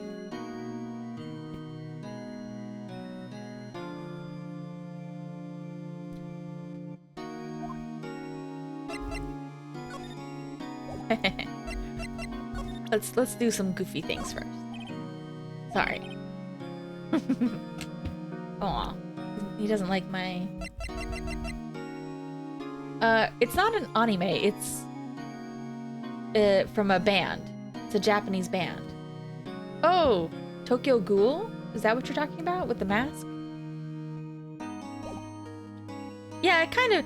His later mask that covered up more of his face looks like that, yeah. But his earlier, like, nose covering was basically just, like, a bandage or a strip of cloth, like, wrapped around his face. Hey, Edgeworth. why did you become a prosecutor anyway? You used to look up to your dad. You said you wanted to be a defense attorney, right? I couldn't let myself deny reality like you. What do you mean? My father was taken from me. And you want me to defend criminals? I'm sorry, Wright, but I'm not that good of a person. One suspect was apprehended in your father's murder, right? Yes. The man trapped in the elevator with my father. His name was Yanni Yogi. He had to be the shooter, any way you look at it. Yet, he was found innocent. That defense attorney got him off the hook.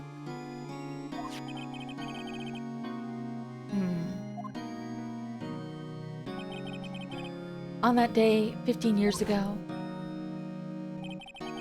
the three of us were trapped in that elevator for 5 hours. When we were rescued, we all suffered oxygen deprivation. I had lost all memory of the murder. Lost your memory? Even now, I can't recall what happened in the elevator. That was the crux of Yogi's attorney's argument in court. He claimed Yanni Yogi had not been of sound mind due to the oxygen deprivation. Yogi was released due to lack of evidence. Innocent. That's when I changed my mind. I started to hate defense attorneys. Von Karma? He's my teacher, and a man who deserves respect. I'm gonna spit on Von Karma. I don't respect him at all. I learned everything I know of courtroom techniques from him. So he's like my sister was for you, Nick. He's a perfectionist. In all things. In court, in his personal life. He's obsessed with doing everything perfectly. Perfectly, huh? In all the cases he has taken on, none were left unsolved. Well, just because he gets a guilty verdict doesn't mean that the cases were actually solved. It just means the case is closed. Not one suspect was ever declared innocent. Ever. But that's... I know. It's possible some of the suspects were indeed innocent. However, it is impossible for us to accurately determine that in every case.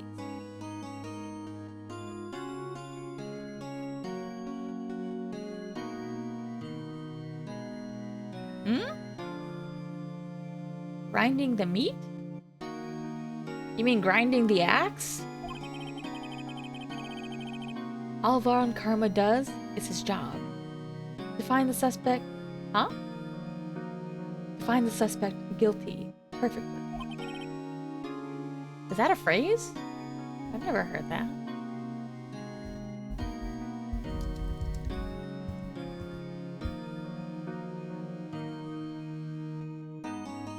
Excessive flattery?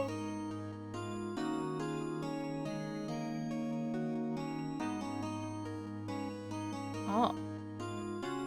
Look, I only just learned what glazing was like 6 months ago. You're expecting too much from me. The only glaze I know is what's on a donut, okay? In any case, it's nigh well impossible to find a weakness in him. Should a weakness appear, he would do everything in his power to make it go away. Edgeworth? If what you're saying is true, you're headed for a guilty sentence tomorrow. He's right. Now's not the time to praise the enemy, Edgeworth. It's a strange situation in which I find myself, I admit. No kidding. You think there's Von Karma, Edgeworth, BL? I mean, I am old. This is something I have never once denied. Hold on a second. Earlier in the stream, we were talking about Gregory Edgeworth, Miles' dad when he died. I believe they said this guy was 35, and I was like, that kind of took me out because I was like, oh, I am very near that number, but I will not tell you higher or lower. I'll just say that I'm closer to the middle than to the end of, you know, I'm closer to a 5 than to a 0, if you know what I mean. Because I was like, because he's very gray haired, but then again, I guess Edgeworth has gray hair, so that's fine. You know, your perspective of people in their 30s and 40s definitely changes when you get older.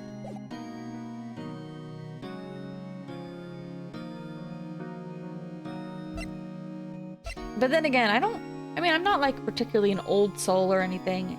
It's just that I'm also not very like on TikTok or whatever. Hey, I'm not giving any more hints than that. I've already given a rough estimate. Gotta keep in mind, I'm from the generation that, you know, people were afraid to tell people online their personal info. Like, I'm just a poor 30-something-year-old, you know? What if you're a creepy old man looking for young little 30-year-olds to meet up with?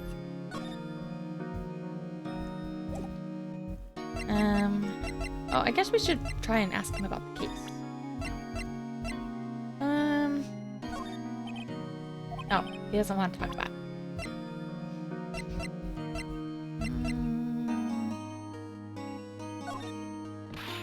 Nick, no. Well, I didn't want to show him the photo. I just wanted to talk about the case. Whoops. Oh, you're right. I meant to do this one. I forgot.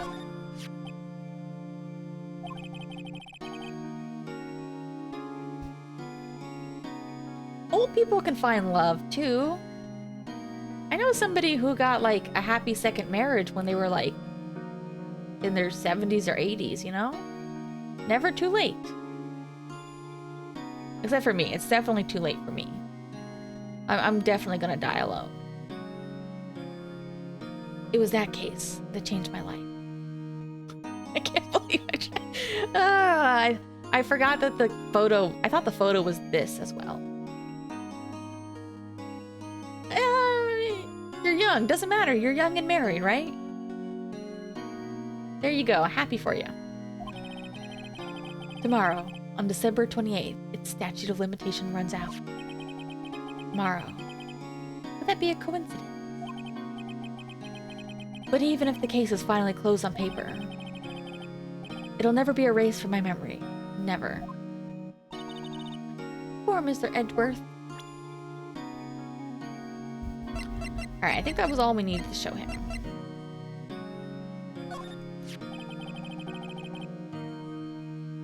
Huh? You know, I was impressed by your deduction in the trial today. Granted, you were at the end of your rope, but still. Nick, he noticed. You're in, Nick.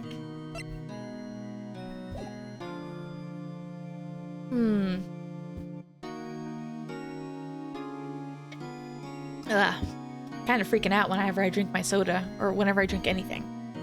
I have my soda and I have my water. Blah, blah, blah. Sorry, I'm freaking, my face is freaking out when I'm drinking. Alright, let's move.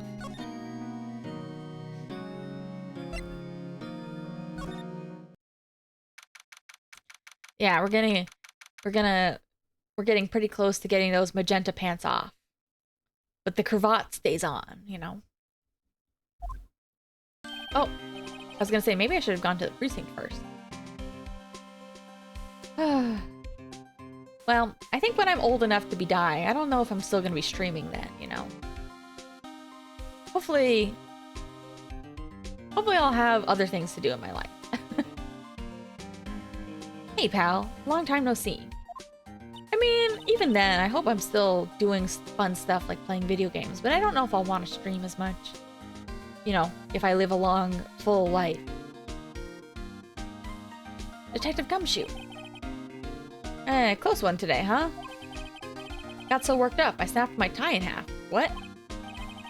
Sorry about that. No problem, pal. Thanks to you, we know who really did it. You mean the boat shop caretaker? Yeah, I'll make you a promise. I'll have that scoundrel in my custody by trial tomorrow. Come what may. It's my duty to you as a police officer. Now I'm off to catch a criminal.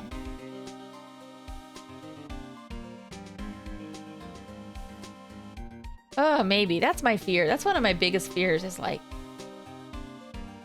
that I'm gonna have bad memory when I'm older. I need to work to keep my memory sharp while I'm young. You know, that's part of the reason why like sometimes I get really into things like lately I've been into mahjong. In the past couple years I was doing Sudoku or like, you know, just little puzzle games to at least help keep your mind a little bit sharper. I should read more too, you know. You gotta keep your brain sharp. Gotta exercise your brain. I'm off to catch the criminal. Yeah, my memory's not as good as it used to be already. Like, I was very, very sharp when I was younger, but it's gotten a lot fuzzier now that I'm older. And I think that like my medication does give me like a slight fuzziness, but you know, it's not so bad.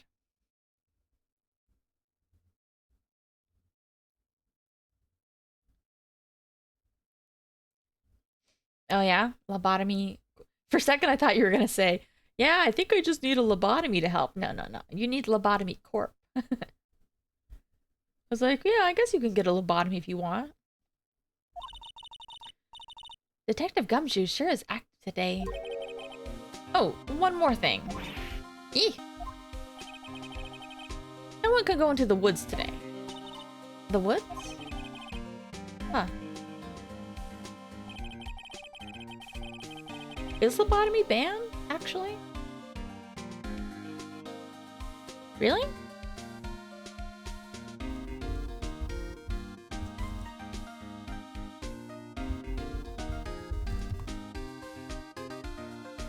In some countries.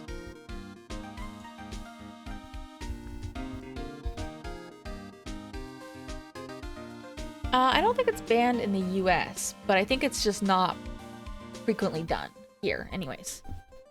Yeah, okay. I mean, like, I kind of get it, but it's one of those funny things where, like, I mean, people still do brain surgery. Like, sometimes there are treatments that people do to remove parts of your brain to help certain disorders. Or, like, seizures, that can be a thing. Obviously, it's not necessarily the exact same as a lobotomy. Because a lobotomy specifically is, like, the prefrontal cortex. I'm not sure... yeah, I don't know if there's any procedures that are quite that region. I believe for seizures, I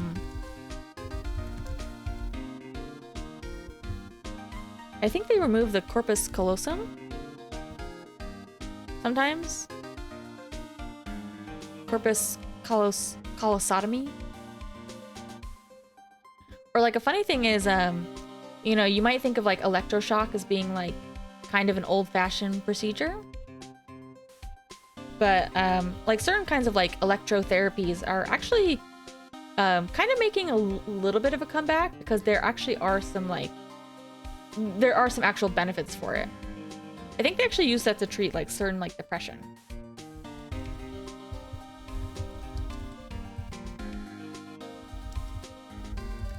But I don't know like what determines you know, electroconvulsive therapy.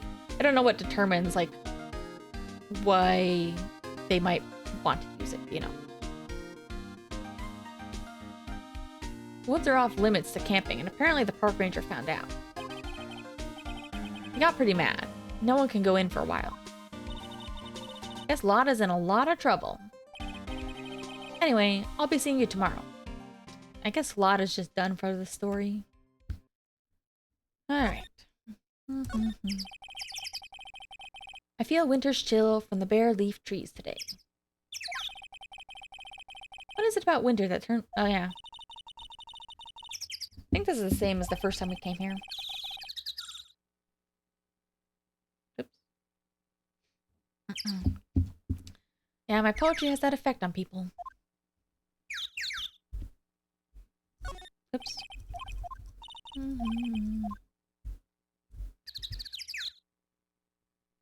I wonder how much investigating we need to do before the next trial.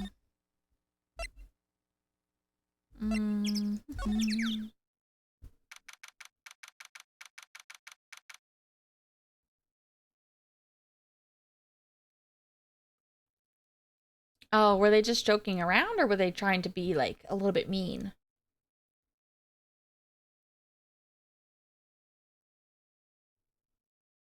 I don't know that it helps you remember.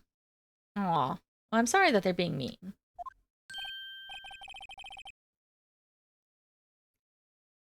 Steel eyesore is missing. Oh. The steel samurai. Eyesore? Looks like the hot dog stand is close to... Oh, we did eat all his hot dogs. No wonder. Guess Larry's too busy worrying about Mr. Edgeworth to show up for work. Also, our dog ate his hot dogs. Dog on dog cannibalism. This lake sure likes to cause problems, doesn't it? 2 months ago was not long ago. That was fairly recent. Huh? I mean, everything that happened here turned out to be a lie. Gordy was a lie. The charges against Mr. Edgeworth were all lies.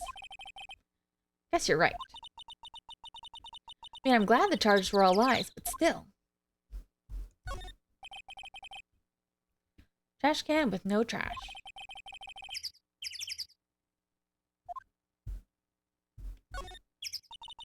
No one's going to sit here on a cold day like today. Unless hot dogs. You seem troubled, Nick. No, who? Me?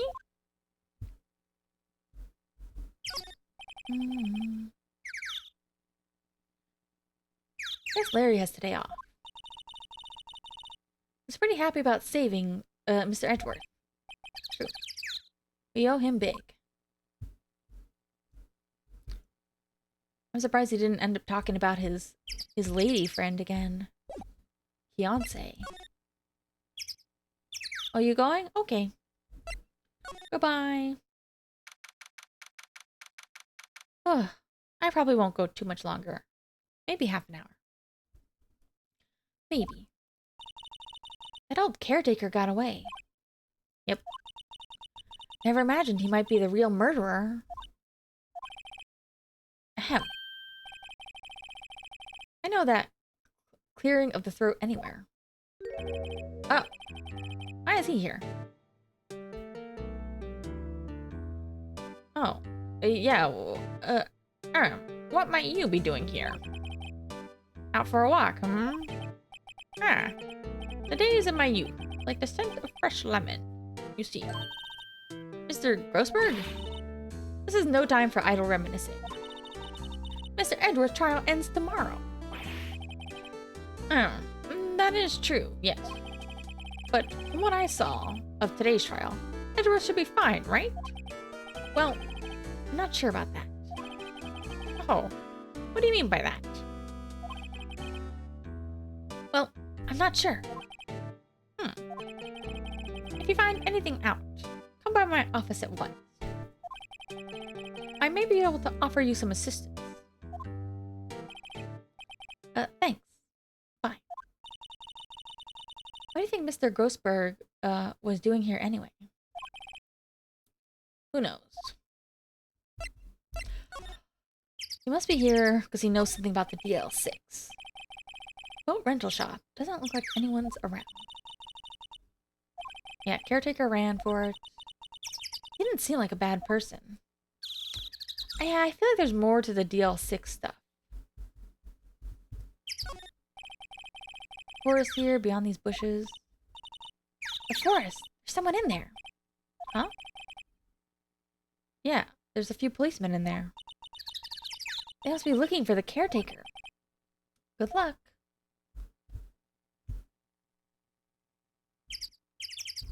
Hmm. Okay. I don't really feel like there's anything here for me to do. So I guess I should just blah blah blah. Just go. I never got to use the fishing. Oh, we can go in. Never got to use the fishing rod. Nobody's home. Hello, hello, squawk. Hey, it's Polly. I wonder where your owner's gone, Polly. Hello, hello. Can't believe he'd run off and leave his poor parrot to fend for herself.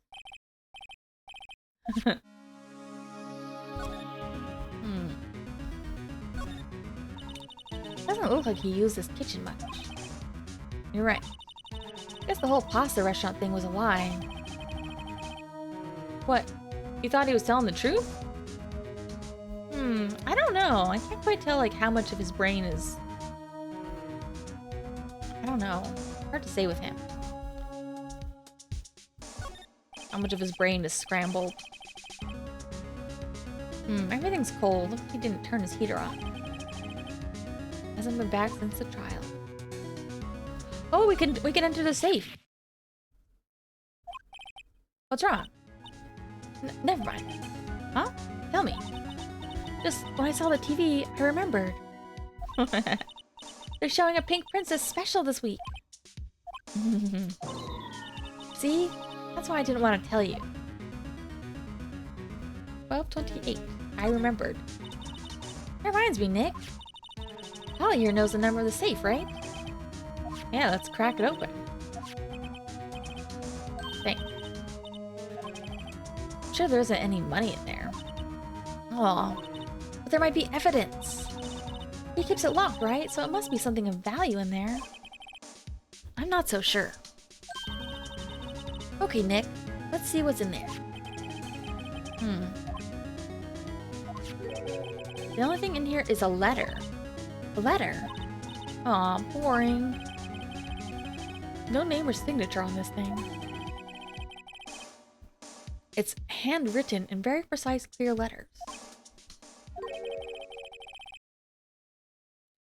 Get your revenge on Miles Edgeworth. Edgeworth? Nick, why would Mr. Edgeworth's name be on here? How should I know? I'm gonna read the whole thing. Ugh. Get your revenge on Miles Edgeworth. This is your last chance. Now is the time to get revenge on the two men who ruined your life.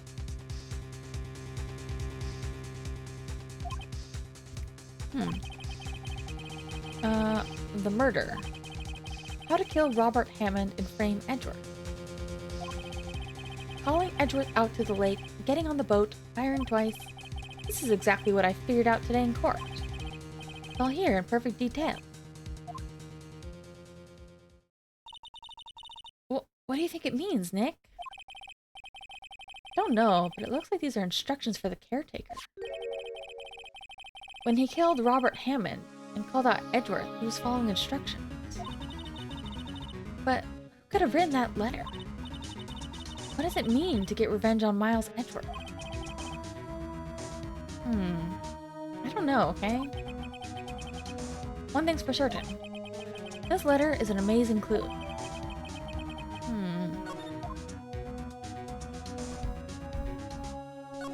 Fish. Don't people usually put up pictures of fish up on the wall or boast about them? Yeah, I guess. I mean, pictures of the fish they caught. Right, but don't all the fish on the wall look puny to you? Well, you know what they say. You should have seen the one that got away. Except the one that got away from us was the caretaker. And we did see him. Why do we feel like we're having different conversations? Fishing pole. Looks expensive. Well, maybe we should bring it to Detective Gumshoe. Huh? Don't you think the caretaker would mind? Well, we can just leave him the metal detector in exchange. Why? Maybe we better not?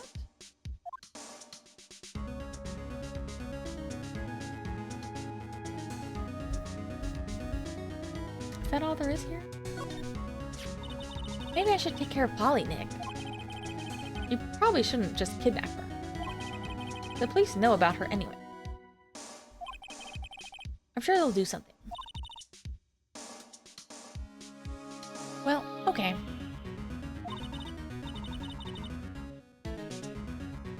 Sorry, Polly. He says I can't take you. Great, now the bird's gonna hate me. Gotta say, Polly's background illustration looks very, very majestic. But especially compared to Polly's portrait illustration. Well, I think that's all there is here.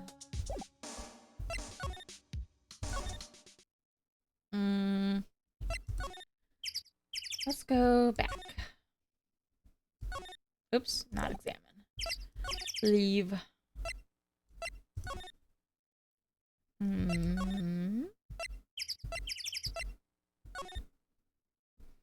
Maybe I should go see Grossberg again. You hear, Gumshoe? Nope. Gumshoe, you won't be coming back today. Oh, really? He said there was some guy he had to arrest by tomorrow. Yeah. He shouted something about catching him if it's the last thing I do, pal. Good luck, Gumshoe.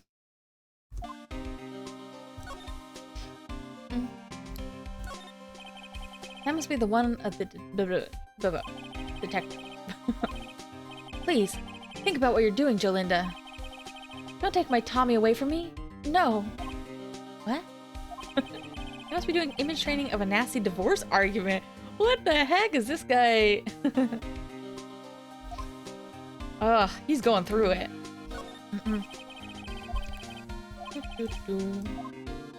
Anything new with you, boss? What? That's not possible. The world ended yesterday? I must be reading predictions for the future on someone's homepage.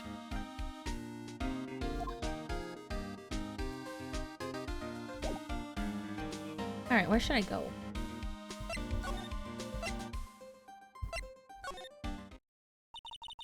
When they left, Nick.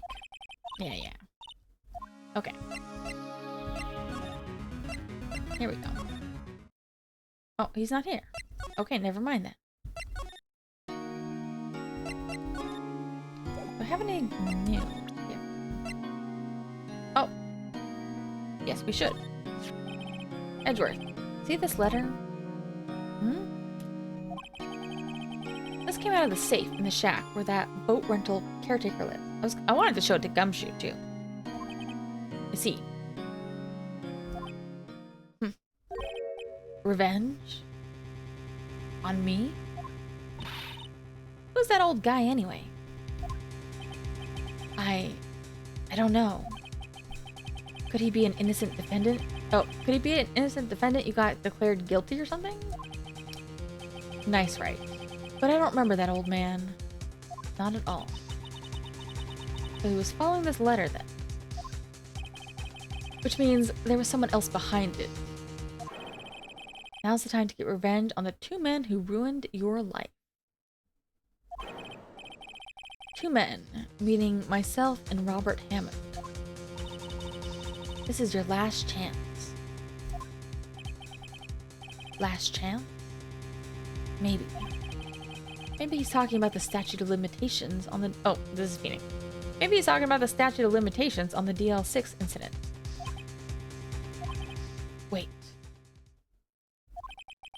Wait, that old man. It's obviously... Yeah, what is his name again? Yanni Yoga? You know who he is? Yogi. Could he be Yogi? Yogi. The bear? That's what Maya would say. The suspect in the DL6 incident. The one who was found innocent.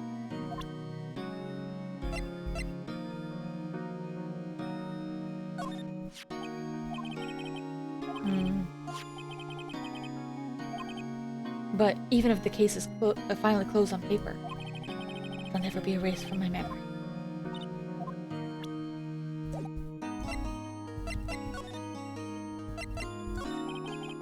Yanni Yogi was a court bailiff at the time. We just happened to be in the elevator together 15 years ago. But why would he... I'm still confused, like, what his deal? Why would he be...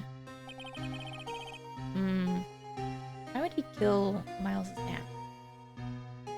The quake was incredibly strong. Before I knew it, everything was dark. We were there for so long. It felt like forever. The air thinned, and the darkness closed in on us in that little box.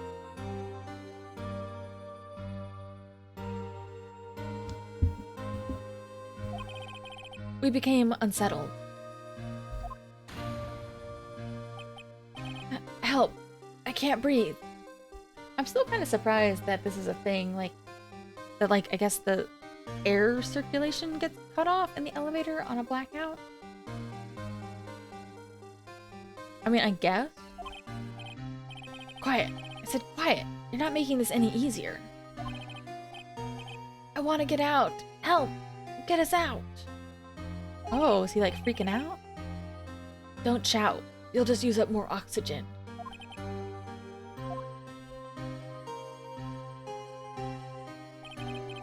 That's all I remember. When I came to, I was in a hospital bed, staring up at the ceiling. Hold on a second, I'm thinking. What if the father was like, there's not enough oxygen with 3 of us in here?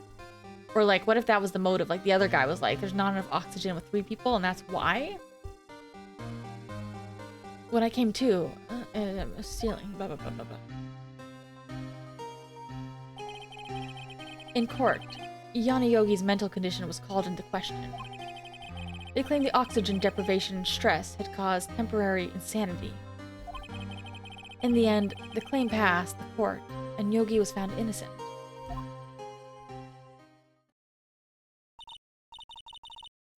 Huh? But isn't that strange?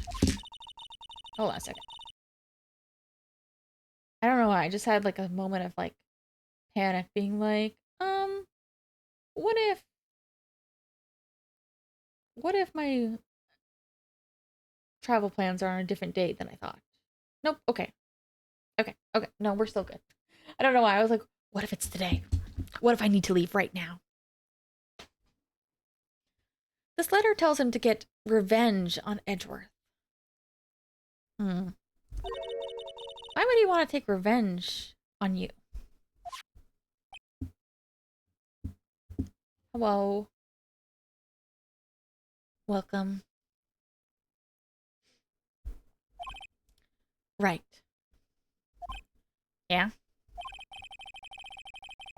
There's something that's been troubling me these past few days. I didn't know whether or not I should tell you.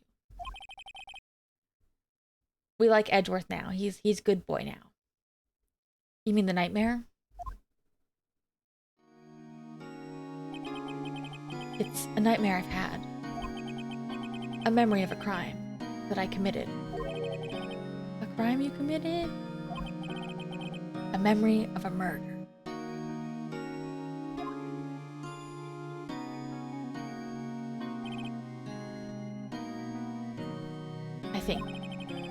I think the time's come to tell all. Did he kill his dad? For the last 15 years, I've had the same dream almost every night. Every night? Holy cow. I wake up in a fearful sweat every time. What kind of dream? It's a dream about my father's killing in the dark. Help! I can't breathe. Quiet, I said quiet. You're not making this any easier. I want to get out. Help! Don't shout, you'll just use up more oxygen.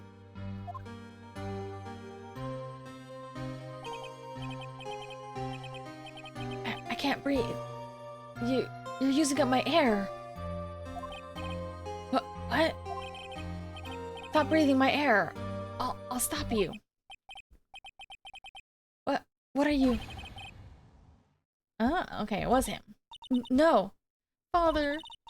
He's attacking Father. Then I see the pistol laying by my feet. I don't know if it was evidence from that day in court or the bailiffs. In a daze, I pick up the pistol. Get away! Get away from my father. Oh,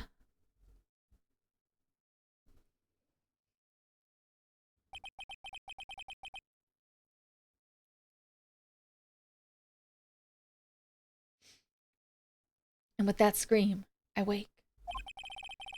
It's a bone-chilling scream. A scream that's rung in my ears for the past 15 years.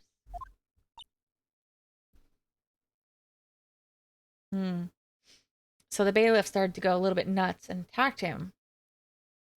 And then Edgy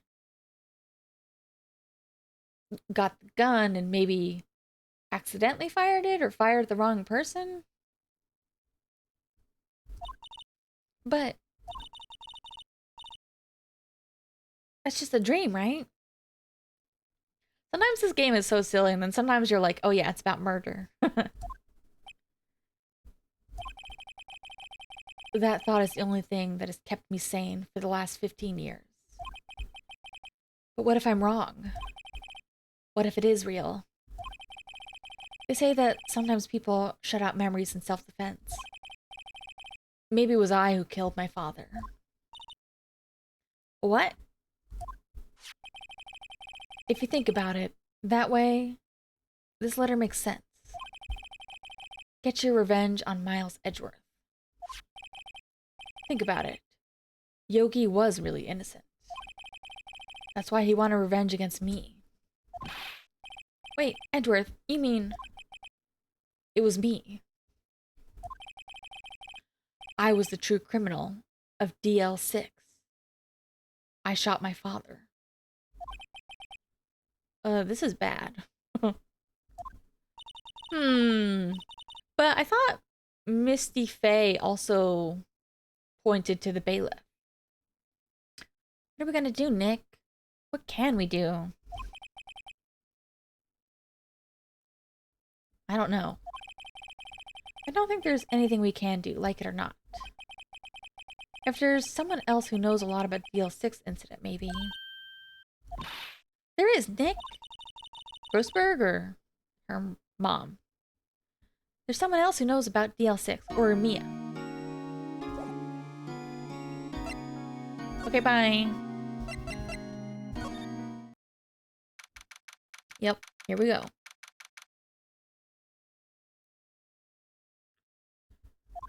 Grossberg Law Officer. Mr. Grossberg. Hello there. What's wrong? You look troubled. No kidding. I can't believe you're not. My. Just calm down and tell me what's happening, hmm? It's Mr. Edgeworth. He...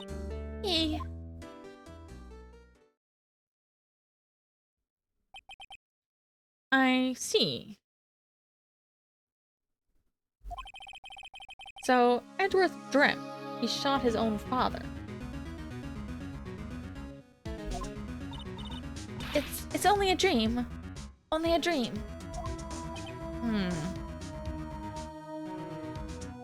Tell me more about Misty Faye and the bailiff. I wonder. What? If that's the case, then why do you two look so troubled? I mean, he might be true. He might be partially true, at least. Yeah. Well... Also, consider this. Yogi quite certainly holds a deep grudge against Miles Edgeworth. I mean, either way, he could have a grudge against him for messing up his life. So deep, you want to frame him for murder. The note itself could be fake. This leads me to surmise Mr. Edgeworth's dream was not a dream. It was real. Oh, darn. As you imagine. Miles Edgeworth threw the pistol to save his father. Oh, like a pass or just like a hard object wanting to strike the guy? The pistol fired, and the deed was done. I'm sorry for making fun of your little dork bow tie, Edgeworth. No. I don't believe it. Yogi was suspected of murder, and his career as a bailiff was irrevocably wrecked. Thus, he sought revenge on Miles Edgeworth. This was his last chance, of course, with the statute of limitations so close.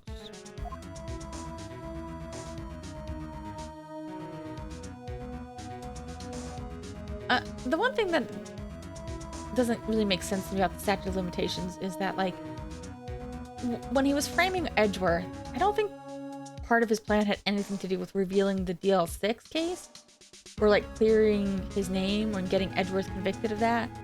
Because it just sounds like he wanted to frame him for Hammond's murder. That's the part I don't get. Like, the statute of limitations really just works for us to give us a time limit to want to, like, solve the case. I want to know about the spirit meeting. When Gregory Edgeworth was killed, the police called, Misty Faye. How was your mother, Misty Faye?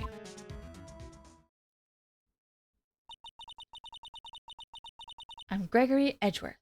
I have been killed. The one who shot me was the bailiff, yawning Yogi. I wonder if, like, because we know that the Fae people do have, like, real powers in this game. So I wonder then if, like, she did channel his father, Gregory, and then his father, as a ghost, was covering for his son. Or maybe, like, the gun flew out of, like, Miles' hand and the bailiff got it and shot him. Yet Yogi was found innocent. That's when my mother left us. Everyone called her a fraud. That's right. Everyone thought she was, you see? Yet, now that I think about it, I don't remember, because they told us that there was, like, enough... Well, I don't know. I don't know why exactly he was found innocent. If there was physical evidence or if it was just the mental stuff. Yet, now that I think about it, it seemed the one who lied was Gregory Edgeworth's ghost. Ha-ha! Gregory Edgeworth must have known who shot him.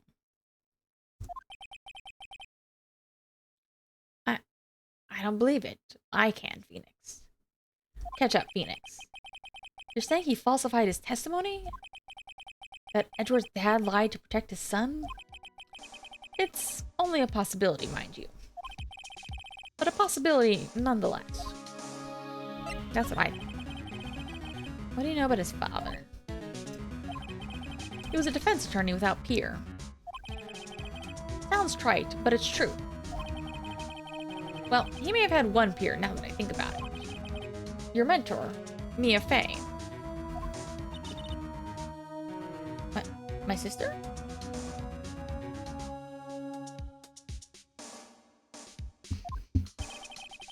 Gregory Edgeworth was very disapproving of Mr. Von Karma's technique. Yeah, I guess they could have still been in court at the same time. But it's only 15 years ago. Von Karma is an extreme man. Forged testimonies and evidence are nothing to him. The result? He has a perfect win record in court. To beat him, Gregory Edgeworth tried to call attention to his methods. And he lost.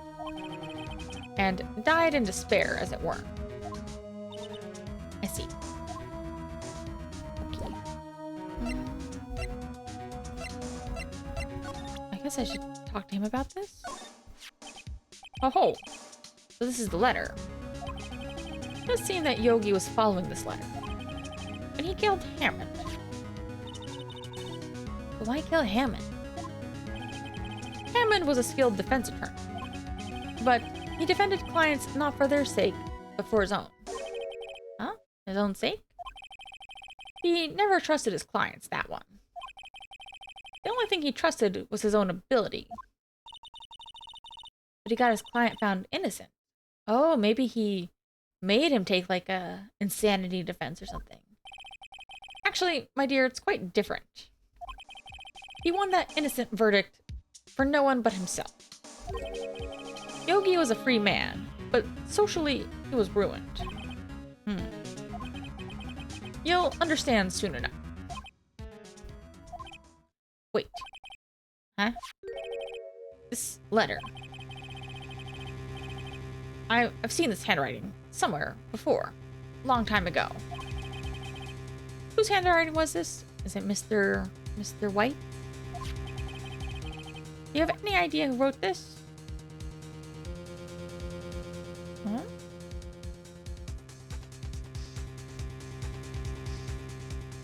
What if it was Manfred? Could it be Manfred von Karma? Von Karma? Why would he have something to do with this? Well, I'm not sure. Von Karma. Von Karma. Wait. You're right, my boy. This is Von Karma's handwriting. I'm sure of it. Von Karma orchestrated the whole thing. I used to see it all the time on court reports. So Von Karma has reason to believe that Edgeworth shot his dad and ruined the other guy's life. But why does he hate Edgeworth then? Edgeworth was his student. Maybe because Edgeworth's dad was his rival? What? But that means the one who told Mr. Yogi to kill was... correct. Manfred von Karma himself. What does this mean, then? Why would von Karma want to frame Edgeworth?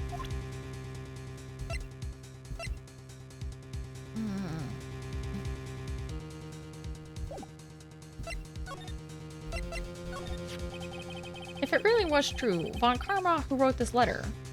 if it was truly von Karma who wrote this letter, then he would know the truth. He would know that Miles Edgeworth had accidentally killed his own father.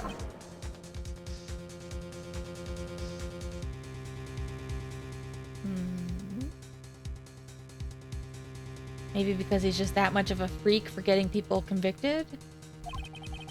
I'll say as much tomorrow in court, I should think. He'll press the point until the court finds Miles guilty.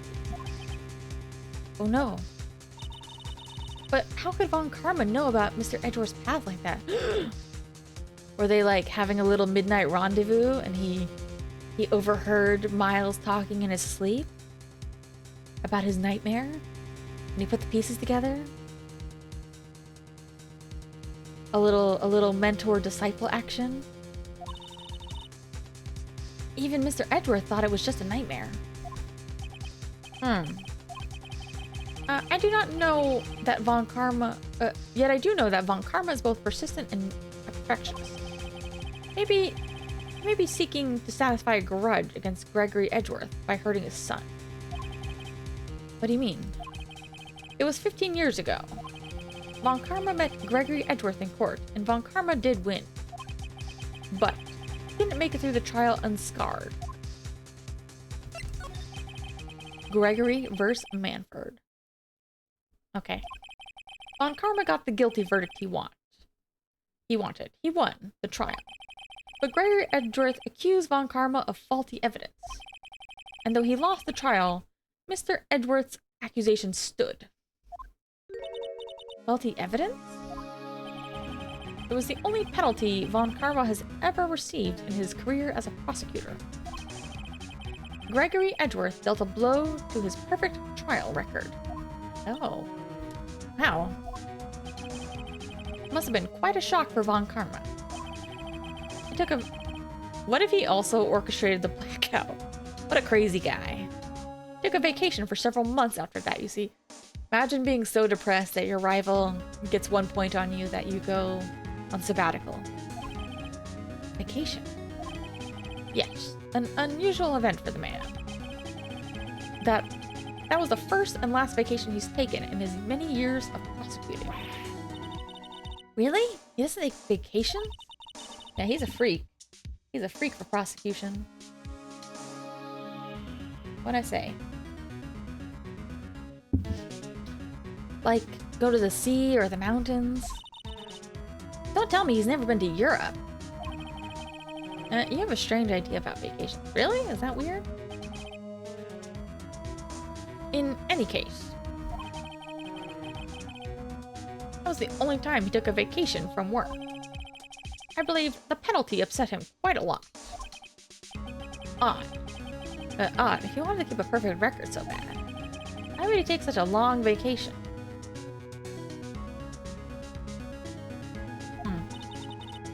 What do we do, Nick? Is the long vacation important?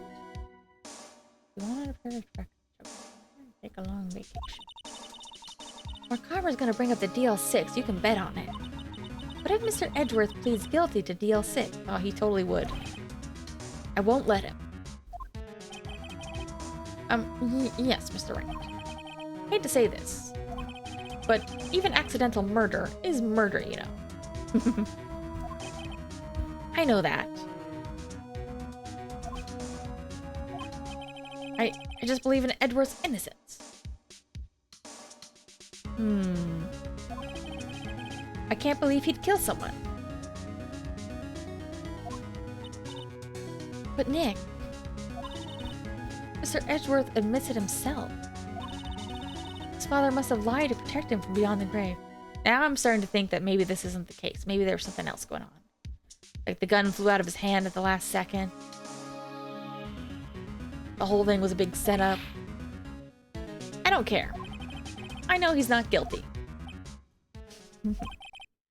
Mr. Wright. If you say so, I suppose. I could go check again. The police files might hold something of interest. Ooh, we're gonna get more info. Mr. Grossberg, thank you. I can't promise anything. In fact, I think the chances of finding something are slim. I understand. Police materials. Alright, do I want to show him anything else?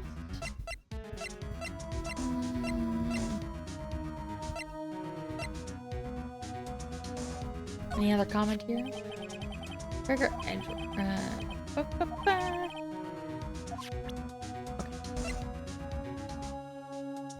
Anything else here? 2 trials. I'm afraid the damage the DL6 incident has done will never be eased.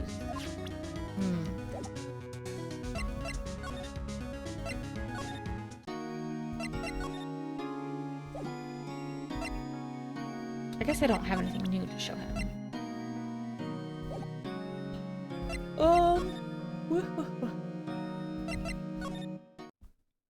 I said he wouldn't be back, but maybe he is. Hardly anyone here. Ah, it's you. I don't think Gumshoe... Oh, okay, same. Okay. Oh, yeah. Von Karma. He just arrived, actually. Von Karma's in the record. Nick, let's hurry.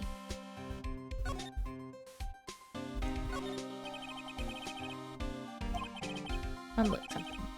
So, what are your hobbies? Is he practicing a date? I like to do stakeouts now and then. I must be doing image training for a first date. Okay.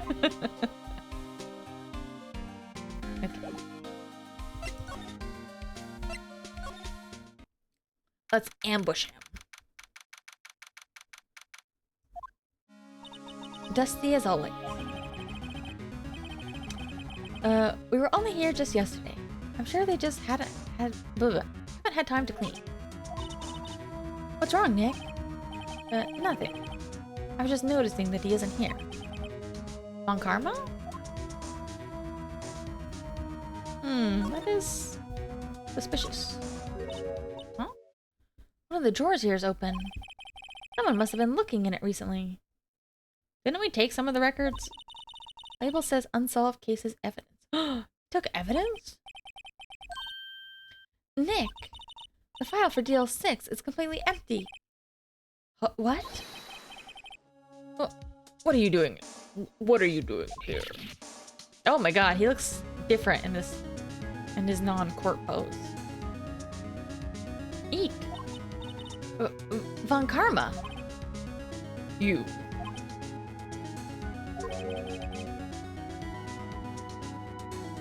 What? How do you know my name? Huh? Do you not recognize us? Have we met? What are you saying? We see each other every day, don't we? We're Miles Edgeworth's defense team. Defense team? I beg your pardon. You see, I rarely remember defense attorneys.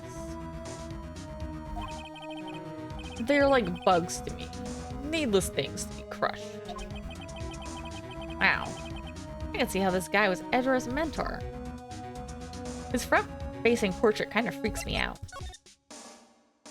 What are you doing with those files? Mr. Edgeworth is your student, right? A romanticist who still can't shed that veneer of amateurism. Just like his father. Always second-rate. Mr. Von Karma. You had an axe to grind with Mr. Gregory Edgeworth, didn't you? Me? A grudge against a mere defense attorney? Why? Because he dealt a blow to your otherwise perfect trial record? Huh. So you did, but what I don't get is, why did you take his son under your wing afterward? The son of your most bitter rival. That, my dear attorney, is none of your business. Is this all like a huge long con? That's crazy. Tomorrow will be the last day of the trial. It's been a while since I've had a defense attorney last this long. Still, you will lose in the end. Miles Edgeworth will admit his own guilt. His guilt of 15 years ago, you mean? You're quite the researcher. If you've done your homework so well, then certainly you must understand. You know what Miles Edgeworth will tell the court tomorrow. Von Karma's gonna bring up DLC. Damn. Cool. You think I, a prosecutor, would give you a defense attorney information, but... Creep. What do you think of this?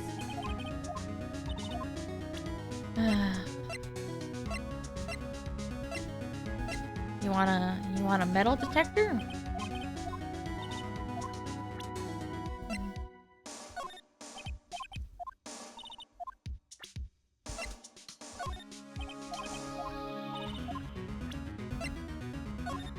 Oh, I should show him the letter. Be like, I know you wrote this.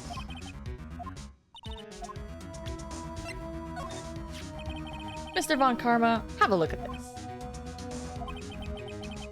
This was you, wasn't it?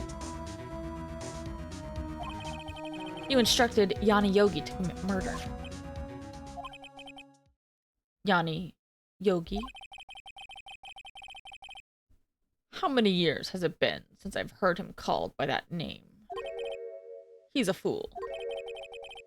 I told him to burn it after he read it. Oh yeah. So you admit it. You wrote Mr. Yogi this letter. Yes, my dear defense attorney. Thank you for taking the trouble to bring it to me. Ugh, is he gonna destroy it? I hate this. I hate it when we're like, here's the decisive evidence, and he destroys it. Save me from a lot of needless hassle. What? Nick, what is that thing? A stun gun? For self-defense, usually. Indeed. 600,000 volts will course through your body like a dog touching an electric fence. 600,000? Don't worry. People don't die from it. Usually. Now give me the letter. No. No! What are you... Nick, run! Oh, she got zapped? Maya! Out of my way. Oh, is he zapping me too?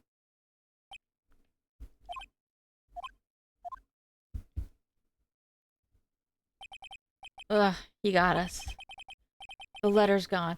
See, this is why you shouldn't give him you shouldn't show him the evidence. You should just tell him about the letter. Like, just be like, I know you wrote a letter. I got the letter. Like, don't bring it with you. Back to having no clues.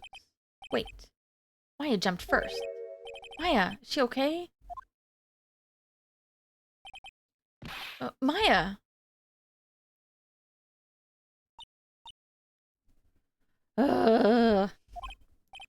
Maya, open your eyes. Although I feel like this is the signal that we're about to jump into court case. Is she dead? Is that how she's gonna turn to her sister?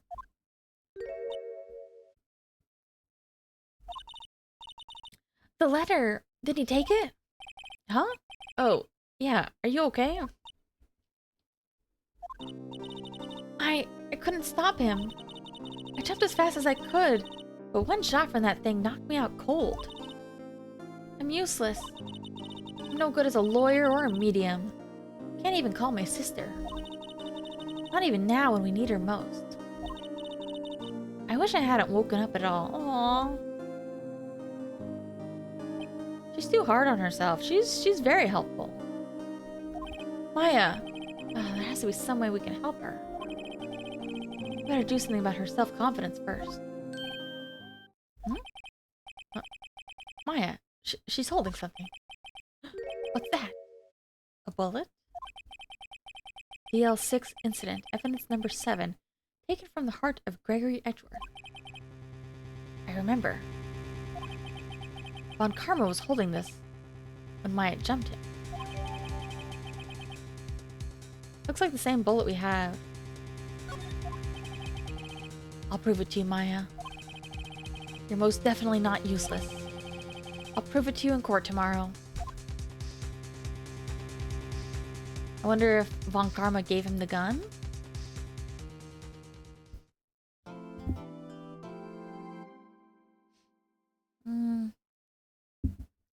Well, I hate to say it, but I think this is the point where I should end for today. I wish I could finish this case before my trip, but we'll see. I need to get a little bit of sleep, and then I need to finish getting ready for my trip. I have like a day left, like 24 hours-ish.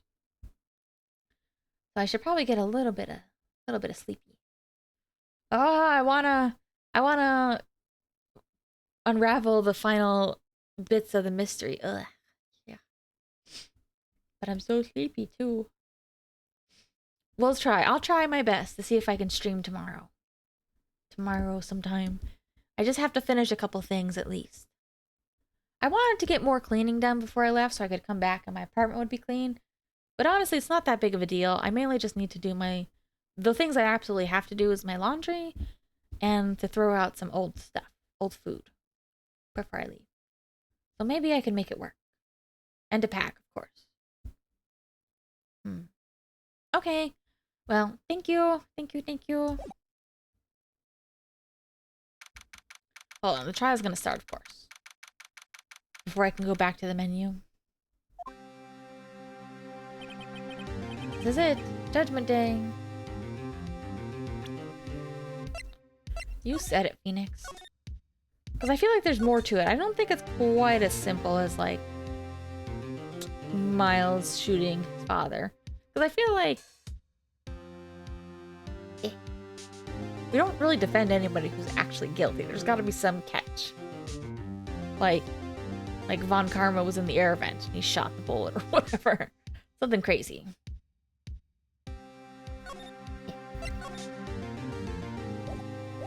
Because, like, oops.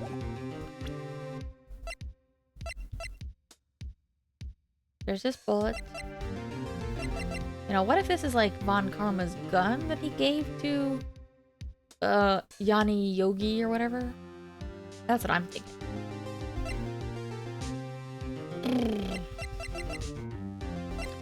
I also want to see the... Look, we all know the parrot's gonna testify. I want to see the parrot testify. And I want to solve the other mysteries.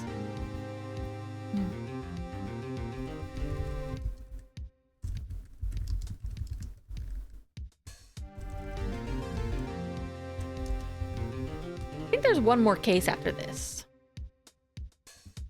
I could be wrong, but maybe it's a bonus case? I want to look it up. First Turnabout, Turnabout Sisters, Turnabout Samurai, Turnabout Goodbyes.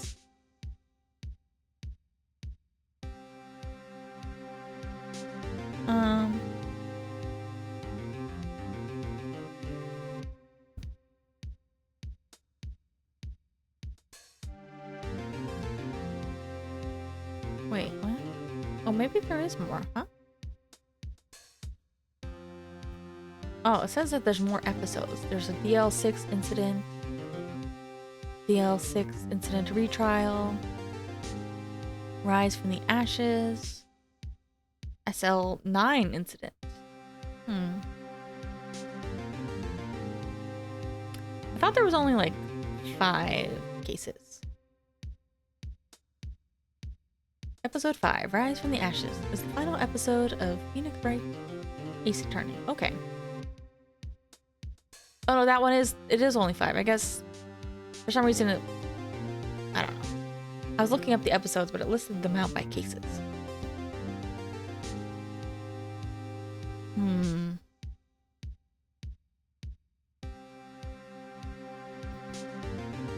Rise from the Ashes.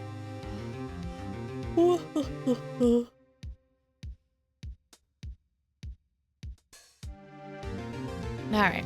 Well, I need to go. I need to have a little bit to eat and a little bit of sleep. And then we shall see. Alright, well, goodbye. I'll try to stream tomorrow, but I can't guarantee. If not, goodbye. Goodbye for like a week then.